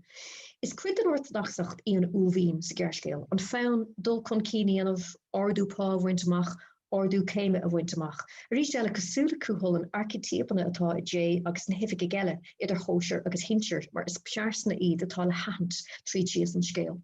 Tá J lán ógaseach faoi legan amach an chóiris, tá na rudí sin ar olsige agus tá na rudí sin fálamige, tá an acmíocht in uachtar, mar dúirt mé an son níos lúthe an táhacht a bhuine leis an dochtúir leis an sagart, is táchtaí rudí mar sin agus is táchtaí dó éisian agus an tardúpán ó chéime ná a chuid sir se héin. Tá an tost nó ó merte leis an ordlachas seo a bhfuil an úhín bheogintanach chuirdach mar dulchuid de. Caafar a bheith cuairmach sa chruthú nebsblach seo faoi de chóirm fearsanta héin má tá tuairim fearsanta a gut. Ach déad fi an chuine seo a lé mar parable mar áchírisdócha ar an stát nua ar cúisina agsúla ar gédal sios sa cuid tionsca den gearscéal, tágraín an adiachta úsáidan ó cain neamsblach dar jom do chrothú an stáúir. Ag levéil níos dimna fós, fragréon chrothú neamsblach na hivice ina bhfuil J an sícrinna choid a bhfuil an asnaíocht mar chuid de do sréthe an áiscéal inar féidirlinn réaltachtaí eile a eiscint agus féidirachtaí litre eile a eiscint. Tá roite ag Euro Denver mar hampla go léirgus atá sa gearscéal seo ar an té a bhrún sios a chuid smaointe héin faoin saoil leis na sinseir a háisih, ná clois tade, délí de cócúsáachta. Ach cabhis mar a gusin sé tade nach néonfaí sin séir nó sinseir de J. Éir mar sin atá sa scéal ní a bhain faoin ardú chéime agus faoin hábhach sin ach faoin úmhín agus an tlí bhfuil an taobh chéine de an duine héin agus a bhíonanta caite latíh. Ach léirí nó chain rud ag an antáhaach leis an léirgus sin, is mar seo atá daoine. Tá daoine mar seo ann, tá daoine mar seo mór himpeall ar an beidir go dain hain gur beidir bhí ar scríomhaige sa scéal seo ná go mar seo atá fuór a bhór is na daoine. Agus is dóilm go rud táhaach é sin a bhaine leis an scéal. Ach tá mid is beidir go dtí críolóir an gghearrscéal hain an ochar a cean go leis an orthodoxacht cad is brí leis, agus cad é an míú a bhaine leis, agus chuna sé léomh laistigh den frám a tagarithe tá ranathe go sin é stocha an gghearrscéal nó íseach. Mas an chréidir an ochar léomh ar levéil agsúla, agus mullan ó cain é héin dúin, agus an focail nó an terma an aclíocht intine in úsáidige. A levéil a bhain is simbol atá an ochar don rud nihiúil, simbol gan áras simbol na síirse agus stocha simbol na dúirse. Ach simbolí don dúna don oscailt don chorfa glas. Agus is rud ag bhfuil J có tugathe do rialcha mar dúirt bhaclaf havel, agus don gur radhain a chaidir sin níos luche, the power of the powerless. Glachan sé le rialach an chluithe, he accepts the rules of the game. Tá angla éir go néireach sé rud éigen as bealach a bheith dul an aig na rialcha, go dar an ggóch sé olca síintear agus céalach go miseach ar an gócúsúlacht agus nach bhaich sé ardú pá. So cá sin, agus má léimiid an scéal mar sin, tá an scéal a léomhgain mar is dócha mar scéal litriúil is dóim nó íirh, mar sé féim na hocrach an rud nihiúil a dhéanaan an ochart, osclíonn sé díirse, dúna sé díirse, tugann sé síirse dúin a tugann sé díirse dúin atá mar bhunús na hana líise. Ach ar an déhhead an máid má éachtar ar an ochar mar ara litere, mar phríomh ara an téithir, feicta domsa gúil cí leile a buint leis an ochar. Gan áras clas iliach litere tá an úsáid a bhainean ó cain aiste. Ní mar rud inte hain, ní mar rud fisicach ach mar hecnic inste atá fuór lehan sa litreach nó íseach agus go dain hain sa litreach nó aimimseide chomá. Ed an levéil seo nó má létar an scéal mar seo ní mór an tábhata ag buint leis an ochar aiste hain, nó ní mór an tábhaach fiú ag buint leis an seomra ná leis an stát ar a bhís. Má chumnítar ar an ochar mar clas raceachta, darlim go beit táchtaí fuhí ná go bhágan si nó go bhágan húsáid bealacht don rachracht scéal spíine mór himpeall ar an ochar. Mar sin níl an ochar hain có tábhaach son ach an rud a dhéanaan na daoine tá sin níos táchtaí agus stoilm gur bééis sin tá i gceiste go cáin. So cá seo mar hampla buine sé leis na archetípanna agus buine sé leis na tréthe déine a hagan chun tosaigh. Agus tá sé an rud ceanna céine déanta ag mór an scríbnóirí mar hampla Dan de Lillo agus anna chudeile. So rud anna chutínta é seo nach muna na bhain leis nó ísegus ach leis an nitriocht nó aimimseide. Tá spíine an scéal mar sin bunathe ar mór himpeall ar rud beag bídach an ochar hain, ach dúir go súla sin slí a gurdan an ochar J agus lucht an hifice imú ar slí léirín an insint an tedal gné lornach den nu ísegus gur féidir féchan ar an ochar ní mar rud concréideach mar rud mihiúil ach mar ara alíne. Mar sin braham an oiríirih go bhfuil ó cain stocha i ggéirdí léthóirí a chur mú, níd éon gnó ach bhfuil sé sin mar chuid den alín atá a chhlachtaige. Agus mar sin má cheapmid nó má dhéanaid an scéal seo léomh ar bhealach eile agus seo is doch an tríú bhealach chun an scéile léomh. Déad fiúrá gur rud eile ar fad atá a gceistonsal. So má cheapmid gur scéala seo faoi ochar, faoi bheith glas, faoin aspa síirse, faoin díirse, faoin stát ar a bhís. Beidir bhfuil puinte i chain mithe haran ar fad, beidir bhfuil an puinte caiilte goin, beidir bhfuil an alín caiilte goin. Seans beidir gon an scéal nó an gghearrscéal léirte goin ach an alín hain caiilte goin. Ní hí an ochar a bhí gceiste gan éachar beidir agus mar dearm beidir atá gceist mar ní ólíocht atá dreisian so ach na daoine a tháinig go dtí an doras. Sin is táchtaí nó sin éon is táchtaí mar an gghearrscéal. Mar hapla na cóid jarmata nó an taspátas an spectacle mar a thugann José Luis Borges ar an sais seo a líne. Agus is díal sibir gur taspátas nó spectacle atá annig an deire. Mar hapla sais drama nó alín i hitin amach ag deire an scéal mar a hagan na daoine goléir go dtí an doras agus J ar an déhhead an doras ag fáil bháis. Har éon rud mar sin is táchtaí, beidir go táchtaí nó pearsanna sa gghearrscéal ná a léirú chomá nó tá sé go leis scéal brach mé siúr sin an rud is táchtaí is stocha don léthóirt ná is stocha an fáilteach aber cadíon an na daoine aber cén sais tréthe daine aber i léirí nó chain leis an ochar bheag bhídach seo. So mar sin cé go sfíntar an scéal mór himpeall ar an ochar isicach sé an léomh a déanta go mar an gghearrscéal ná gur bí an seanna ceann Ban chéile dé an ochar atá sa ggéirscéal. Ise an ochar dó isteach an aimse caite, rud atá caiilteige. Ise an ochar dó isteach go dtí aimse áistenach. Is féidir leis an léib seo feictar racreachtaí cóthrómhara ann gan áras ach sínan ó cain ceis na prisúntaachta go dtí go léit an cadrah idir dé agus an seancéim mar institút eile bhfuil sé gurí éalhaiste. Is ggéirscéal is dóilim héin faoi cadrah th réon eile, faoi éon chadrah bháin, sin rá an chadrah idir dé agus a bhain céile.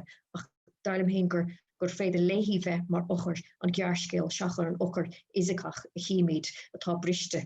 Sa racreacht. Ní haglí nó chain godíirecht don choíocht, ach trí is fechtar tagadtí do chorógan na maná, don tuchas, don chorp, don tange, do gnéthe den choíocht is dóilem agus cheasan darlumm, don gnéis agus don cadrah fisicach idir dé agus a bhain chéile. Tá sé ann ina chuibne an tamar fad a hús racreachta, ise a hagan gríonifig nar tá dé stéige an glas agus a bhlandó na rialcha a bhrise agus an doras a bhrise sios. Ise a bhlandó a hús deire, na cóidir rébe, na PCpá béir a scrise. Buach fointe an scéal, nar a hen sé sér a bhórin in smuinte agus nar chuiríonn sé an lá a tháinig sé orthaí ag léibhrod, letrachaí grá a déir sí ó chuine a dalmé. Ag go buinte seo masan gur méid dé scríbnóir na litracha seo a chun an chuid sin dá héal dearmata aige. Comáile sin tagraíotar an sochas an súd a rudí a hála fadó atá mithe as a chuimne. A ahantas agus a hedal mithe as chuimne. Má tá na litrachaí grá seo tábhaach is rud rúm díomhartás na cóid dearmata seo. Nar a thugtar dé in na feide agus é marh, is na bhéal atá na cóid seo. Mar bheith sé dá fóga agus sin rud a scríb nó chain. Masan go méidir go réad atá na cóid mar sin agus a tagart an grách seo nó erotic seo, ná an saoil atá dearmata ag dé leis an seanacéim lena bhain chéile. Ní a bháin bhfuil gnéthe dá héal dearmataige, má tá an frísúnach mar ábhábhar an ggéirscéal, mas meid leibhéil eile a ríist gur ggéirscéal é a phlé leis a gadrah seo. Lúthar bar hapla greibh seomra do haiségan eile an fadó, agus scríbn ó chain cínta fadó bhí an tríoch náil ann. Agus cotábhaach céine beidir an Albert caic sé gan ligan dó hé. Taréis sin buine nach chain úsáid rístelle as an focail bhá leis an smuoineh seo a ágáil ar falún san éir. Is chuige sin darlumm a thugan ó chain an seanachéan ar bhain céile dé. Is ise a bhí ann chuid dá cheanna héile se í sol thosaigh sé gobar mar státar a bhíseach. Nuair dhéanaan José Luis Borges tráchtar an taspátas nó an spectacle ina eiste cháilú, is ar an gultúir bhí sé chaint. Is díl sibh áfach faoin ggéirscéal seo an ochar ná go náirína ó chain gnéthe an chultúir den ealaíonn i cheistú ó bhain. Sin atá darlumm, sin atá a gceist darlumm leis an spectacle nar a hagan an lucht féachna go dtí an doras. Buine ó chain trascart as ó discint faoi cadas ealaíonn ann. Ní a bhain gur Paul atá sa glas é.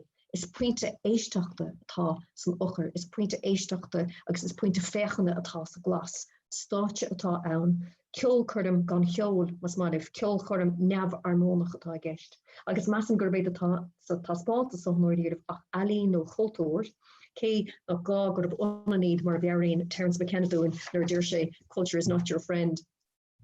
Ach aon le ó chain in an ochar ealaíonn a chruthú as implachtí na ortodoxachta agus na cócasáachta. Thosíonn sé leis an ortodox agus leis an scríbnóireacht, ach brisin sé sios sa racreacht agus leis an bhuidim, brisin sé sios an ochar hain, agus brisin sé an ochar stigste scéal, ach brisin sé stoch an tuiscintágain ar cad is brí leis an ochar scéal. Brisin sé sios na bailí ortodoxachta atá a gcuin ar cad is scéal ann. Mar sin ní léirgus per se atá sa ggéirscéal seo an ochar darlumm, agus ní dóilm héin gur léirgus atá ann ar an státsar a bhís, déireach mar hampla saolar bithe bheith gceist, déireach saoil na Gaeilge bheith gceist. Mar rud eile dhéanann sé ná go níoríonn sé isteach ar golóir gnéithe den tange, golóir gnéithe atá buinteach leis an tange, lún sé mar hampla an fáine. Is ealaíonn atá gceist, sin atá gceist is dóilm héin leis an ggéirscéal seo. Agus sin ceannas na fána go sé cho dachar mar scéal agus có dachar é léh a cóúlánach agus có pléisiúirte ar go leor bealaí.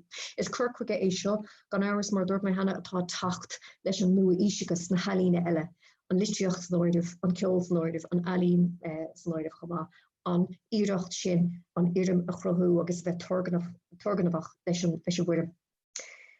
Honnigus gwil a hand is lúta sa teachs agus a gearscéil agus tá táhacht a buinte sin is dóim den levanscéil hain, mar hanta trocht an critical Rita Felski ceist an ahanda sé hain siir gotí aim se hédal.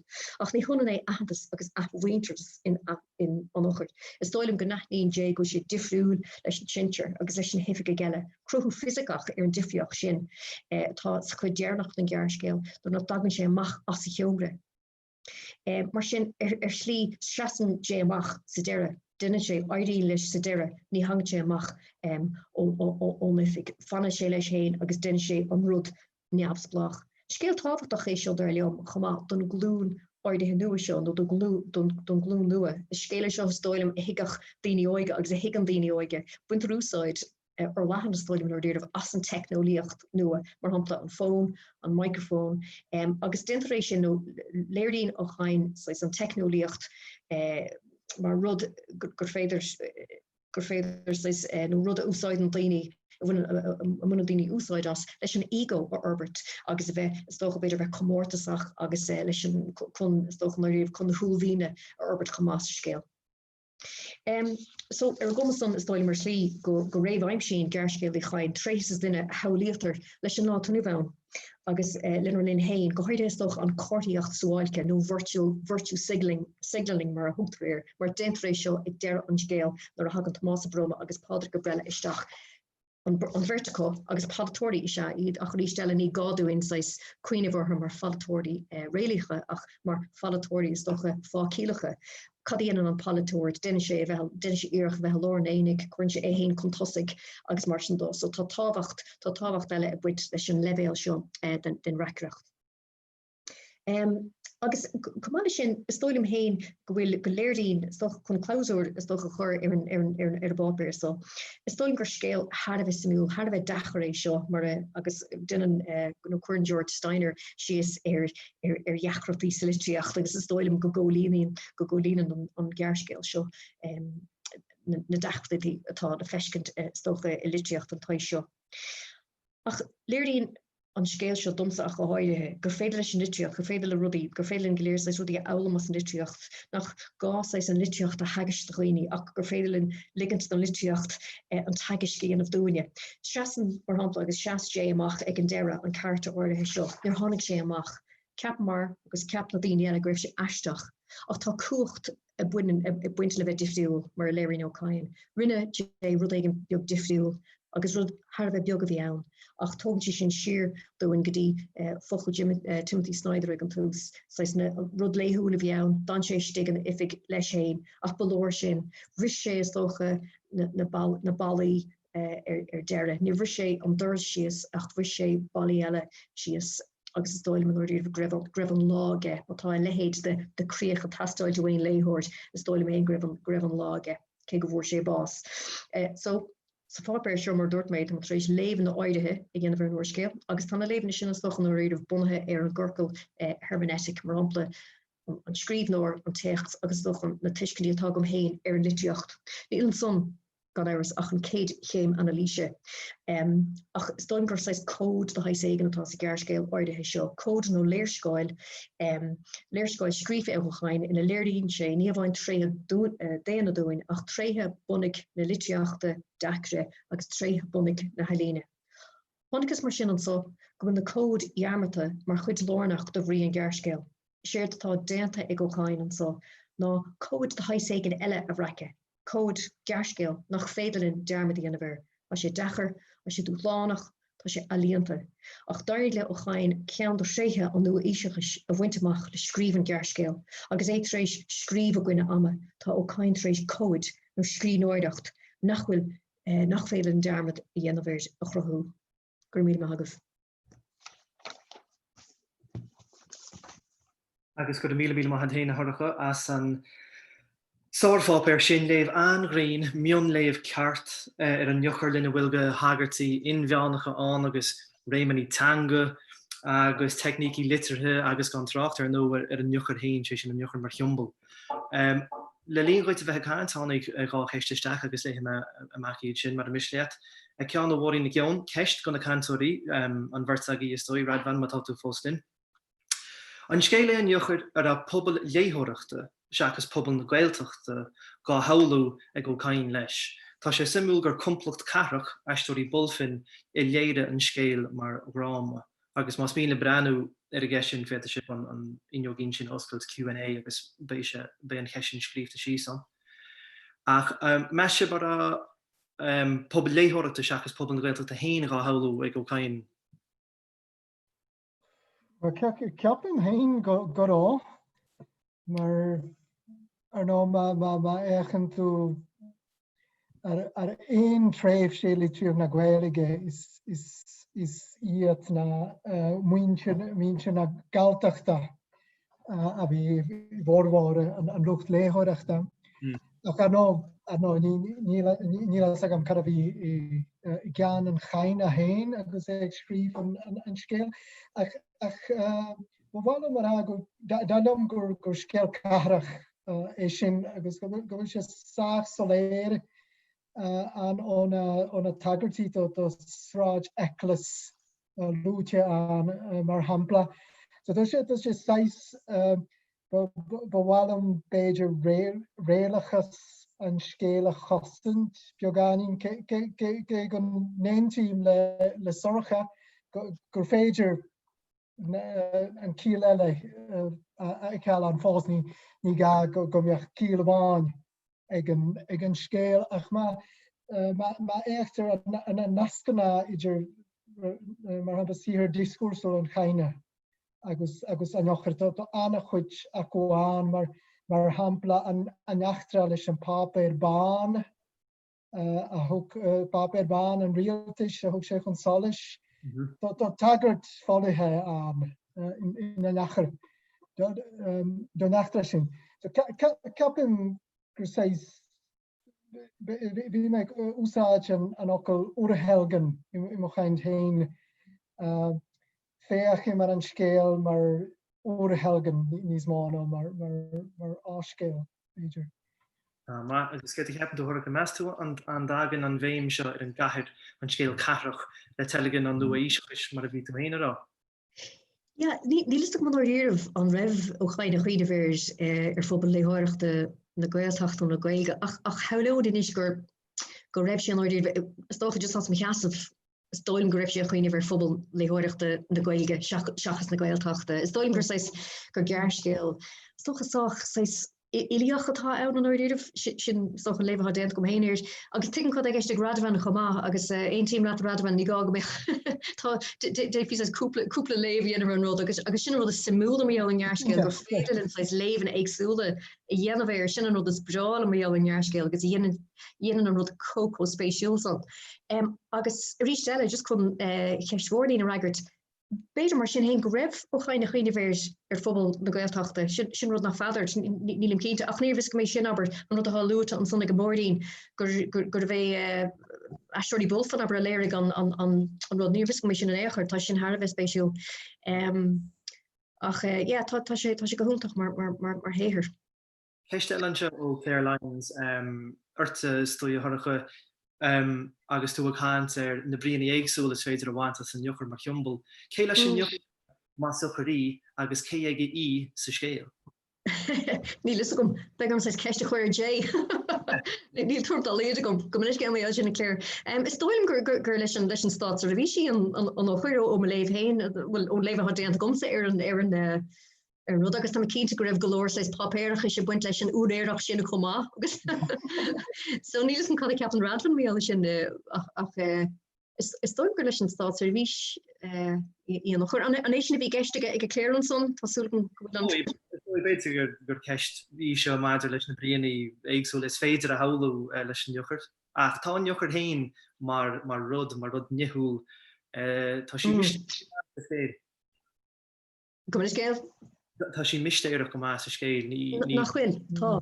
Ja, agus mar hapla aber sna just vi Gero Denver agus Louis Dupuer a mór an skrite a cosisiú mé seo agus ag scolóriile a chomá an áras ach capskip sena himú aber an rudí rá ag Denver son foi ceisna sírse agus na déirse agus is bram sé an léimsú chomá tá sin cospéisiú leis agus stoilin go méidir ní list gom aber just riséilm go méidir go bhfuil seis cíile leis an ochar gohfuil nuair dhéanaan mar hapla chain nuair sé tracht ar an aclíocht internet gohfuil sé is doch a tuair dúláán dúine mar léthirí is doch is féchant ar an ochar ní mar ochar isachach ach mar rud é gan eile beidir go rud é gan eile ann sa scéal agus is dóin go bhfuil táhacht fé buint leis an man chéile agus leis an gadarb sin sa scéal.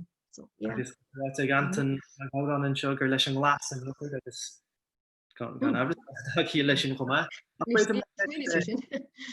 Scoid orí burt mar a mistelib. Tá sé rá agat thracha gur féidir leis an scríbneoireacht bheith cumádach nó gur féidir leis an scríbneoireacht bheith réamhlóideach agus sa scríide se tá ócáinnig séidir faoi rialachaí na Stát Seirbhíse ach mar a dúirt tú hain tá ócáin ar bhealach amháin ar aonchuí ag leannacht rialachaí na scríbneoireachta agus rialachaí na scríbneoireachta nua ísí sa scéal an jochar. Tá bhrí sé ar a chormid sa ggóhéics damna é nó ggóhéic scríbneoireacht na Eorpa é ar aonchuí. Me sib cécho réamhlóideach nó cécho cumádach is tá an jochar mar scé. Níl mé sa tracht trasna ar radhan an son. Is stoilm go bhfuil an ochar gohfuil sé neadar an é réamhlóideach an fochla ra áin ach bhfuil sé Harbheith dúlánach mar gearcéal go golóir sais le léamh aber sa scéal go golóir sais le buintas agus beidir ar go son gur scéal réamhlóideach tá ann. Beidir dé. Agus duine sé tracht chun áras chósaí réamhlóide agus ar ball tíocht, ní arna mé sais mór an tracht mar fan an so gotí maid na mórdaach a caiintear na nithe eile sais a bhuina leis an scéal ach tá gan áras sais mór an duine sé mór an tracht ar fuasaí políochta stig sa gearcéal chomá agus sin léamh eile ar scéal. Agus a rad an meú chécho réamhlóideach nó cumádach an scéal. During go bhfuil sé réamhlóideach go láir ó thaobh na réim an atanga go háirithe. I mar éh hain tá an inspirát Kafka go soléir ach an orbert a rinne sé. Tá sé Harbheith suntasach freisin ó thaobh na techníca dé. Agus ein team le sorcha an si meidir le tábhacht an J freisin ceapim gur bheith ceann eile duine rudí a chuir sé isteach agus na bailí a neanna sé forbert ar an mún inspiráid an inscne sin. Tá sí Harbheith tábhachtach is sé an tain duine a dhéanam íireacht chairíre chun é a híre agus rí sé am chomá an tagart sin a bhíon an den ifigech cléirechis mar cúchulam mar nóscosa. Tá sé soléir gur méh atá i manjé mar tá an tagart an den carja slíasta sé sin go homland soléir gur skigaris ar an táin atá gist. sin sé tá sé eile chuir sé seach. Mar is mai leis óchéine ana scéalt eile chomá. Ach tá me brand oer logo cháde, tá sé lear hééis sé héin, bhhaile an buchas óríí go libse, an Dr. Sorcha de Brown agus an Dr. Radvan Marcus agus líbse noch éisteachta. Tá sé amfataí an is beag an lá nach chahasdói, ach bei muid arráis le chéile ar a carohéise dó, Somáile sin carohéise dó am na héiren agus bei an tríú session agin an nóir sin. Tá bhrí sin bei muid a caiint gan maiid. Agus Martin. Sam.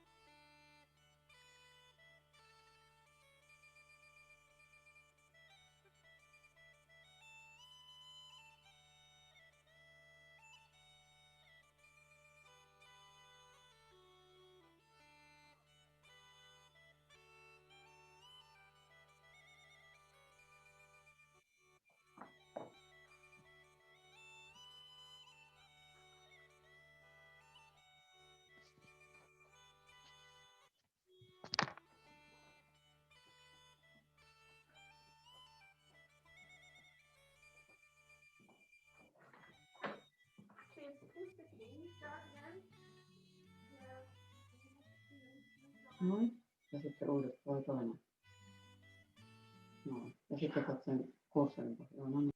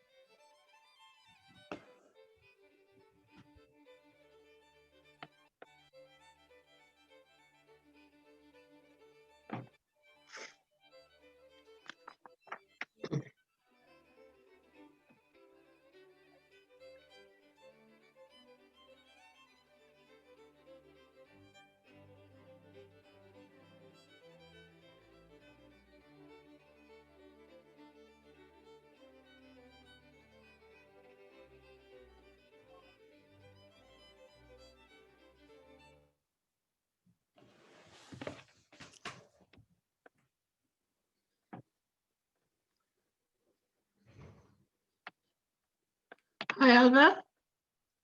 Hello a bhhaire, chuna tágat? Ó, tá mé go mágur mágad nó tá sé anna áard an seo sa clúsáin seo, ba séir smise bheits a caiint, so is an cinpá orlín sé sin. Céanúair a raibh tú a bhhaire agus cóthardachas leat. Ó, díreach blian ó chuin, díreach blian ó chuin an tatan seo.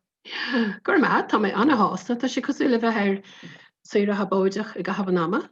Yes. Ceach bhfuil tú héin Alva bhfuil ceach bhfuil na páistí?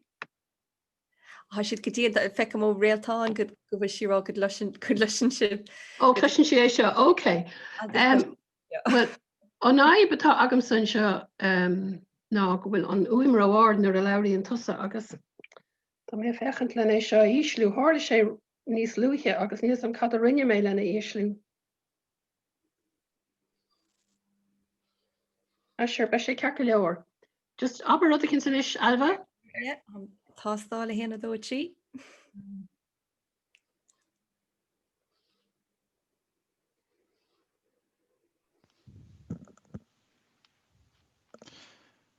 Mani diolib a ddochteistach agus lochta echanna, gur mína me is fila aring gon tríú sesiún gon seamanna seo ar chearscealta Mhórtín í Chain. Se cahiolach an tríú sesiún an dochtúr Alvin í Ghardaí ó Choláiste na Hoscoile Corca, gur mína maithe Elva. Gur míle maithe taine ghónal gus go dain há na miléin chiad bliana I file ar a campus an só, tá si is spaisteoireach timppel agus há gríanana tanmh, so stocha gur ábhar dócha sin méid sin, agus go dain is ábhar dócha sé an seminar sa leis ba chuirúna rá agus táid fé chamoin ag lucht agar na choráile nó an seminar, siad sin Mícheál Coníle, Louis de Puer, British Vernach agus Donal O'Brien. So gur míle maithe go bh an dua ath caite goibh é seo a chuir dola chéile.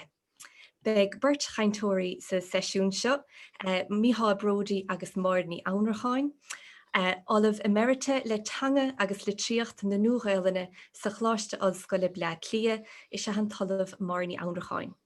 Tá spéis ar leithicé sa tuaireach litirthe agus an nua le tríocht chailge na héireann agus na halban. Pléigh maire cuid dus na léasanna scéalaíochta a chleachtóch ó Cain chun cóbhá an léthóra a héthrú agus na himplacht eticiúla a bhaineann leo. Agus teidir a cainte a bhaid am an tú réig is se an íartar ar léthirí cóbhá a dhéanamh le pásanna í Chain. Sa díreach le mearú díobh se a hátéis tataisteachar an srathú, má há éon cheiste an duine is féidir é scríisteach sa bhosca Q&A an sin ag buna scáláin. So fáca me fóta a bhaide. Gur míle maithe Alva. Agus má bhuicha freisin as an gógáise agrú, tá an gur bhhaine an dua leis agus tá mé Harbheith ásta a bheith an fáirteachán. Tá mé a fille anseo ar le ceis nua ar háiscéal a phlé mé in alt fadó. Gus sin iad berteile agus an beos an maribh as an trethar lár. Nára mé dosta chuid go scioppaí chéine scéalta tá gceist. Berteile, well, mar a cholamúid ar maidin tá sé fáil go rééisanta for lehan. Scéal é faoi ar meánéasta Michael, Tá 18 a hain agus atá pósta a bhríd atá antín agus níl si in ná obair tradiisiúnta na man I dhéine. Tá Michael ar a bhealach amach chun an luí bheithú arnú chuid go obair na mána sin, agus meáíonn sé a gahanama ar a chás. Gan chlám, ban nach sé riamh an rá lei, suil gon solás ná sport, teach ceantaí gon éon áisina nua amseire ar nó solas ná radio. Tá sé néad lena chóir sa pedar atá pósta le máín ar a Michael Hain ará lei trá agus atá gúní sílam, ach gur chuir muinter Michael in ná a bósta áid ina dúidim siúd i bhar héanaan sin ró scinnéideach ró éireach ró aginta legavíisi gon trácht a riamh gon spré. Suil bocht tí suúrach atá ag Michael. Tá fún ar briseach, tá sé ite ag go bhún sin, ach tuigann sé i bhar dó chunneamh aimúil atá sé le fearbrégus an ort, nach meach pogaíthe chead le po pasisiún po bathaá luasca, agus an anóch éon líonéir gur inneal gon brí gon éitiré. Bain an scéal eile an beos an marmh le fear ó go leor aber tuaims fit a hácht, Michael a rís an tanamatáir, brahan sé cofiíoch a measc na líine óga mar a dir sé. Aíonn sé tíúil, stranseire, as fashion ina chaint a núsaí gus a chudéide. Níl an chaint nua aimseire aige mar a thug sé ar an dhéiseacail an bua acail. Fog le béirle chuidhá í sin mar a hálíonn sé nuair a laiad ag túsan scéil. Ag an ahrúir sin. Anam Hain gam leis cin Michael, tá náir ar faoi. Bear leis Michael, nó Mike, nó Mick, nó Mixie, nó Mike, nó Mikeen, nó Mickeen Hain. Tá sé mí hocar ag tóramh seanna bhrá dá winter. Ach, glíon banóg meag síos go siomra an chorpáné, áit am rahan sé go bra ar a chumport lei sé sin le meag, agus lena sro bra cante. Fuoi dhearann scéil, rahan sé abheotacha, fuoi mar a bheith an chaileach bhásaí an sin sa chuirimach, há habheochan sa galínóm óg blódrach, ar bhealach a haníon na stoilm lucht gaige gon stró, tá sagin scéil na cailí. Anis san alt ar sé go chináltas hir sa glochís, ag Seán Ó Morga banach dé leis, siú dom sinir scríomh, tháinig mé ar conclúd gur bhíne an dáscéil sin le chéile gur ar a tradiisiún a bhreahan an dulchan cín Diana, ach fós gur ar a bhrás a bhhainn taláán an tradiisiún. Tuige me níis gur íha nach leor analís a dhéine ar na persona agus ná ar peachtrií a bhhainn rób. Brahan annachchuid go bhrí ein scéil mar a dúirtro sin ar maidin ar an perspectíocht a thugtar gon léthir ar na persona agus ar na heachtrií. Nuair a deirm perspectíocht, cílíonn sé sin an cinál cóháid a échan an scéil lena bheala ón léthir, well sin cúntas garbh siimplí ar. Mar sin bhhailm féchant inneo ar rintbheag bailí a tág Martin O'Kane le méid áirithe gon góhá a dhéanúid sna léthirí, ach fannig. Tá muid muil an impresiúnachas, má echa muid lena rá céir a cheapas nó chéir a bhthós na léthirí. Cé go bhfuil rudí le rá ag teoiric an ghlacha nó reception theory, agus go dibhann mar a bhearrá ag lí tá ceist an léthir idéile an. Is cléada an té a déirthach, céim thora a bheits ag éireachtaí údar be a gás ag léthir faoi le. A chur a laiad is féidir na ciútaí agus na technící ahand. An tuisbéras a chuir ar bhóthir an smuoine seo mé, hála sé le líon rang tagas san óscoil rint bliantóchain. Bhí mise a golacha leis gur a bert eile, an chéad scéal, scríofa sa gcuis gomach cóháid ag na léthirí, na Michael nó ar a laiad trúa dó. Chuir sé iontas orm gur a an rang ar fad mí aideach leis. Níor cheana siad é a dúirt siad. Tuigeann ar bhaile sé leis go asna, éalú ar bhealacha cinnt as an rocht ina ru sé. Tá sé seo tharnú casta. Uaireanta, is leor an doras oscailteisteach ar intin person le léthirí bheala. Uaireanta, bhí an údar cinál is spríling, tugann siad achan na ráin dúin beidir ar farsa, agus beidir gur duine grána é nuí bhfuil níl is céim tófas dunta có. Agus sa gá sin fágtar an léthir le feib etice. Agus uiranta brahan an choá ar rudí nach mana leis an scéil chorbe. Agus deirimi sin díirech mar réhhacail sé sin nachhfuil I techníí an úidir ach chuid amháin buin scéil. So mar sin is an raceach a bheits mé díú I bápéir an léin jo. An phríomh hecnic úsáidtear sa látáineh an chun léthirí bhela le ghlachan le legan amach persa éigen sa scéil. Bunítar a bheagnú amháir ar an differ idir faisnéis inbheannach agus faisnéis heachtrach. Faisnéis inbheannach le bheith siimplí faoi sin na smuointe agus na mothúcháin a bhíon ag barsa ach nach bheith an aine eile las modíhan. Faisnéis heachtrach sin na rudí a dhéanaan an fersa nó na rudí a deir séú si. Is sé sin rudí a déiteach finé a bheith láthir a chuirt faoi deara. In bert eile is siad smuointe mhiceal a bháin a thugtar rún. Eisian a meabhrú ar a chás agus go éon alcóide an a chur cás aine eile chun cín. Agus go háirid a bhean bhríd. Tá supplan sin ifir a trí I lár an físa, der sé an chreadíl gís gans na choragaí, seárán chorach na honála. So tá ní lein chur cás bhríd chun cín an seanáin áit eile.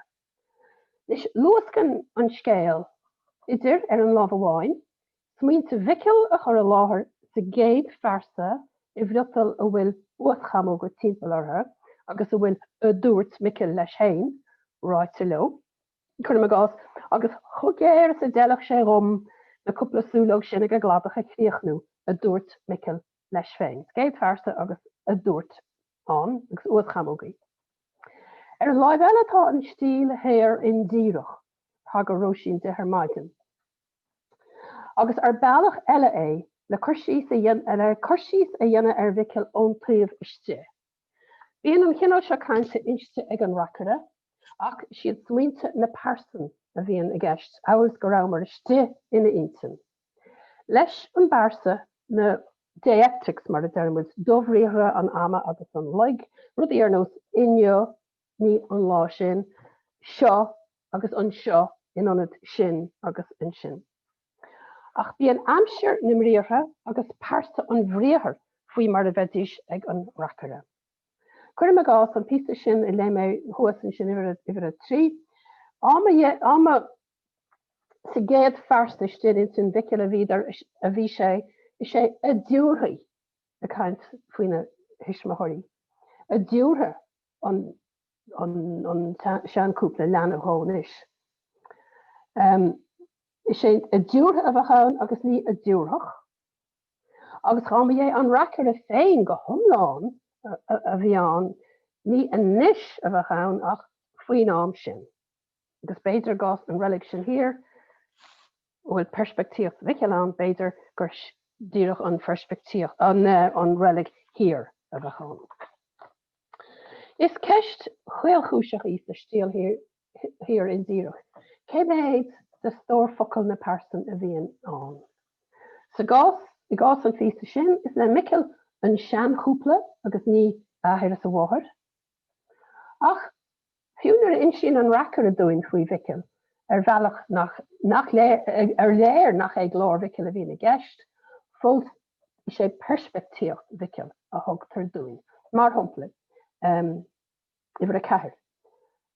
Bhí an crua hiún duine boch, ciréboch, leis an muce brad líonta na an áird géir, ní a ggheorchan beag anála a chur ar mhiceal. Nach beag an gheor anála bheith ar fadar a deann. Leis an racare an chéad abart le micill an deire agus is tócha éáid bhfuil córa oibhrasa an, ach in áíre an smuoine tahíir de is le micill a bháin.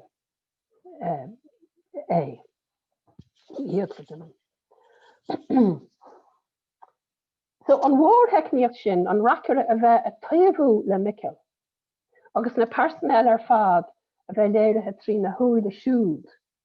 Chuireann sé techníocht chuireann leis an pictiúr a haingítar ar bhealaí eile freisin. Pictiúr go chóras a héana ná an dhearmhacht seo. Bhí a hisismathirí in áhháilí, tháinig mar a sinna dosach.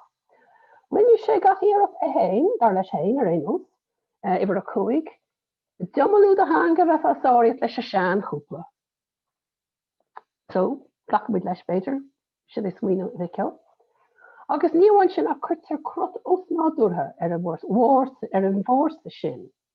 Ri sé, le grán réite leiscin na siartháirí a drogad dul chuigíarach in agus a bhár, chaid sé gur saiad as an lis a bhfuil as iarra, fós micil an céad punt na cúpla bearach agus bríd. So, tá sort fórsa os nádúra gábhrú ní ar thuisiúd atá an locht. Gus an íos sin buchain a lách an hain ar bhealach. Ní hé nach ra trúi ag gá bhain. Agus ní raibh sin ní rééisúnta bhaid a bheith go dé deire é hain. Bhre seacht bhór an díal trúi, bhór siúráilte. Ach nar wahan chéala go héine, níor díal trúi go dí. Mar sin sa scéil se níl cú an is omláin croí idir an rachar agus an fersa. Ach fós, tá an rachara is seasamh leis. Ní ecem in chaithe nuas ar bhicil 9, íoráin 9 chuir a chuné léibh amháin mar shrúan. Ceart go leor beidir go rúni beag ben íoráin sa líne fós sé an céad punt na cúpla bearach agus bríd. Ach thar sin ní airí mé, agus ní mé ar leir sin leis na micléine luam ar ball ápúna ai. Beidir nar géil si dó in jalar a dahí slíl hain. A hára agus sáiríonn sé sin gomininic techníocht na hinste. Nú beidir go meon an léchas bebaich a gúnaí, agus nach bhfuil spás agan go nach risin amach as an síl cúng faoi chuing. Nú beidir agus sílam bhúil se beidir go se ála, beidir nach líon daoine oscailte do chomhá dhéana le persa dá bhéid ar nachna ar nuairthe sa gás gur be an féin trua an sé is suntaí an. Cibé rud é níl an chomhá éirtar ar in sílam a dhéana le micil tácht séan leis na cúnsí seachtracha a háú i gúnaí. Nis tá an scéal eile an beos an marmh níos dúchlánaí. Braham a gúnaí gur mó a bhí an cainach ar a chumport le topiist agus antro ná le lúcháid an taobh. Is minic a bhíon déimhríú éigíntacht timpeall ar na heachtraí ó bhfuil éon seans go léithí ar bhealach dearfach iad in na chuid scéalta. Ní céadhain géad ach anna minic. Is cinnta go bhfuil bealach príomhléide agin isteach ar suinte agus ar wathúcháin bhiciil agus ar siúd a bháin se déanais micill an darna scéil. Na persona eile ar fad na daoine óga ag an tótha banatí agus meag, ní thugtar isteach muid riamh ina smuointe ná na gcuid mothúcháin. Ní thugtar é eisnéis heachtrach ortha ach airid a go bháin sa gás gofuil micill an mar iné. Má tá contas an ar achtraí a hála mas sa bobbal, is insin dar a láimhe í ó bhéil duine go na persona agus bíon micill i láthair i gúnaí. Ní bud a beheile tarlú las mo go bhicill. Is isté in intin bhicill atá muid i gahabh an scéil. Ní léon insin sa géad farsa an, ach is stoilm abertahhain agus stoilm gur sort botúna sin darmad ag a gaiinach iwwer a hochtan sin. Gohfuil ní bhuiach sé ban ar ardú orm bin an tainúr gur leir sé sa géad farsa. Braham go méid gur scir sé sin thar an gaiinach. So an chuid is mógan scéil is cumpa é ar smuointe agus ar wathúcháin bhicill. Cuirte inniuúil tríd an stíl in díreach thair. Agus trí chuntas ón rachara. Ina dhéanann sé rud éigean cosú lei sin. Dhéanann sé chuntas, tugann sé chuntas ar bhicill go hinmheánach chuidhá. Now, má éifan tú bhfuil iwwer 30 agus a 40 tá sé siléir gur bé micill, gur bé smuoine micill atá geise sin. Cintar smála bhí ar nar cheanna buiscín putíní. Ní hé an rachara atá chuna ceiste sin. Ba bhó scoilinn a ceachta gon cinál seo, rís perspectíocht bhicill atá an sin. Agus tá sampla iwwer a 15. Tá spáinterling gur le micill na smuointe an froncaíocht agus an teanga. Tíúil sé an tá na smuointe casta timp bog óáid go háid. Siúrá in ar agus sé an tíir se riamh. Bhór se ba tunta na nuúta agus go safan na bhídíis. Ní haag sé hintí dúna go dtí dansaí sa máile mór, cé go mo chuile don bhile mór é ná muintear na háite seo. Fehuain leir go dtí céilí san áid sin sé. Tíúil, ní éire sin anrá gur bhhair sé hain tíúil ina measc. Ní ar a saige a cén fá, tíúil. So tá cuidhá den stíl hir an in ddíireach an sin iste hin sin vicil. Agus an sin, tugan an racare ancient freisin a bhfuil ar siúl stéann sin vicil ach úsáidan sé go puinte ar éanos réim eile tanga. Glúisin sé sleánín sé isteach ina glórhain. Ifar an nuí mar hampla. Chéad Albert tá sé omlán díireach go taban bhrá nicil meag ághrinniu. Agus an sin tagan mafar mór míúta chugain. Bhfuil idir dhéim agus chúla é mar bhfuil hí túnháile gan airachtáil in dhéar faoin mráid ar. Sóilm gur leis an racare sin. Ifar a híineab, daríd sé gúnaí mar bheith farige héachtaí teisce nachra inneolta idir é héin agus na mrá. Rís, mafar mór míútach. Sé déag. Clogad cún go chud cúisiúlacht a fáisce cho DNR go gahad sé barna legan ríd an tost. Ifar a 17 freisin. Tá tagartí ann do bhdach an chóta leachna nach dúir na ghuiban seo.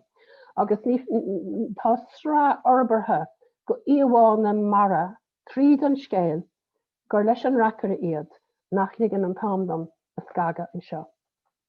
Mar sin, tá achar áirithe, cé go sé ná Michael Achaspoint dúin, tá achar áirithe cothí idir glór an racare agus glór ficil. Níl cóhanas omláin crothaí eatra.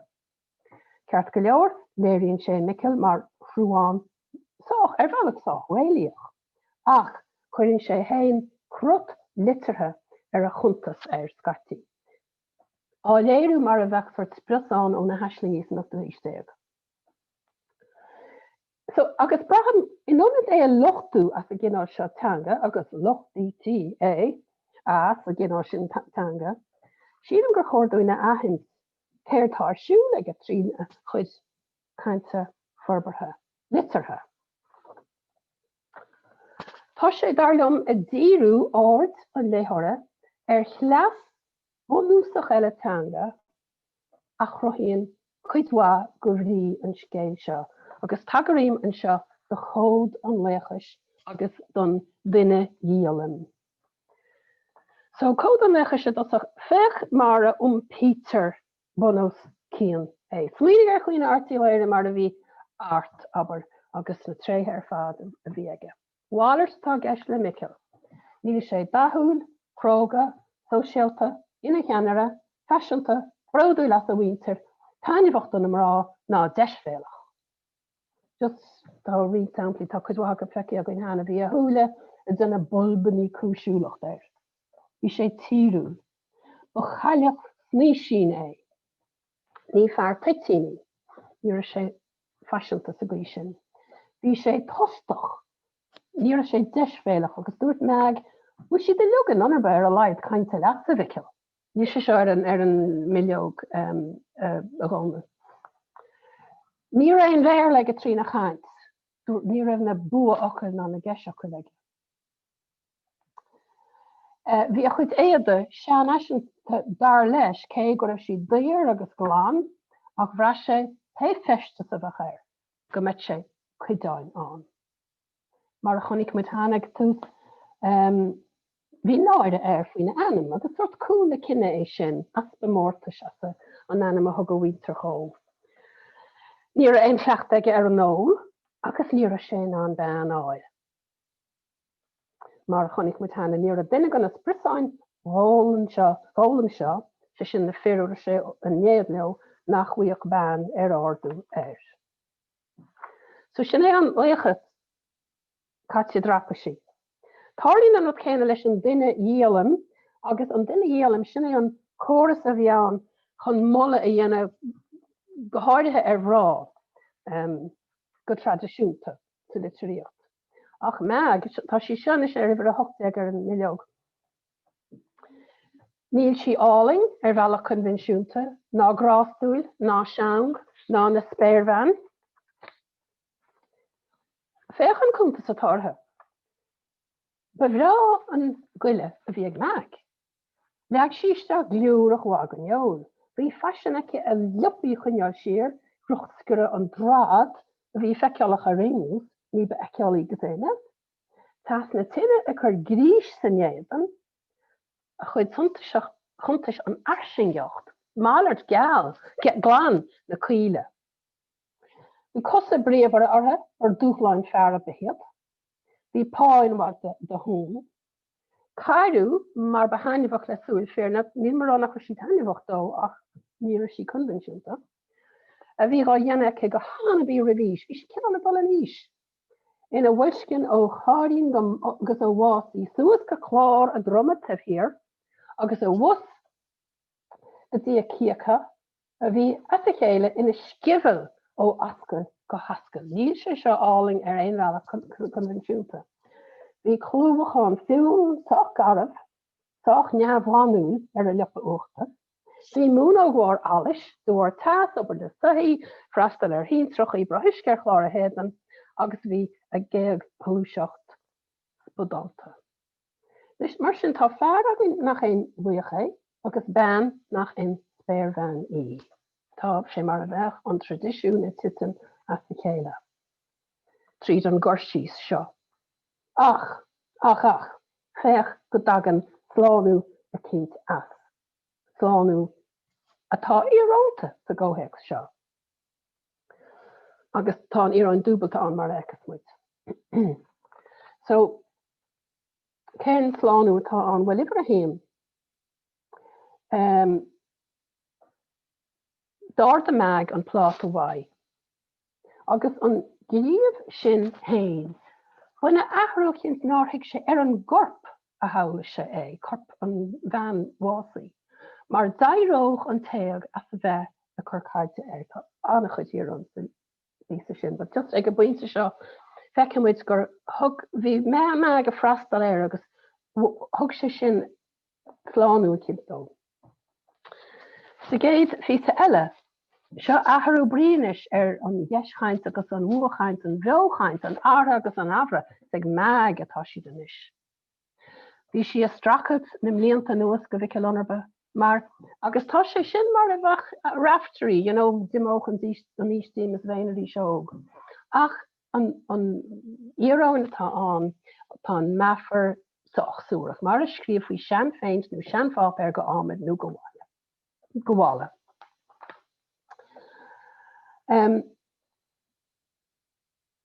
Agus nuair se go muisce tá.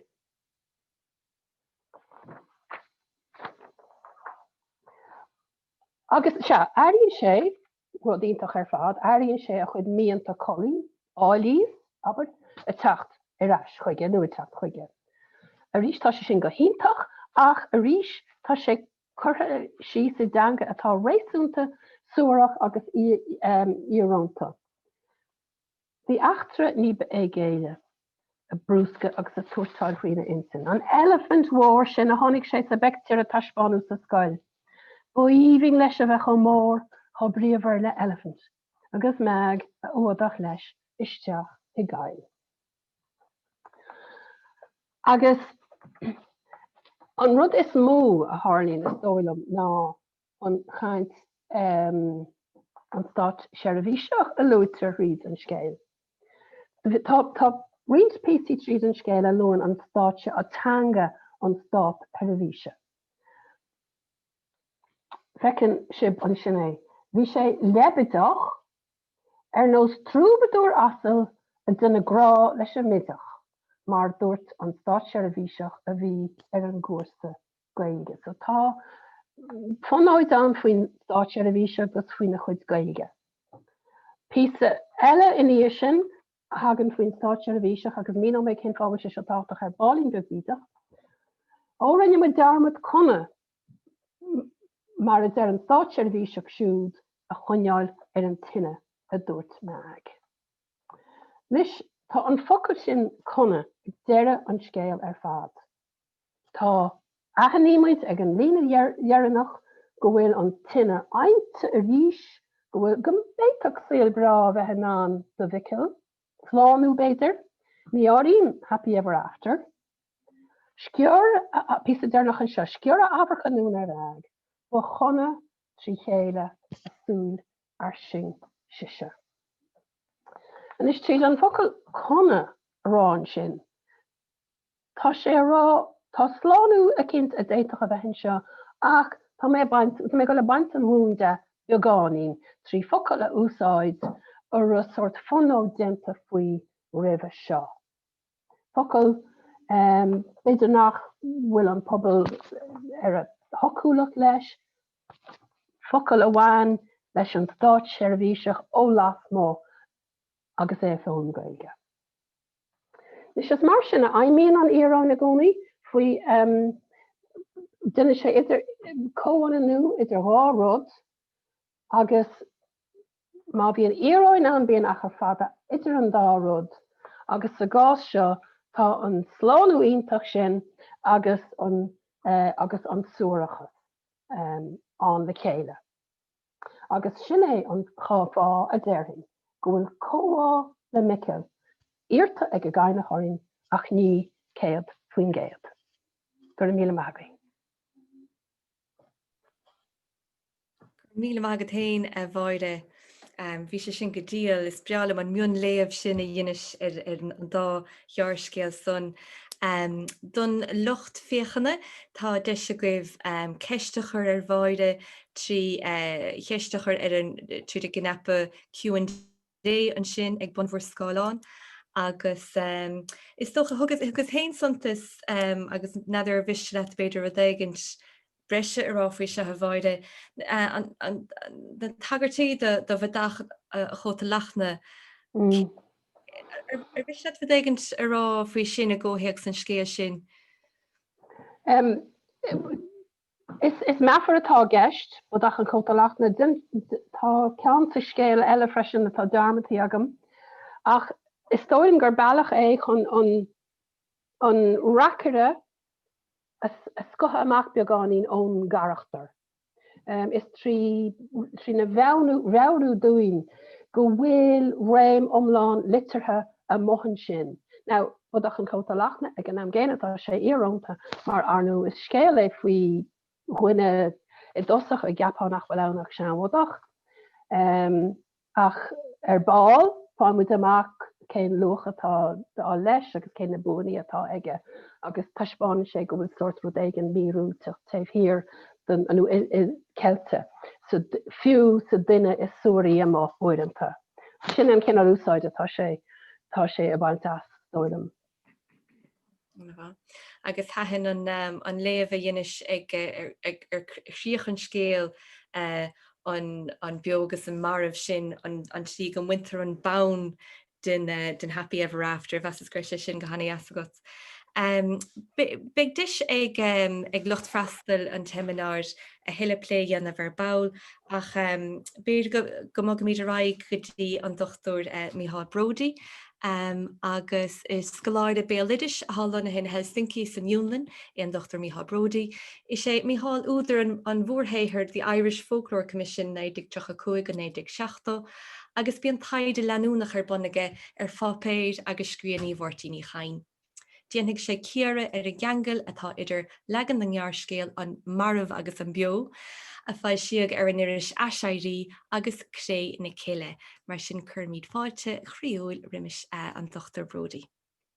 Gur maithagad a go bhfuil tú an mé chlós? Tá, anna bha. Agus gur míle maithagad as cuiste agarthe a chur cuirelumm, mar sin I méil an olognéidir da a caiir fáil siag gearscéil in Martin O'Kine dar teidir an marmh agus an bio, san iris aisairí, iris de chud blúna mua, Bevis an béis an chéad séhir crothach leis a gaiinach a fáil siach ó scuileach séir as a gampa géhan é hartar héadí rivisin, ní fis cá scríb sé. Níl fáilrá oras tan nniuver an irisha gan trácht an iver áirthe ina bhfuil an marab agus an bio, níl sra omláán den iris in éon leabharlan. Scéal nafiseach go leor é marab agus an bio bhealach ach ar a hon sin is stíl spéise mar scéal é, agus dá leiad é tá sé a go leor an.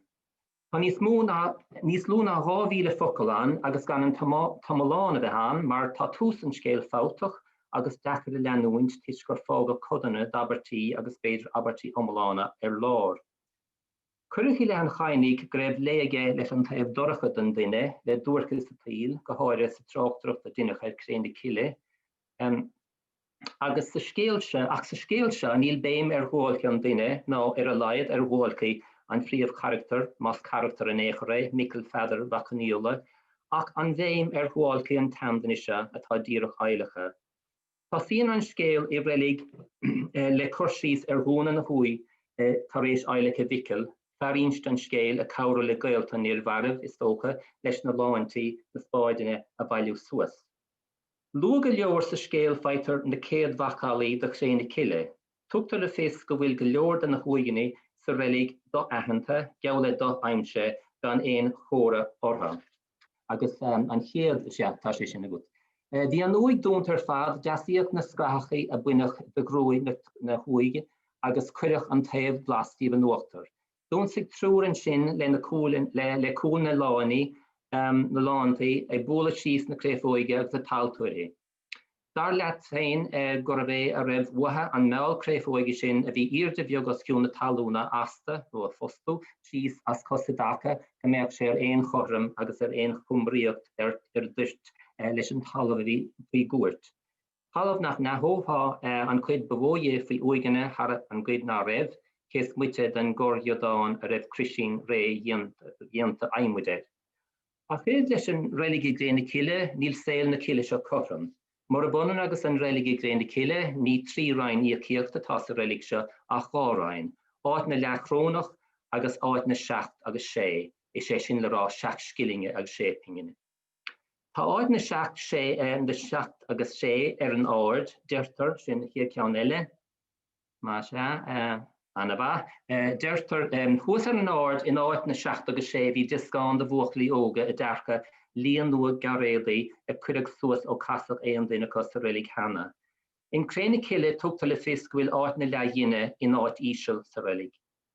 Ach ní a bhí an irde ná líon na bháin i gcealaigh an cuid sead an réilig ó áit na corónach, deirtar linn céad ceann eile.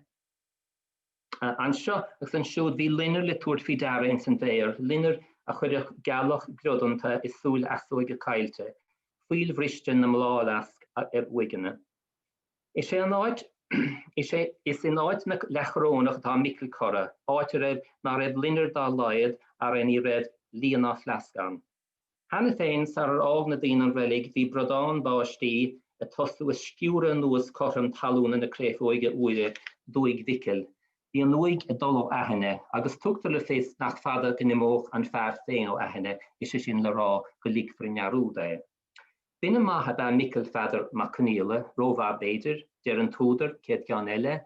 Dimbigh Michael Feather Bacaniula chóré chúis agus a hána sé, agus chuir sé isteach ar 8 mbliana déag agus 3 fihid idir an dálín chóré chúis ó céanna sa bhí a mecht agus a hecht. Ní raibh sé ní buide ó bhaile riamh ná an gealchathair, níor lé sé lína leabhar a fápéir, mar níor cha sé lá riamh ar scoil. Dólach sé brein faoi nolig agus bhí éil pádraigh ar thocrúdachaí, ar bhainiseachaí agus carlá éanaigh. Sin a bhacha sé de híimsa riamh, mar a dúgtaí síims ar na geabhanna chathach sé i gcíoscach ar garig déadónnig agus léhananta síre agus tránóntaí saoraigh an uair nach míoch éon rómhúr éid. Deirtar linn céad ceann eile níos chuir sé agus bhain sé, bhí ba chó thrórmharán a iontain ar chleasadó arach saora fór agus gíre. Fó sé níos a dhéimlíonna fihid, thóg sé clán, dairí sé suas agus chuir sé gríchiad, isteach ar bhólta sbeoga a raibh daoine sónta únta mar é hain. Ní bháin bhfuil Michael Sonta nó Santa ach tá cuidhvad a chósan comá. Tugtar le fis chéad ceann eile. Crapach síos é áil a hínsir an jobh agus bhí ceann míos a bheith dearúd go raibh le héad riamhan. Ar in raibh rudidir be árid lena chuoine bhúnú. Cáilíocht gar éadach dá thuntasach ní raibh a siú leis. Ba dhéan den daon lehas mhór fear arsing é, nach bhfuil úntaach dóideacha i ngádaín na clú agus na gaisce agus na naomhthíochta. Dhéanach a bhúmhaintear paidir os a ciún gachiile uain da gasfaí chun na reilige ar gúta sin a cuidhvad ar hiolaic chun na cilin nniuvé ní déach isacá go baranach cá raibh a uige chéad íre eile. Cabhríonn fearíonn scéal le cósa mhiceal nó duine le gaoile mhiceal an tamín cóil na láintí a thuirta baile. Iníonna dulgadí an teachtarna le slua na socride. Sa tríú chuid den scéal, chuirtar saoil nó aimse an cheantar ná láthair leis an gur síos ar siúr a bhuailinn le fearíonn an scéal agus tamín cóil ar mhalach ón reilig. Bert ar óga, Pádraig Ned agus William Brana, an dan óg Sarah Tam Fatin, ach ní bhacad leis an mirt ar an seo cé an bhaineann an cóir satára le hair mo chainte. Cuirtar Sarah gom le scéal Sarah Tam Fatin in ar láthir I dosach lena freagra fuórchúiseach. Tá sé ann, Michael Feather Bacaniela ó yep. Níl dochar I Pádraig Ned na Jimmy William Brana súla níor instan scéal, Trachas Airí Nord agus áféiste bheith buint leis, féidir ach ní álaigh do Sarah Tam Fatin ina thualasan. Picture dúltach diise a aimid, is léir nach bhfuil meas madracha ar an marab, deirtar linn sníocháin gangatach ar a chuid cainte, léirbá le chuir in géil, nar scéal mór bástá duine chofánach le Michael Feather Bacaniela in san mea a bhí eice faoi chóir cuasaí an tíl.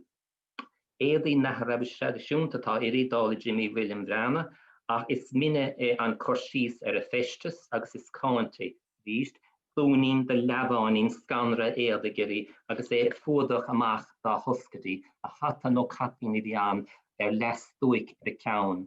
Bhí sé gealta le mac cheanní na tupa agus bhí sé ar balach chun bula leis. Deirtar linn a víst, búntach le gach duine go bósach ceannaí láidir siúpa le héad a chóróigín tútha ach bhí fáinne communice uig. Bada le ná fis a síl go meach sí pósta leis. Dúlacha aigas dul aig saoil agus bachuma le a raibh an fear rúnach dé. Ríist ach basach don tír agus de séire chomá le duine nach médís blian póstach grásta dé an nuair bheidís in áiriché ar chocail agus tá meach brethar an nachféalacha an sinnice nach bósach sé chorbé. Tugtar fés nach raibh máthir bhaceánaí na tupa tugad a ráimic, bhris a ríis, bhris sé crí a bháthir morb bhris a mhuineáil chís leis fáin agus stair a chomá. Nís tá ábhar scéal an sin a bháin. Tá macálaí Pádraig Ned agus Jimmy William Brannach le fálaigh sé na ciile, ach is treise go mór macálaí Sarah Tam Fatin, an rangad a tugtar le fisatá inte, tá sé de glúas de nach sé na ciile, agus tá macáile de chomá I roiint charachtar sa leabhar. Bhíoh níon an scéal leis an deach árnáin íhan na socrte, léon fearíonn an scéal pápar na maidin amach don loch cuairtíochta, nuacht an chogaigh an dar chugad damda, agus ábhar iliginéach eile chomá a chuirid ilspéisiúna na gorpáin I gréine ciile I gcuine do gcuine, agus an spalla spéisiúil seige síre seanachas a rá gur ceir de bhí gemacht frig an túris I sean scéalaíocht na gaeltachta. Tá rééis an pápéir a chur bhuaig din an seandaine íireacht Michael Feather Bacaniela haringt nuas, agus tá sé ar tíród ag na ráfin bhar ach ní airíonn leis de bhar na caolóid is a chistin. Déir fearíonn de scéal ní le tá sin ceart leor, ní raibh mérig glúis rud a chola sé leor a goibh hana I ggóhéics eile leis an gaolóid is a chistin. Tá scán do gine óga ráhéb na kiistene, dí scán a bháinna kaint féin líon lu a garédi a raibh siad a breanhiri in san rilig an lá sin a chuir mac seanín an tupa suas uignam a bháthir le gurid. Agus an díoscán eile sáireacht fin drám hóid dóibh a bheith an ón go sasan le Jimmy William Brana an tatan se chuin. Níl chuir síos ar gáilóid se ach bheith lá eile an nón chuige sin. Nis níl dáit ach go bhfuil cosúlachta idir an marabhach san beo agus chéna ciile, ach bhealach is spéisiale na héag súlachtaí. Déach an cainach scéal a scríomh ina lerófií saoil duine bhaithe nos vicil feidir bh cníola ach an méach sé có spéisiúil sin. I meas go scríbaní na ailse tá blúiri se. An duine bhóa chuir iblagáid ar I gine daon a riamh sí éamh í leis an becha thuairtisteach sa saoil, marach sin básóch muid le leve. I deidir mar chainte tá córa ceiste gear scéal a dúmpa ina uorscéal. Níl fianna sé cínte gom gur ascríban cainach an marabach san beo daon gnó, ach is cínte gur haring sé I bhís nó an anis dá féin. Agus é a tuairt fé créna ciile nó an dúir bhí créna ciile á giniúint in intin ina haíocht. Cé go leor macálaí de créna ciile in an marabach san beo agus macála bháin ar leid a stop na ciile é na hús tagréta don ol díomhláthróir, is siad an dácha súlacht is mó ná uigeanna idul ó ahint agus na ranna iachíochta sa bhelig. Tá an dáráid se go bunúsach de créna ciile. In lécht na ailse leis a ail seofar go lua tásúlagam, lécht ar teidir commodóireach a tugad 1966. Der sé, ní a bhín créna ciile ar dús ach na trí anad iachíochta ar le agus go gurtí cuirp nearúts na huigeanna controlta agus as sin a dánig. Bhí an nósa go gaiinach de hebreacha síos creachtalach scéal agus smaointí fánach agus scéalta bhíle cumanón le tuairt fuatha. Faightir go leor creachtalach scéal agus amach a saoil I meas go fá per I glórt ní trí nóide. Níl creachtalach ar le ar maran do chéna ciile má bhí le héad riamhan, ach tá nótaí nó blúirí de creachtaigh a bhaineann a bheag nó bhór le chéna ciile agus iad as a chéile ar gá héamh bilóige. Tá an teidir idir gá bheithe ar cuidas na blúirí se. Is sé an chéad blúire atá híos faoin deidil se ná rilig gan isig na huigeanna intaine, dearúd uigeanní, bíine eile rá neanamh agus iad rá chur síos malacha chéile. Ní mór a rá I déobh na greachtalach scéal agus nótaí de scéalta se, go bhfuil a bhar bhór mór anna lám garibh scríofa, is ceann nudaracht é memoir iad ar an ábhar sin nuair a scríban cainach an blúire se thuas, tá sean an go raibh sé hena féin smíanamh ar na trí hinad bíochíochtaí chénach bhfuil luite. Comá déad fá thuairimú an deidil thuas idir gá bheithe go raibh sé smíanamh ar scéal nó strá scéalta scríomh ina meach teagháil idir na marabh agus na beo islí éigen.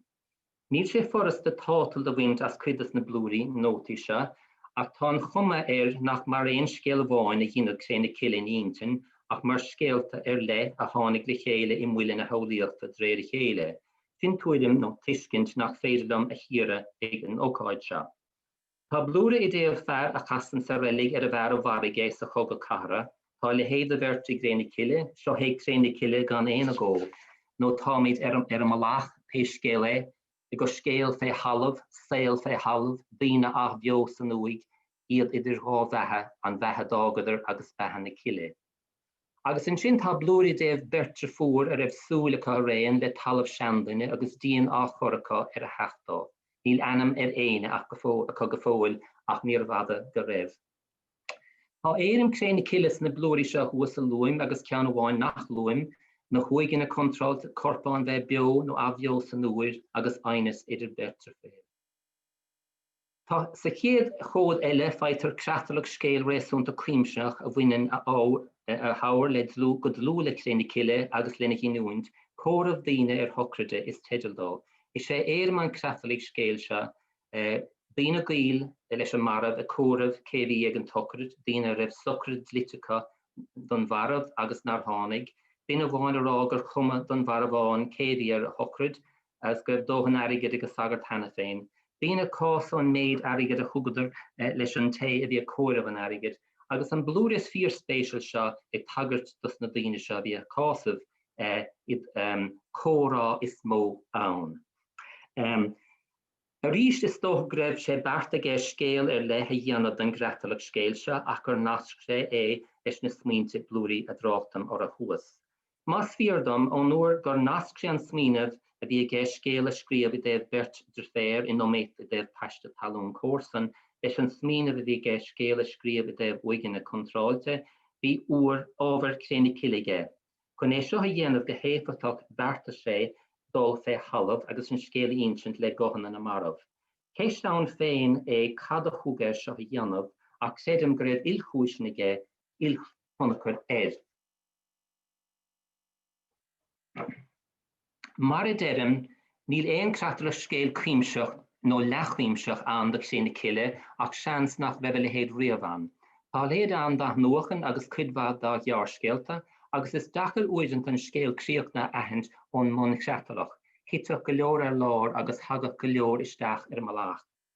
Tráchta go lua ar ghearrscéal eile a luaitear le chéanna cile go minic, bóbach le Dostoevsky, ach it asach cahad rud nó rá. Is mó duine is mó scríóir a léig bobach nar scríb leabhar féine an áil. Ní mór i gcónaí an ihir a bheith réig don álacha den saisse. Sa script a dulmhaigh sé don glár telefíse Martin O'Kane ar gnocán blas, trácht an sé ar an rélig an chonig i gcuid nar úsáideach sa chlár a créalach. Agus ar an géal duine cuireach sa rélig sin, Mícheál Bránach an scríóir a raibh leabhar seilog I meas na nalp de ghlainn bheabhraigh ar scoil.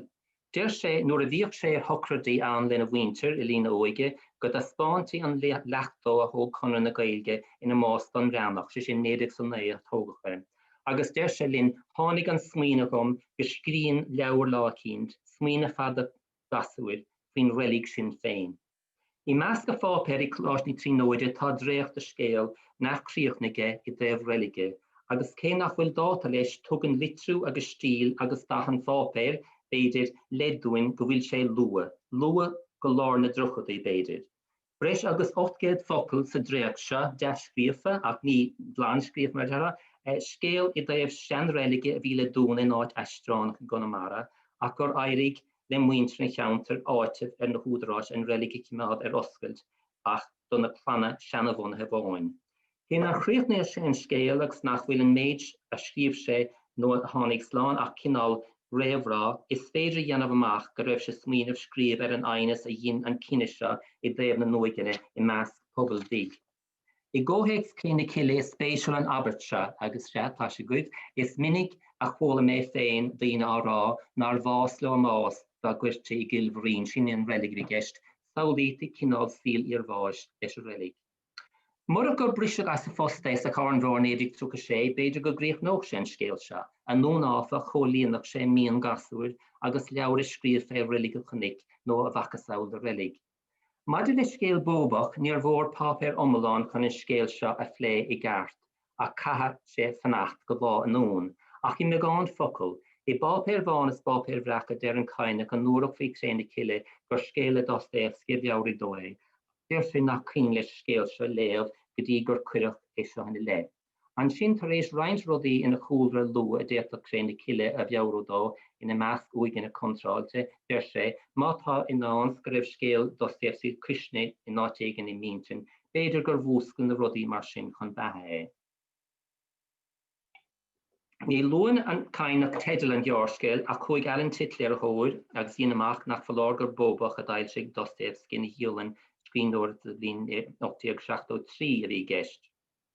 In alt le hallan fáil siach sa bhíon 1981 deir sé go bhfuil an irid de faoin chomónta idir bóbach agus chéanna cile gur dachar góach sé dún gur róite sa chun fo incríis ón chun síos a bháin a bhí achtar Dostoevsky aige. Is minic a deir sé nach bhfuil san ochin síos céanna ach leiscéal díobhar nithe bhfuil leasclinn a bháid os áard. Níl dáut ach go bhfuil cosúlachtaí go leor idir bóbach as chéanna cile ach las mód na trí ranna íochaíochtaí is nithe nafiseach a glóriad nó nithe gur féidir a bhíonú as cúlra nó saoil na berta údar. Má bhí ráflaí dul thart go raibh scéal le Dostoevsky leistíad a chéanna cile go bhfiostam níor cuireadh riamh I gló na ráflaí seo go dtí gur haring an cainach an nuasaíad ag deireadh 1960. Agus de réir dealrah thug daoine a raibh an tauras seo acu an rún go dtí na cile leo, chun na cile leo. Mar gur hagar an cainach don na ráflaí seo ag deireadh na 1960, tá seansán go mbeidh fós dálar ar na ráflaí seo. Dínam daoine dearmad nó dearúd go leor dá léon siad agus níl sé dechar a haulú go bhéach an caiineh dearúd dhéanamh scéal seo Dostoevsky má bhí sé léitige. Ach má bhí rólánach seachas ról nafiseach aige ag giniúint chéna ciile is elumm den dhéanamh sé dearúd an ról. Sin. I litre scríb sé go dtí char Americánach Joseph Davids bhí 1951 tar éis dó rá scun scanamach nar a buint na páirt le saothar John Dos Passos agus Tom Wolfe le chéna ciile deis an méidse. Dinis mé dóibh céir de bheabhraigh chéna ciile dom dúis. Dearscéal le Dostoevsky ach ní credidí sé sin. Réitíon an adháil seo mas adháil é an naibh ní dóla mé. Cé ró inis sé, cahan nó cáháid. A bhfuil sé a rá sa litre seo go dtí a char Americánach gur scat ainneolach iad léirvestóí agus beidir léithúir in na Gaeilge gan príomholaisicha héithir rinne de bhuair scríbhneoirí an domhain gur ceart go bhícadís anáil Dostoevsky ar chéna ciile, má tá cho fada sa bhaine sé bóbachte tá sé bhí sé róíonn ar chuid léithúirí, bheadh seans le héan léirbhreastóir ní áirim gná léithúir teacht ar chuid de bóbach an tráúd. Mar tá mar dá clisteach an scéal dá deascríofa is snáthad bheag bhíideach é i grúach olmhór féir corpus litere Dostoevsky trí chéile. Ach mar leis an bríomhtheannach a bhíag féithir Dostoevsky in na ciile sé sin ar ilgóhanna an leabhar bheadh an ceart ar fadaige. Níl amagam ráitas nó ráitas í chaine hir i ggótheigs agus i híran seo, a chur i ggóthas i híran seo. Is scéal casta ach déireann an méid seo. Sa tráchtar seo ar fad dintar talamh slán de gur léigbhórtaí nó cain bobach, ach tá bhfuil ar saolaíocht. Déach ólas a bheith ar a scéal seo gan é léamh. Cá bhís cad a haringíti an nuas mar áir caintes na báán flóchta íhananta fada gírig i gampan chorig le lína chogaig.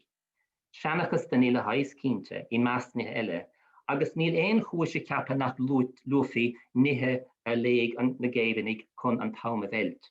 Ní mór chianamh comá go raibh fearsacha an begéban níl gúld a raibh ólas maithar a rúisiige. Beidir go raibh bóbach léitige sin.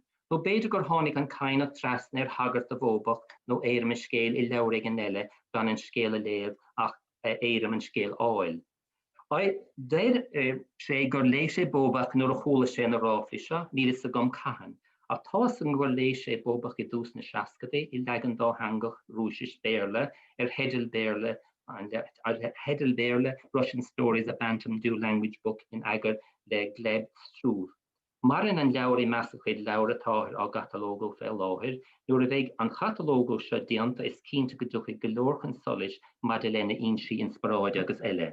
Is scéal an chasta an scéal an ceangal idir bobach agus chéna ciile, tá cuidmhad a héir Dostoevsky léitgam, ach níor tháinig riamh trasna ar Astrakan béirle de bobach, cé gur léas fé frí in Astrakan fiúmlanna sé.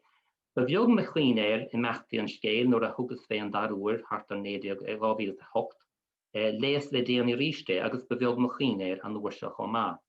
Cé gur raibh ardbheas ag Michael Bachtin ar bobach mar scéal, ní ceimádach bobach chindal le na ciile im thuairimse, ní sláánna comórtas gan dát dearscéal uarscéal. Má bhain an cainach leas as bobach i gcóir chéna ciile, bíoch sé léite gan ó nábíoch, ní bháin gur dhéon sé chuid féinde, chuis sé beocht i gcorpán rélig chusearige nach bhfuil i gcorpán rélig Dostoevsky, agus bímis buíochta gur dhéon sé éocht an éocht seo baiste i lug as isce cín mar a dúirt sé héin gur míle maithagad. Gurh míle maithagad hain a bhí híl bhí sé sin anna himúil go dó na seóda na blúiríní sin gofuil an tú trééis teachtartha ina chud scríonaí atá cahabhanna léirge sin is ar réamhacha an scéal. Agus is stáilm beidir go léiríonn sé ar lí go mbíonn clocha áirithe ar fadríon scríbhneoireain nach go mbíonn na obsession sotheag scríbhneoireain go bhfuilinn siad ortha a ríiste sa rísteile. Agus is tócha gás an chainig go raibh an bás agus an folaíocht ar fad a bhain leis an más anna lárnach an son.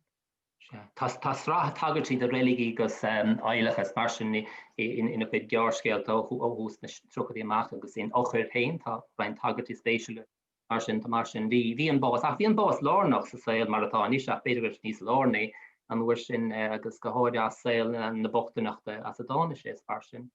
Is dóm greibh sé bhíoh sé cínta greibh sé go leor Socrates agus léit in óige le óige.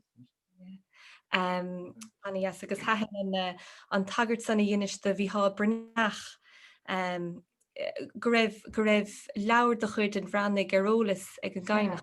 Bhí sin an spéisiúil tá rán. Níl vis sin me goí godána ar an script sin go bhfuil le héad geiste go raibh leabhar gaide ar scoilá. An bha ag an bhainte bhí an gunra an sin is tócha le lecht chuoineáin. Né sin sin an himúil. Go dtíad ar fad tá gur míle maigad a bhí híl há ceist tagtha isteach ceist de bhaide ó chatlína Ciamhar agus há maide chun in cheise a ragart bio Ciam ach léhead samach a cheist.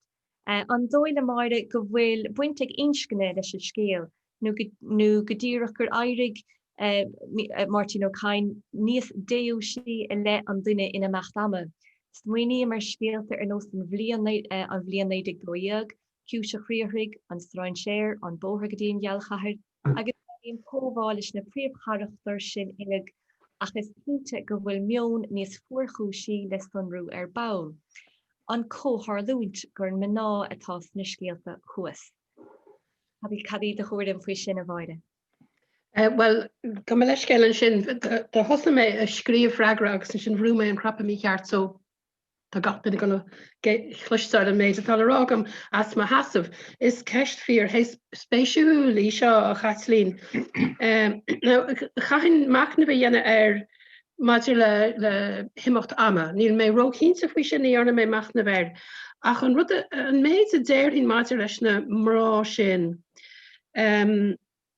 Well, sa géadóid nílam cínta gás bert eile go rá an caiinech idir gá chóirla maidir leis a géad miceal bert eile. Stoilm go bhfuil chud de léthirí an léin neo. So sin rud a bháin. So níl mé rá nach ra sort cóháid ag a gaiinech féin do lehéid miceal. Is béidir freisin go mímuid mar a dúirt mé béidir go mímuid a géir a sort gaisce ó na fér agus má tá fearan sin nach bhfuil an bog amach nach bhfuil an constaí atá na háú, be nach bhfuil léthirí an léinne beidir léthirí óga an léinne cho tuiscin nach faoi sin. Ach tá cúpla rud le leistiad is scéalta a héin nach man le léthirí an léinne. Ifar a héin níl féin trúaid a gceist sna mrá sin a lua tú an mar éid an cúsin chríoran an nuaire agus pean ma bhíar a man an borgadtí an gealchathir. So níl ein féin trúin sin. Is stoilm nach máile dína féin trú is cleachtas a dhéanam scatí le ranganí má léon tú an chéad alt gon uorscéil deoríocht ina bhfuil an príomhchaireachtar gin sin faoin na rudíú fásacha hála dó. Bhealach hála rudíú fásacha don bharbocht.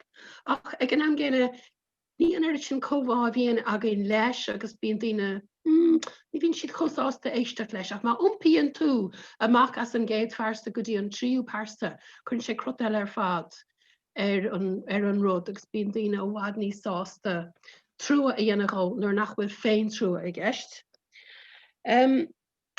Agus is tóid am go gaha mé rá freisin i gás na scéalta sin ar fad a lua tú na scéalta as an réon brauchnacha agus coscéileide. Ní a ein tacht sláán a gceist. Ní a rud a bé ní a ein sort sláánú ann a gacha an caiinech a bheith idir gá chóirle faoi. Mar bhí sé idir gá chóirle. Nuair a hála nuair a féidirach don gur hála go dálaach rud a cins ionintach.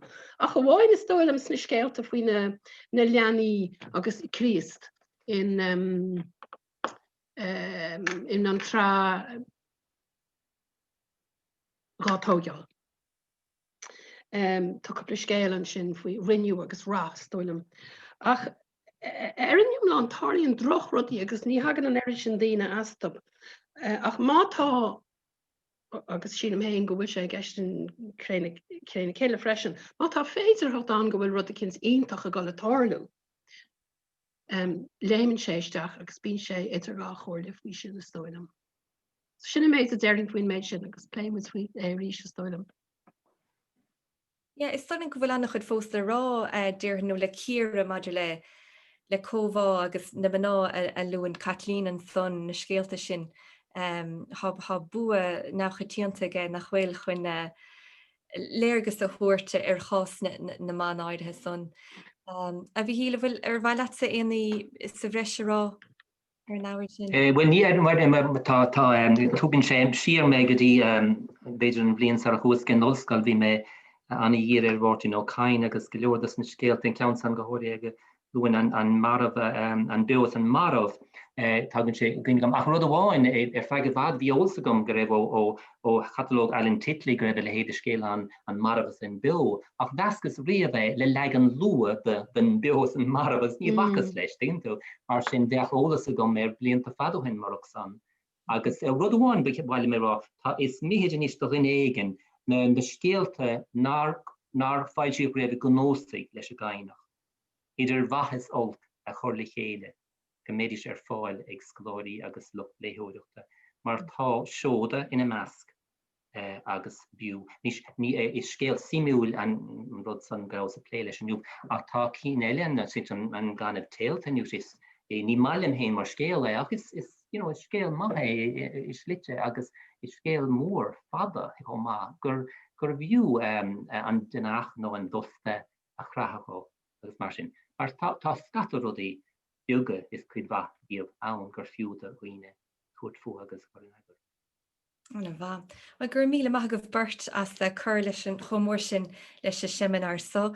Níl fumsa le déanamh inis ach an talamh Louis de Puer a chur an bhur láthair, mar sé Louis a bheith sa chathír don górá panéal a hála titime mechanis, so fannigís náit na bhfuilin sibh.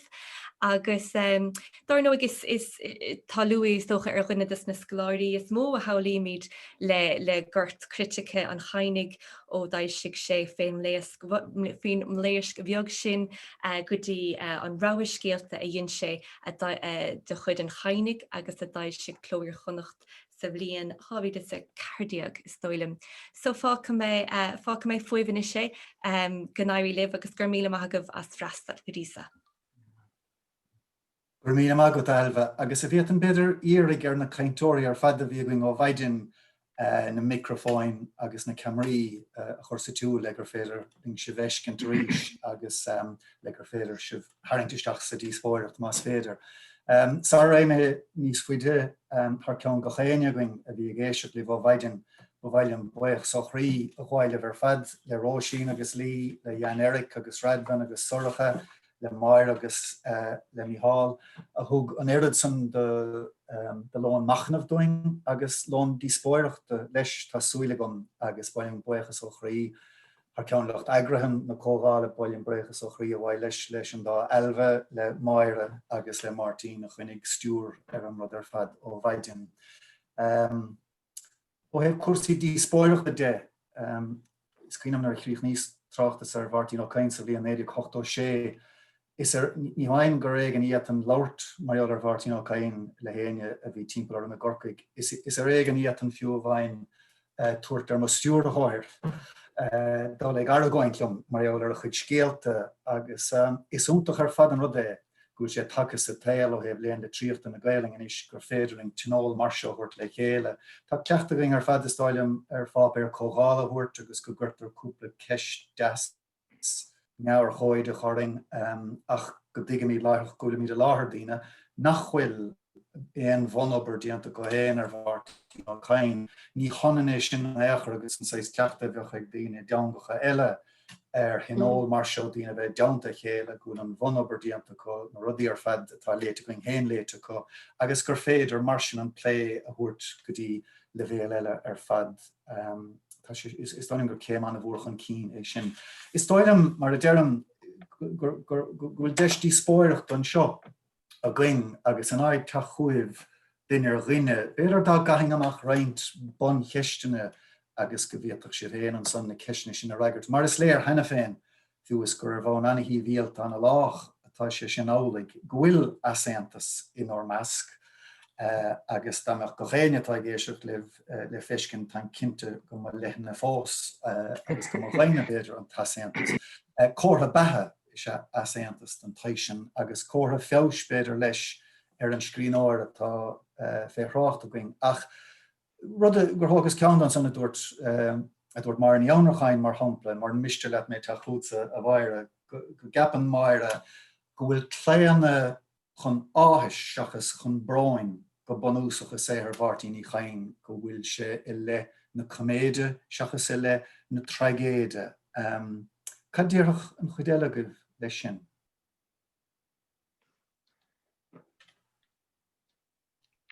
Tá sibh ar fad ar éanaach go le mair. Louis, ní hééis sin go bailach a dearm, ach dearm go bhfuil sé an ach nachhfuil sé múchta ar fad aige. Ní bhín sé géire ligan leis a stóilm, ach rud atá a bhí marrána nachhfuil sé omláin doracha. Ní hé go mé rá ar fearbra go méid é bécéal a dochail. Radvan, Abergat. Ra gan team le maide an sin dat cúpla scéile a grúam a go leor an chuidir má bíon is féidir hecht an go dúcach sláánú éigen bíoch nach sláánú rá orbatha éanú. Nachhfuil an dóchas ráhhar agus bhí sé sin na feiceáil ar an léh a rinne ar an jochar. Cé go bhfuil sé grúma go leor agus an bás an deire. Go bhfuil sé léirú trí an úsáteanga go bhfuil sé léirú an éidirtheacht gur féidir gur i gcuine an cháris agus ceapim gur dóchas éigen an tamar fad ag an gainach. Agus an gur dír tusaí an Eric ar chósaí teangan an lúcháir as a bhua teangan héin agus as acmhainn na Gaeilge atá gis nó bhfuil níos mó as an bhfuil léargus dearafach ar deire i leithin duine sa téir nó dag an athrúir sin le aimsir leis. In an jochar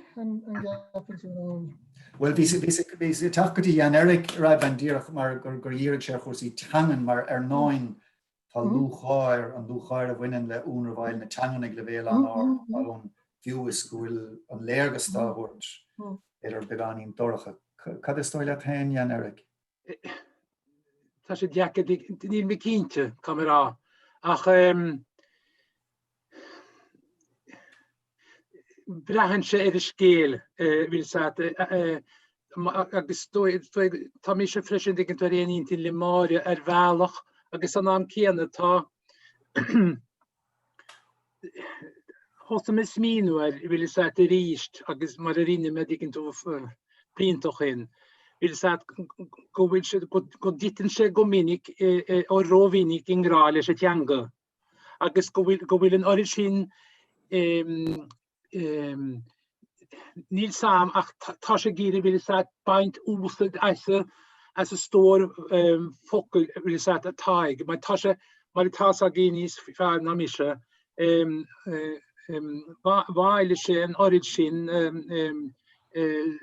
stof seanos agus lísta focail. Agus tá sé le feiceáil cinnte. Bhfuil sé géirí diggin an túfas a chuiristeach ina cheanga héan ar bhealach nó áúsáid nó níl sam charintisteach. San am céanna feicirumsan bhfuil úrannta bíon nach níanaan sé sin agus nar a táirúd a cinnt le ráige gan áras. Agus feicirumsa go bhfuil fis spéisiúil ar a mealach seo, marall go bhfuil sé idir an dá bhealach. Feicirumsa go bhfuil sin an dáirúd a dhéana san am céanas is a scéal beg sin. Baine sé úsad as a melodías as a méid ceanga dúchasach atá bailíige. San am céanna déana sé pictúr sellir crín gan an numar go dhéana as mar i dtíra. agus cáhagan tú cuasaí green sa bhéitin lí a gredan tú dar ire gur an mailú ar an nua fás sa bhíonn sé seachas a bheith a dús na scéalta gúil an grán an uachtar únta. Gamliskil. Tú car ceist Adamsa Louis. Tálaí, we'll just let tíocht rá muincheist na hartú. Tá mé ceapú go bhfuil bhfuil an roim a mothair ach is é bhíine se na persantachta paibli a bhí aige agus an chuir chaise le dtíine sa sihar neamhfiction agus sa náráidíocht agus ar gaí sin bhí cunne áid ag daine leis agus ar gaí sin bíon baintein mór ag cunne déthúre leis an rán sa méid más é go bhfuil tú ag súl le grán tá tú it's ábhla go míonn tú i bhách lecha leis an rán agus is ábhla go míonn tú i bhách lecha le rudaí nachcha tú bhaid chuine eile agus tarlaíon an bhhailart go rud i gás eilinn titlaí chuir i gás. Tá sé mothair gur fearr sportú dealaíocht bhíine ach is bíon an sihar is barúla aige go sé an sihar neamhfictione níl an sihar cruthaíocht nó scéalaíochta cho barúil sin agus tá méid sin cruthaí ag Martin Coldfield Hain. So tá mí cheappa gur bheith seochar leis an rúm a bheith mothair más maile.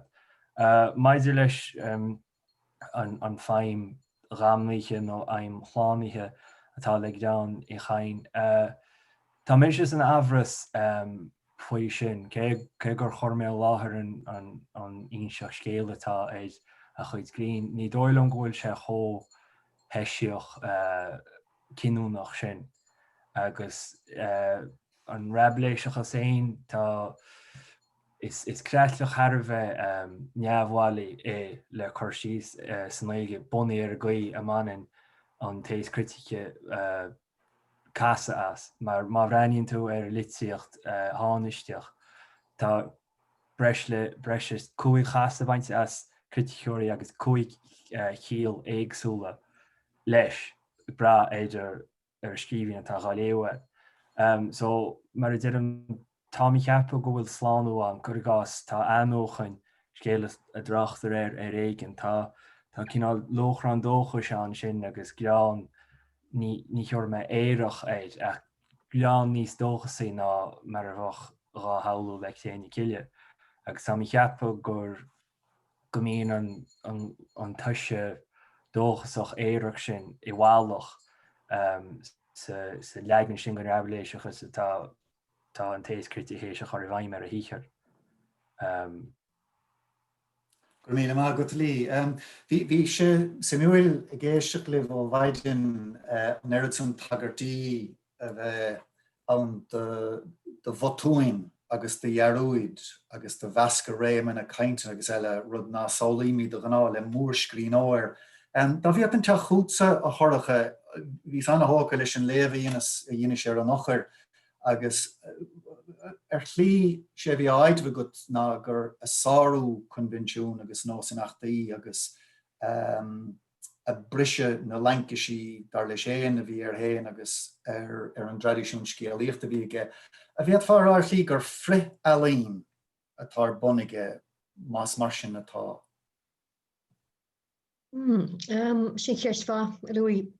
Ní dóir mé an áiríirh na beidir go méocht sais tuairmíid ma cinnte go méocht tuairmíid daoine eile. Is dóil an áiríirh go raibh beidir goibh sé sa duine analíse ar nó bhreas héin go raibh ó caiinde duine analíse ar cad is alí ná. Bhris go bin an an léh is docha dhéanas héin ar an nearscéal áirithe sin. Tá scéalta eile beidir difriúil, is cinnte go méocht scéaltar nos fis agus fúscailt difriúil a ríist ach is dóilm nach scéalsáis nó nach ribhsáis corchuige alíonnta mas mála dé aber gceistige ach greibh sé cheistú, greibh sáis ceistán mar hapla trí tíos an ghearrscéal cad is alí ná.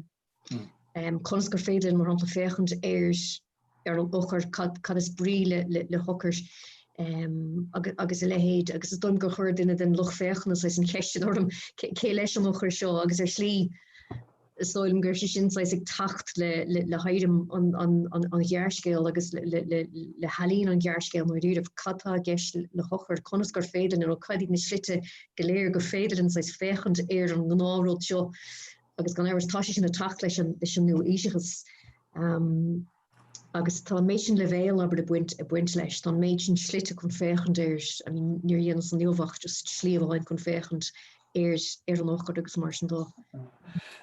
Da vi an teach goed sa vi heel agus goed se leis rosin ag a buinte seo is dan gur be Sean ó Thomas túske a dúirt no bergrabés leidre dúirt fodó riamh gur be is mó féin an útamáil a dadvig an kain chéine bheith na héir ná an stróchar sé an tradiisiún bélidiis a chorelatív le dolig dro tradiisiún na Hórappa.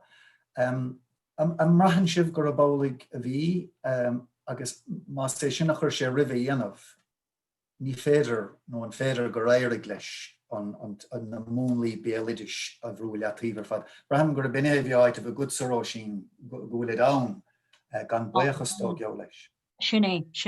Dir an gur beg nach lofhééis an le semméle is ó chain bhealach agus arnú tá se rialní het héin agus ag Gerald Denver agus ag scoláí eile san chor an bhéle a seabar go cronóliaach ach ní hinna beidir an cheiste simú a chorbe ach go der go be riannach jógain út se se lotseke agus tá méid lecriiche éis darlam go an inistiocht diaige saméiles agus níos mú beidir ná mar bháis a adháil agus déirn go an cinál an bhréog sin na réim a gcónaí beidir faoin méiles náháis adháil go láige níos mú láige leis ná mar a bhí se tuairt le fisca pipelí agus mar sin agus siad an beidir go bin agus mu can an roim agus a dúltocht fad.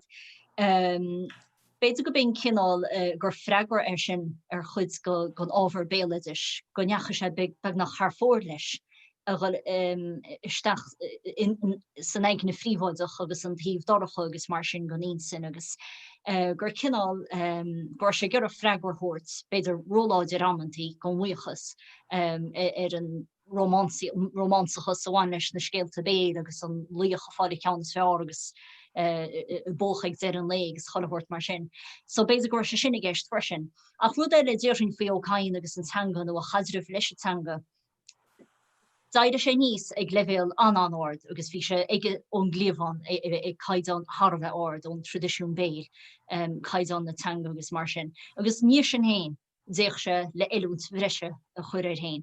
Chir sé spiruk ord rive agus is mú a festir gáhhar sin, agus go necha se gorág se an dúchas muintertha agus go necha se chun na Europa go mefarach beidir chun bar fés agus chun eút bhreise, chunig se go gá lei sin agus darnam go sin táhachtach sinna gcónaí a bheith san áirih céanar chaise bhaid i riomh an dúchas go thomlan. A bhí híl cathúneachláán is stáile a thug sé ar an mélidir rah an ceartaige sa bhé. Cathúneachláán is stáile a thug sé ar an mélidir san papéirí. Déirhan an rud níor bhór idir lóhéanamh idir bélidir an tara thug sé héin ón óige agus bélidirsúirí. Bhí sé go mór gona bélidirsúirí mar cheapse gur balsamóí dahiad go spéisleid an rud be go raibh eigen in an seachas an rud a bhí sena chatte henne héin. Ach rud bháin dhéon sin is roiinte bhfuil scríban bháin náil se leis, Díanann sé dealú idir bélidir agus dúchas. Agus dúirt mar hampla bh dúchas ag Balzac agus Dostoevsky agus Turgenev gan éon bélidir bhecha agus mar sin. Ní bhíine sé riamh cad bhhain leis ach is cinn tá danbaragach bélidsdóide má tá sé mar le fadan is agus dúirt sé ú éigens de chégadí go gapan bélidirsúirí go bhfuil gach éon rud is i bobbal tradiisiúnta bélidirsúil nó tradiisiúnta agus gur ceart saidíúir chuir teorancha áitina tradiisiúnta agus orda thuirtáid éon bhilidsúil a hagan an bailí go ceann déimlíonn a lách déanta gur ceart ligand don saoil dollará gan iad is stoilm.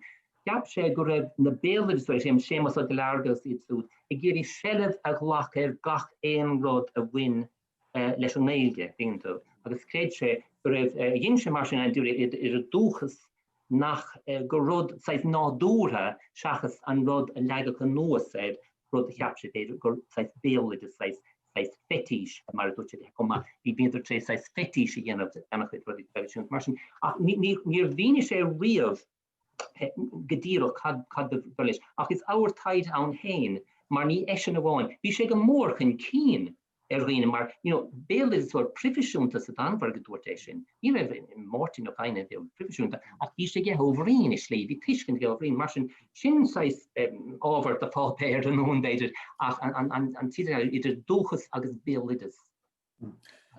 Ceantas na dí nachfuil dianta go fóil a bhí go bhistom na ord na scéaltain scríogaíod a riamh le go bhétamí an dulchan cín agus an orbert a bhí dianta ige idir an dálín idir túsan scéal agus an trágur fáil si go bhar an leabhar agus tá chléananing ar fadastócha a hallú go gach go nach forbert leanúnach dréir a chéile sé ar ein scrín á a bhain agus an 6 analíse 6 taide ar buna gutsan is beidir go gurthach sé sin é sin ar fad bonus ciún. Well caafar de dul godís na bonín sí ceapan. Nis is féidir taide bhaí anmh gan dul chuha ach chun tuise breise thuirt cínte. Cuidir sé go leorrodí bunis ciún tá cínte sa bhd na hainte. A chomá an cnósach leabhar goláin trí nóidir bhfuil catalóg a dhéanamh. Nis níor bhreac sé an chud nótaí leabhar seachas nótaí tanga leabhar a gearamáis na Franks mar sin ach tá go leor marchanna ar an himúil dingantó. Go leorrod gur thug sé suntas dóid leabhar sú leabhar ar litir agus litríochtas mar sin agus ag ábhar mór taid an sin amachchan sa nuair a bheith siad ar fad chlárthe. Chomh maile leis na láiscríbhní. A chomh maith sin tá anas go stipmhaig ag leabhar náisiúnta i gartlan sáirséil agus dil agus áitin eile ar fud a bhíl mar sin bheith blianta fada sa méid fiú catalógu déanta ar gach spliff bhainean leis slí mar sin ach cínte beige is tá riochtans an bhór an is ach rud a bháin déir mé mar níos go láir litre mise béla de sí ach ní is gáin béla sneach is sláir ceilteach bhhaile me cheappa slí éigen mé chuig go mó ar malach ar bhealach an bélidir ach tá spéise gom sa litríocht mar chahabhaimse agus tá spéise gom I Mortoncain ó bhíos I mi hé glóir. Ach becheart is stoilm an istá me dul ar fáin is ochlíocht is stoilm a bhí an butsan I winter. Ach becheart is stoilm duscaláirí litre níos mó spéise cá I bríomh on si. Tá sin anna háchtach is stoilm. Tá anna bhuana le fin si fáilsethe agus ceapam hain nis tá roiintí a bheith dhéanaan sin agus tásún go leanne sin duine eile an pátrún sin an eisimláir ach an pébútha anam sé buine se leis na príomhín si a fici gom. Ní bheith an tuiscint a bheith ag scoláir litir gom dus na fin si sin. Ach tá tuiscint de hais ag an eile gom mar tá anhós gom iad príomh si go bunúsach. Mí agad a bhhaire a bhétan te chúsa a rís ceannas na buntáistí is tócha bhainean le tinál mar seo ná go méidir gur féidirling ará chadiad na ceistena atá fós gan na chor agus conas dul imón iad a ragart. Luú tú do chuid macléin ar bail, dá mefa chur cóir rinne a bheith a plé le sé ar bhartí ní chain ar bhain le na hínscinne nó mar scláir feminach. Cadiad na moltaí a bheith a go do scláir a bheith a ddírig tuairtfehéir an chainig a léamh an béamh sin de.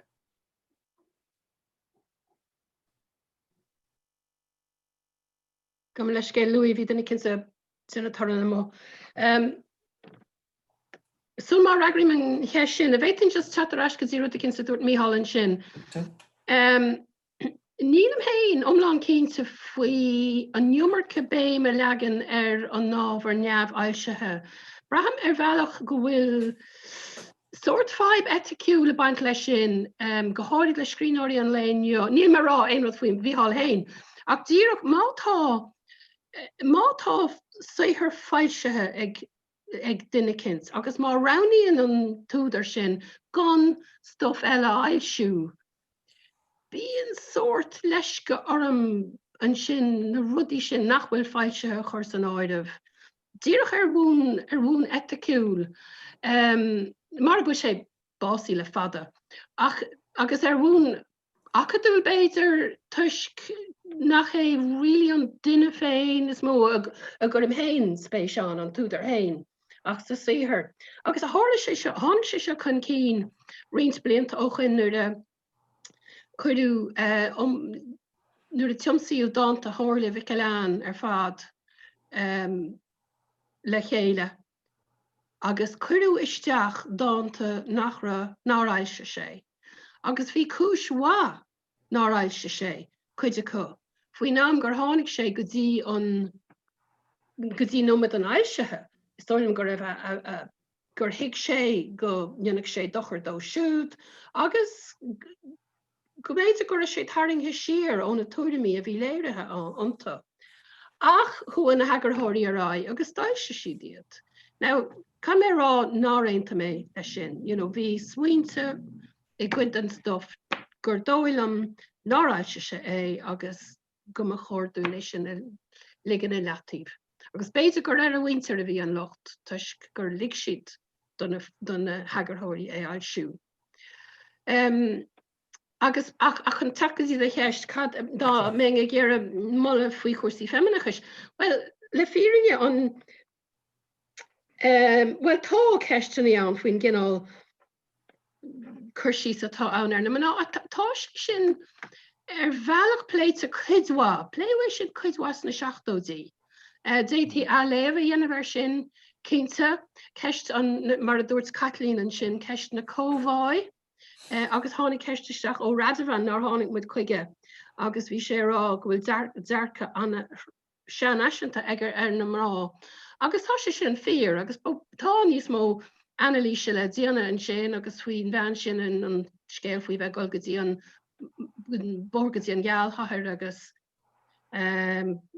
agad an níime a bheith heice agus é sin ar fad.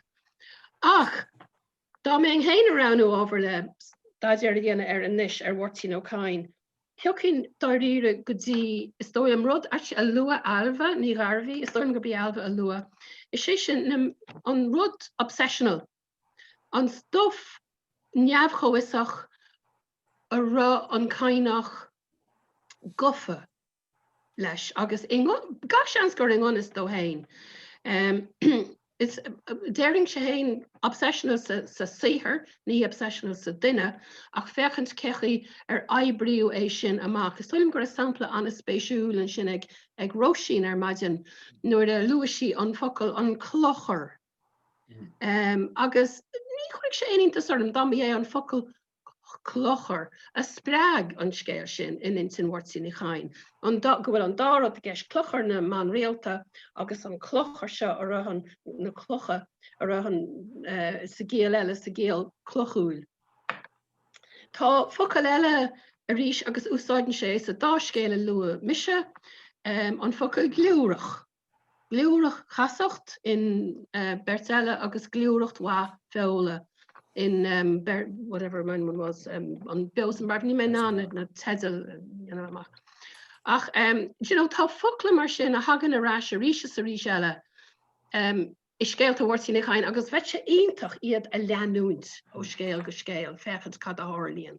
Agus athíonn sé brí na bhocail an dhé seocail an bua ocail mar sin mar hampla tríd an scéil go dagan athú brí ar sin. Tá sin cin an rud a chuinteach mar a bhí láthir camera. Róisín, luú tú héin an tígur Martin á cain ag gomrascail beidir le tuiscintí agus le múnlí scéalaíochta a tháinig a thug sé leis a spáile isteach.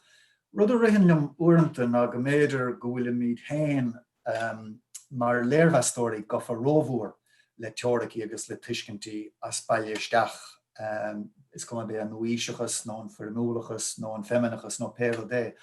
Will rud éigen an asnabharing an sá maidir le múnlaí atá níos gire do rúchas na scéalaíochta ag go bailile going héin an béalaí de san áireamh mar hampla.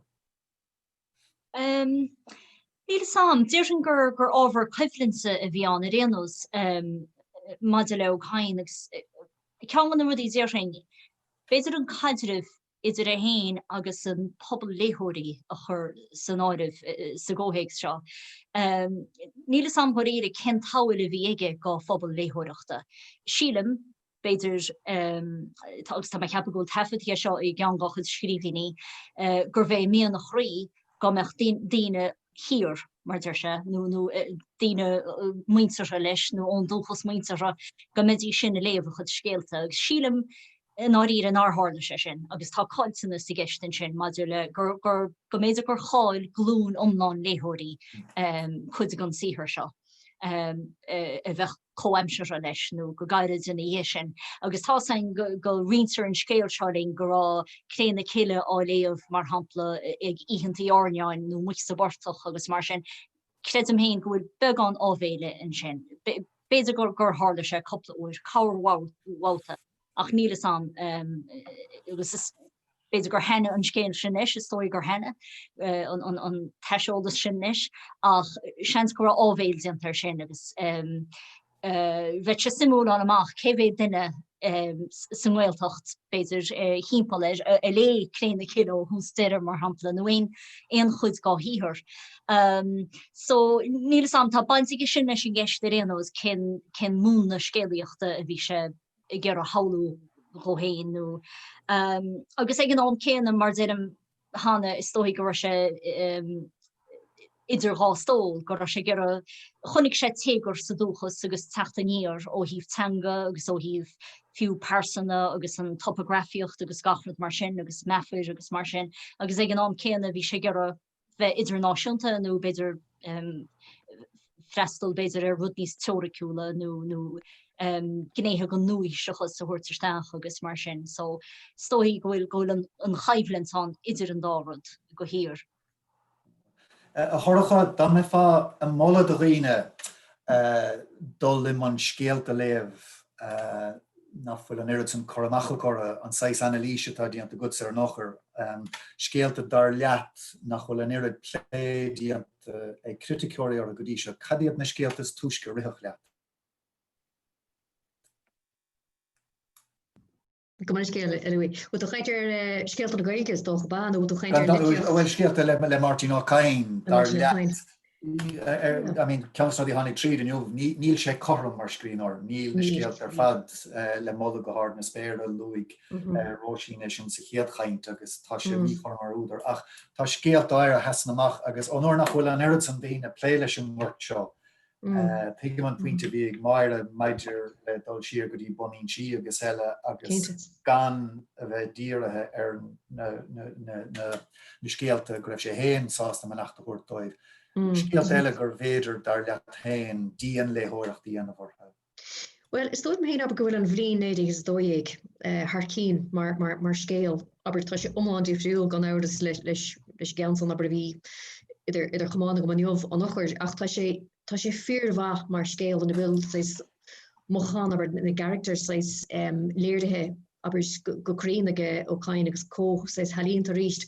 So spráil me scéal sin stoim gur tús maihé sin de éon aber agus typical golóir san ólan so stocha mé bhd níos mó an tústéanta choir na scéalta ach stocha scéalta eile bheith cosúile an ochir ná gan áras fis agus fúscailt gohairthe beidir fúscailt is dóilem.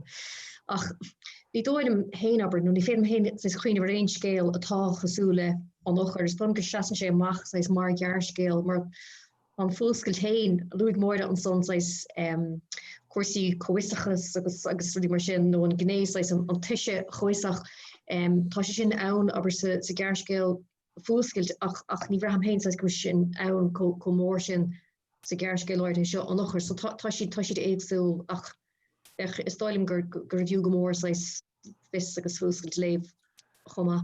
Luigh tú sa léamh dhéana sin ar an nachir ar ball luú tú an slí an techníc a bhí ag a chur a chumas an léthir a haing teach sa scéal gur cóchéalaigh bun chliad an racra an túidir agus an léthir an aig an charachtar fiú.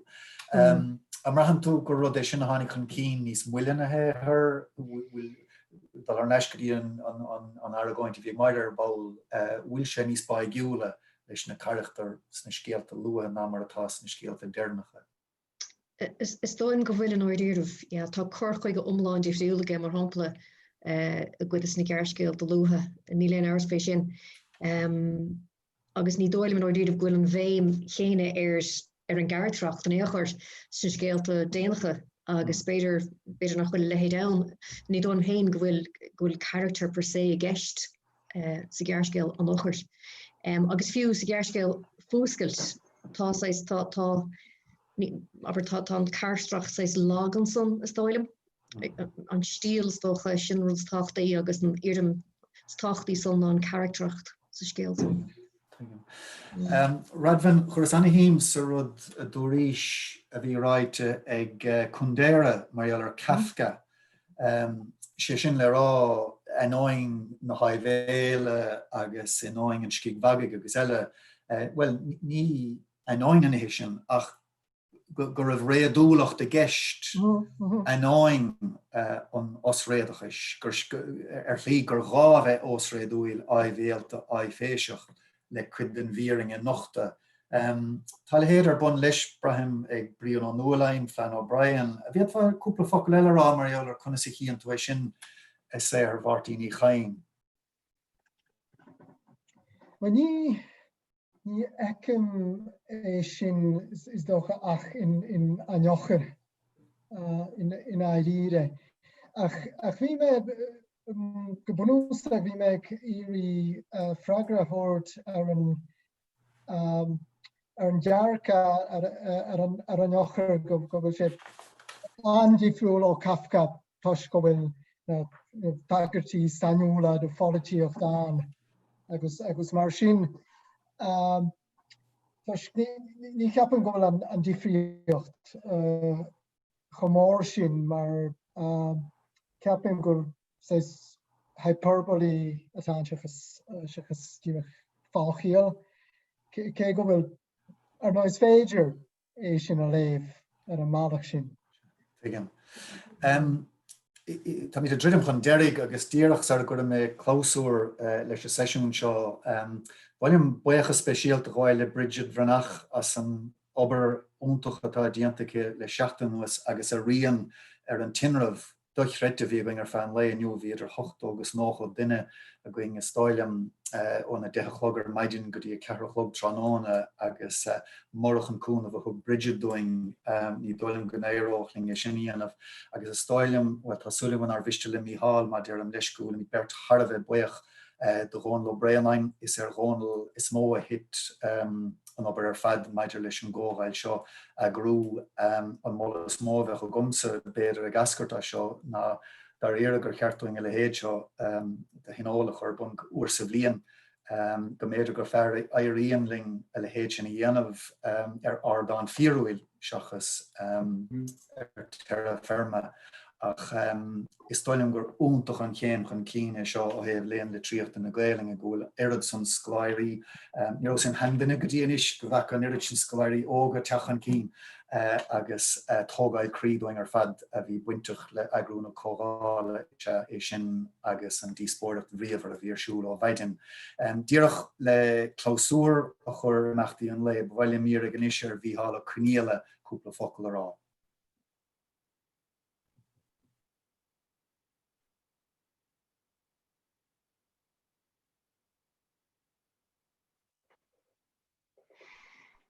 Tá sé an bútáinna bhí híl.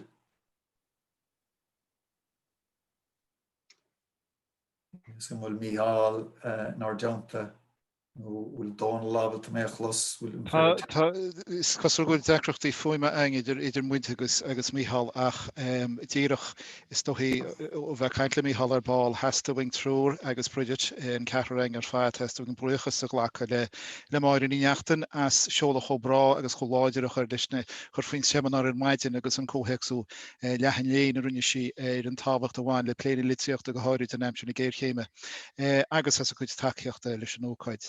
Tá muid fear gona caihirlaí, obair gon bhuachas go minic obair na cairlachta ach albinnig cíle chóil, Martin Colféir agus albinnig gaiirhí tá muid faoine gomín gomór as sagóra mar ruidir agus as a réir stóma ar na sesiún agus ceisteaní an lucht restal a lábhseil.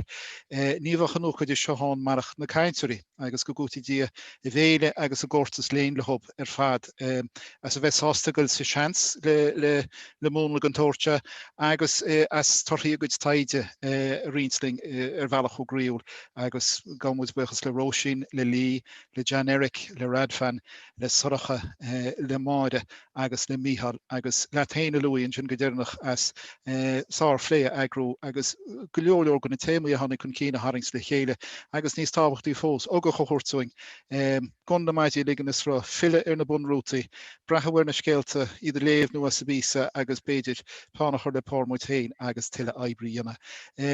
Om a híh héin bhilm bucha speisialta a ghlacha le mí ha glochfuid mo cho lecinn seo an áras na hallscoile Roisin na Mainneach a gána agus is stohí na ide indenne a bhí ling in tháinig idir sár chaint, sár phlé, hí isteach samach le lichiad duine, trí scór duine an ammantaí sa siúmar seo agus bhí idir scór agus duine is fiche a brethú agus a géisteach ling ar YouTube. Agus a gathe léir fad hí British Ranach faríora hí sí geilcaireacht agus a chur trocht ar fáil ar YouTube agus ríis tásúlainn gur chur freisin leis an eispéras a bhí agaise a lucht restal mar tá muid fearhuiich cuiibse tháinig go fadaring a chláir go nócaidse agus mar idir luí tá ábharmachta bhán roiine cinál bólafise beidir a bhealach níos minicí agus in iscoil gúla sangur féidir dhéine agus go a bhiú dhéine agus gannach muide se i ríist i deanta chéile agus gám 100,000 maithagaí.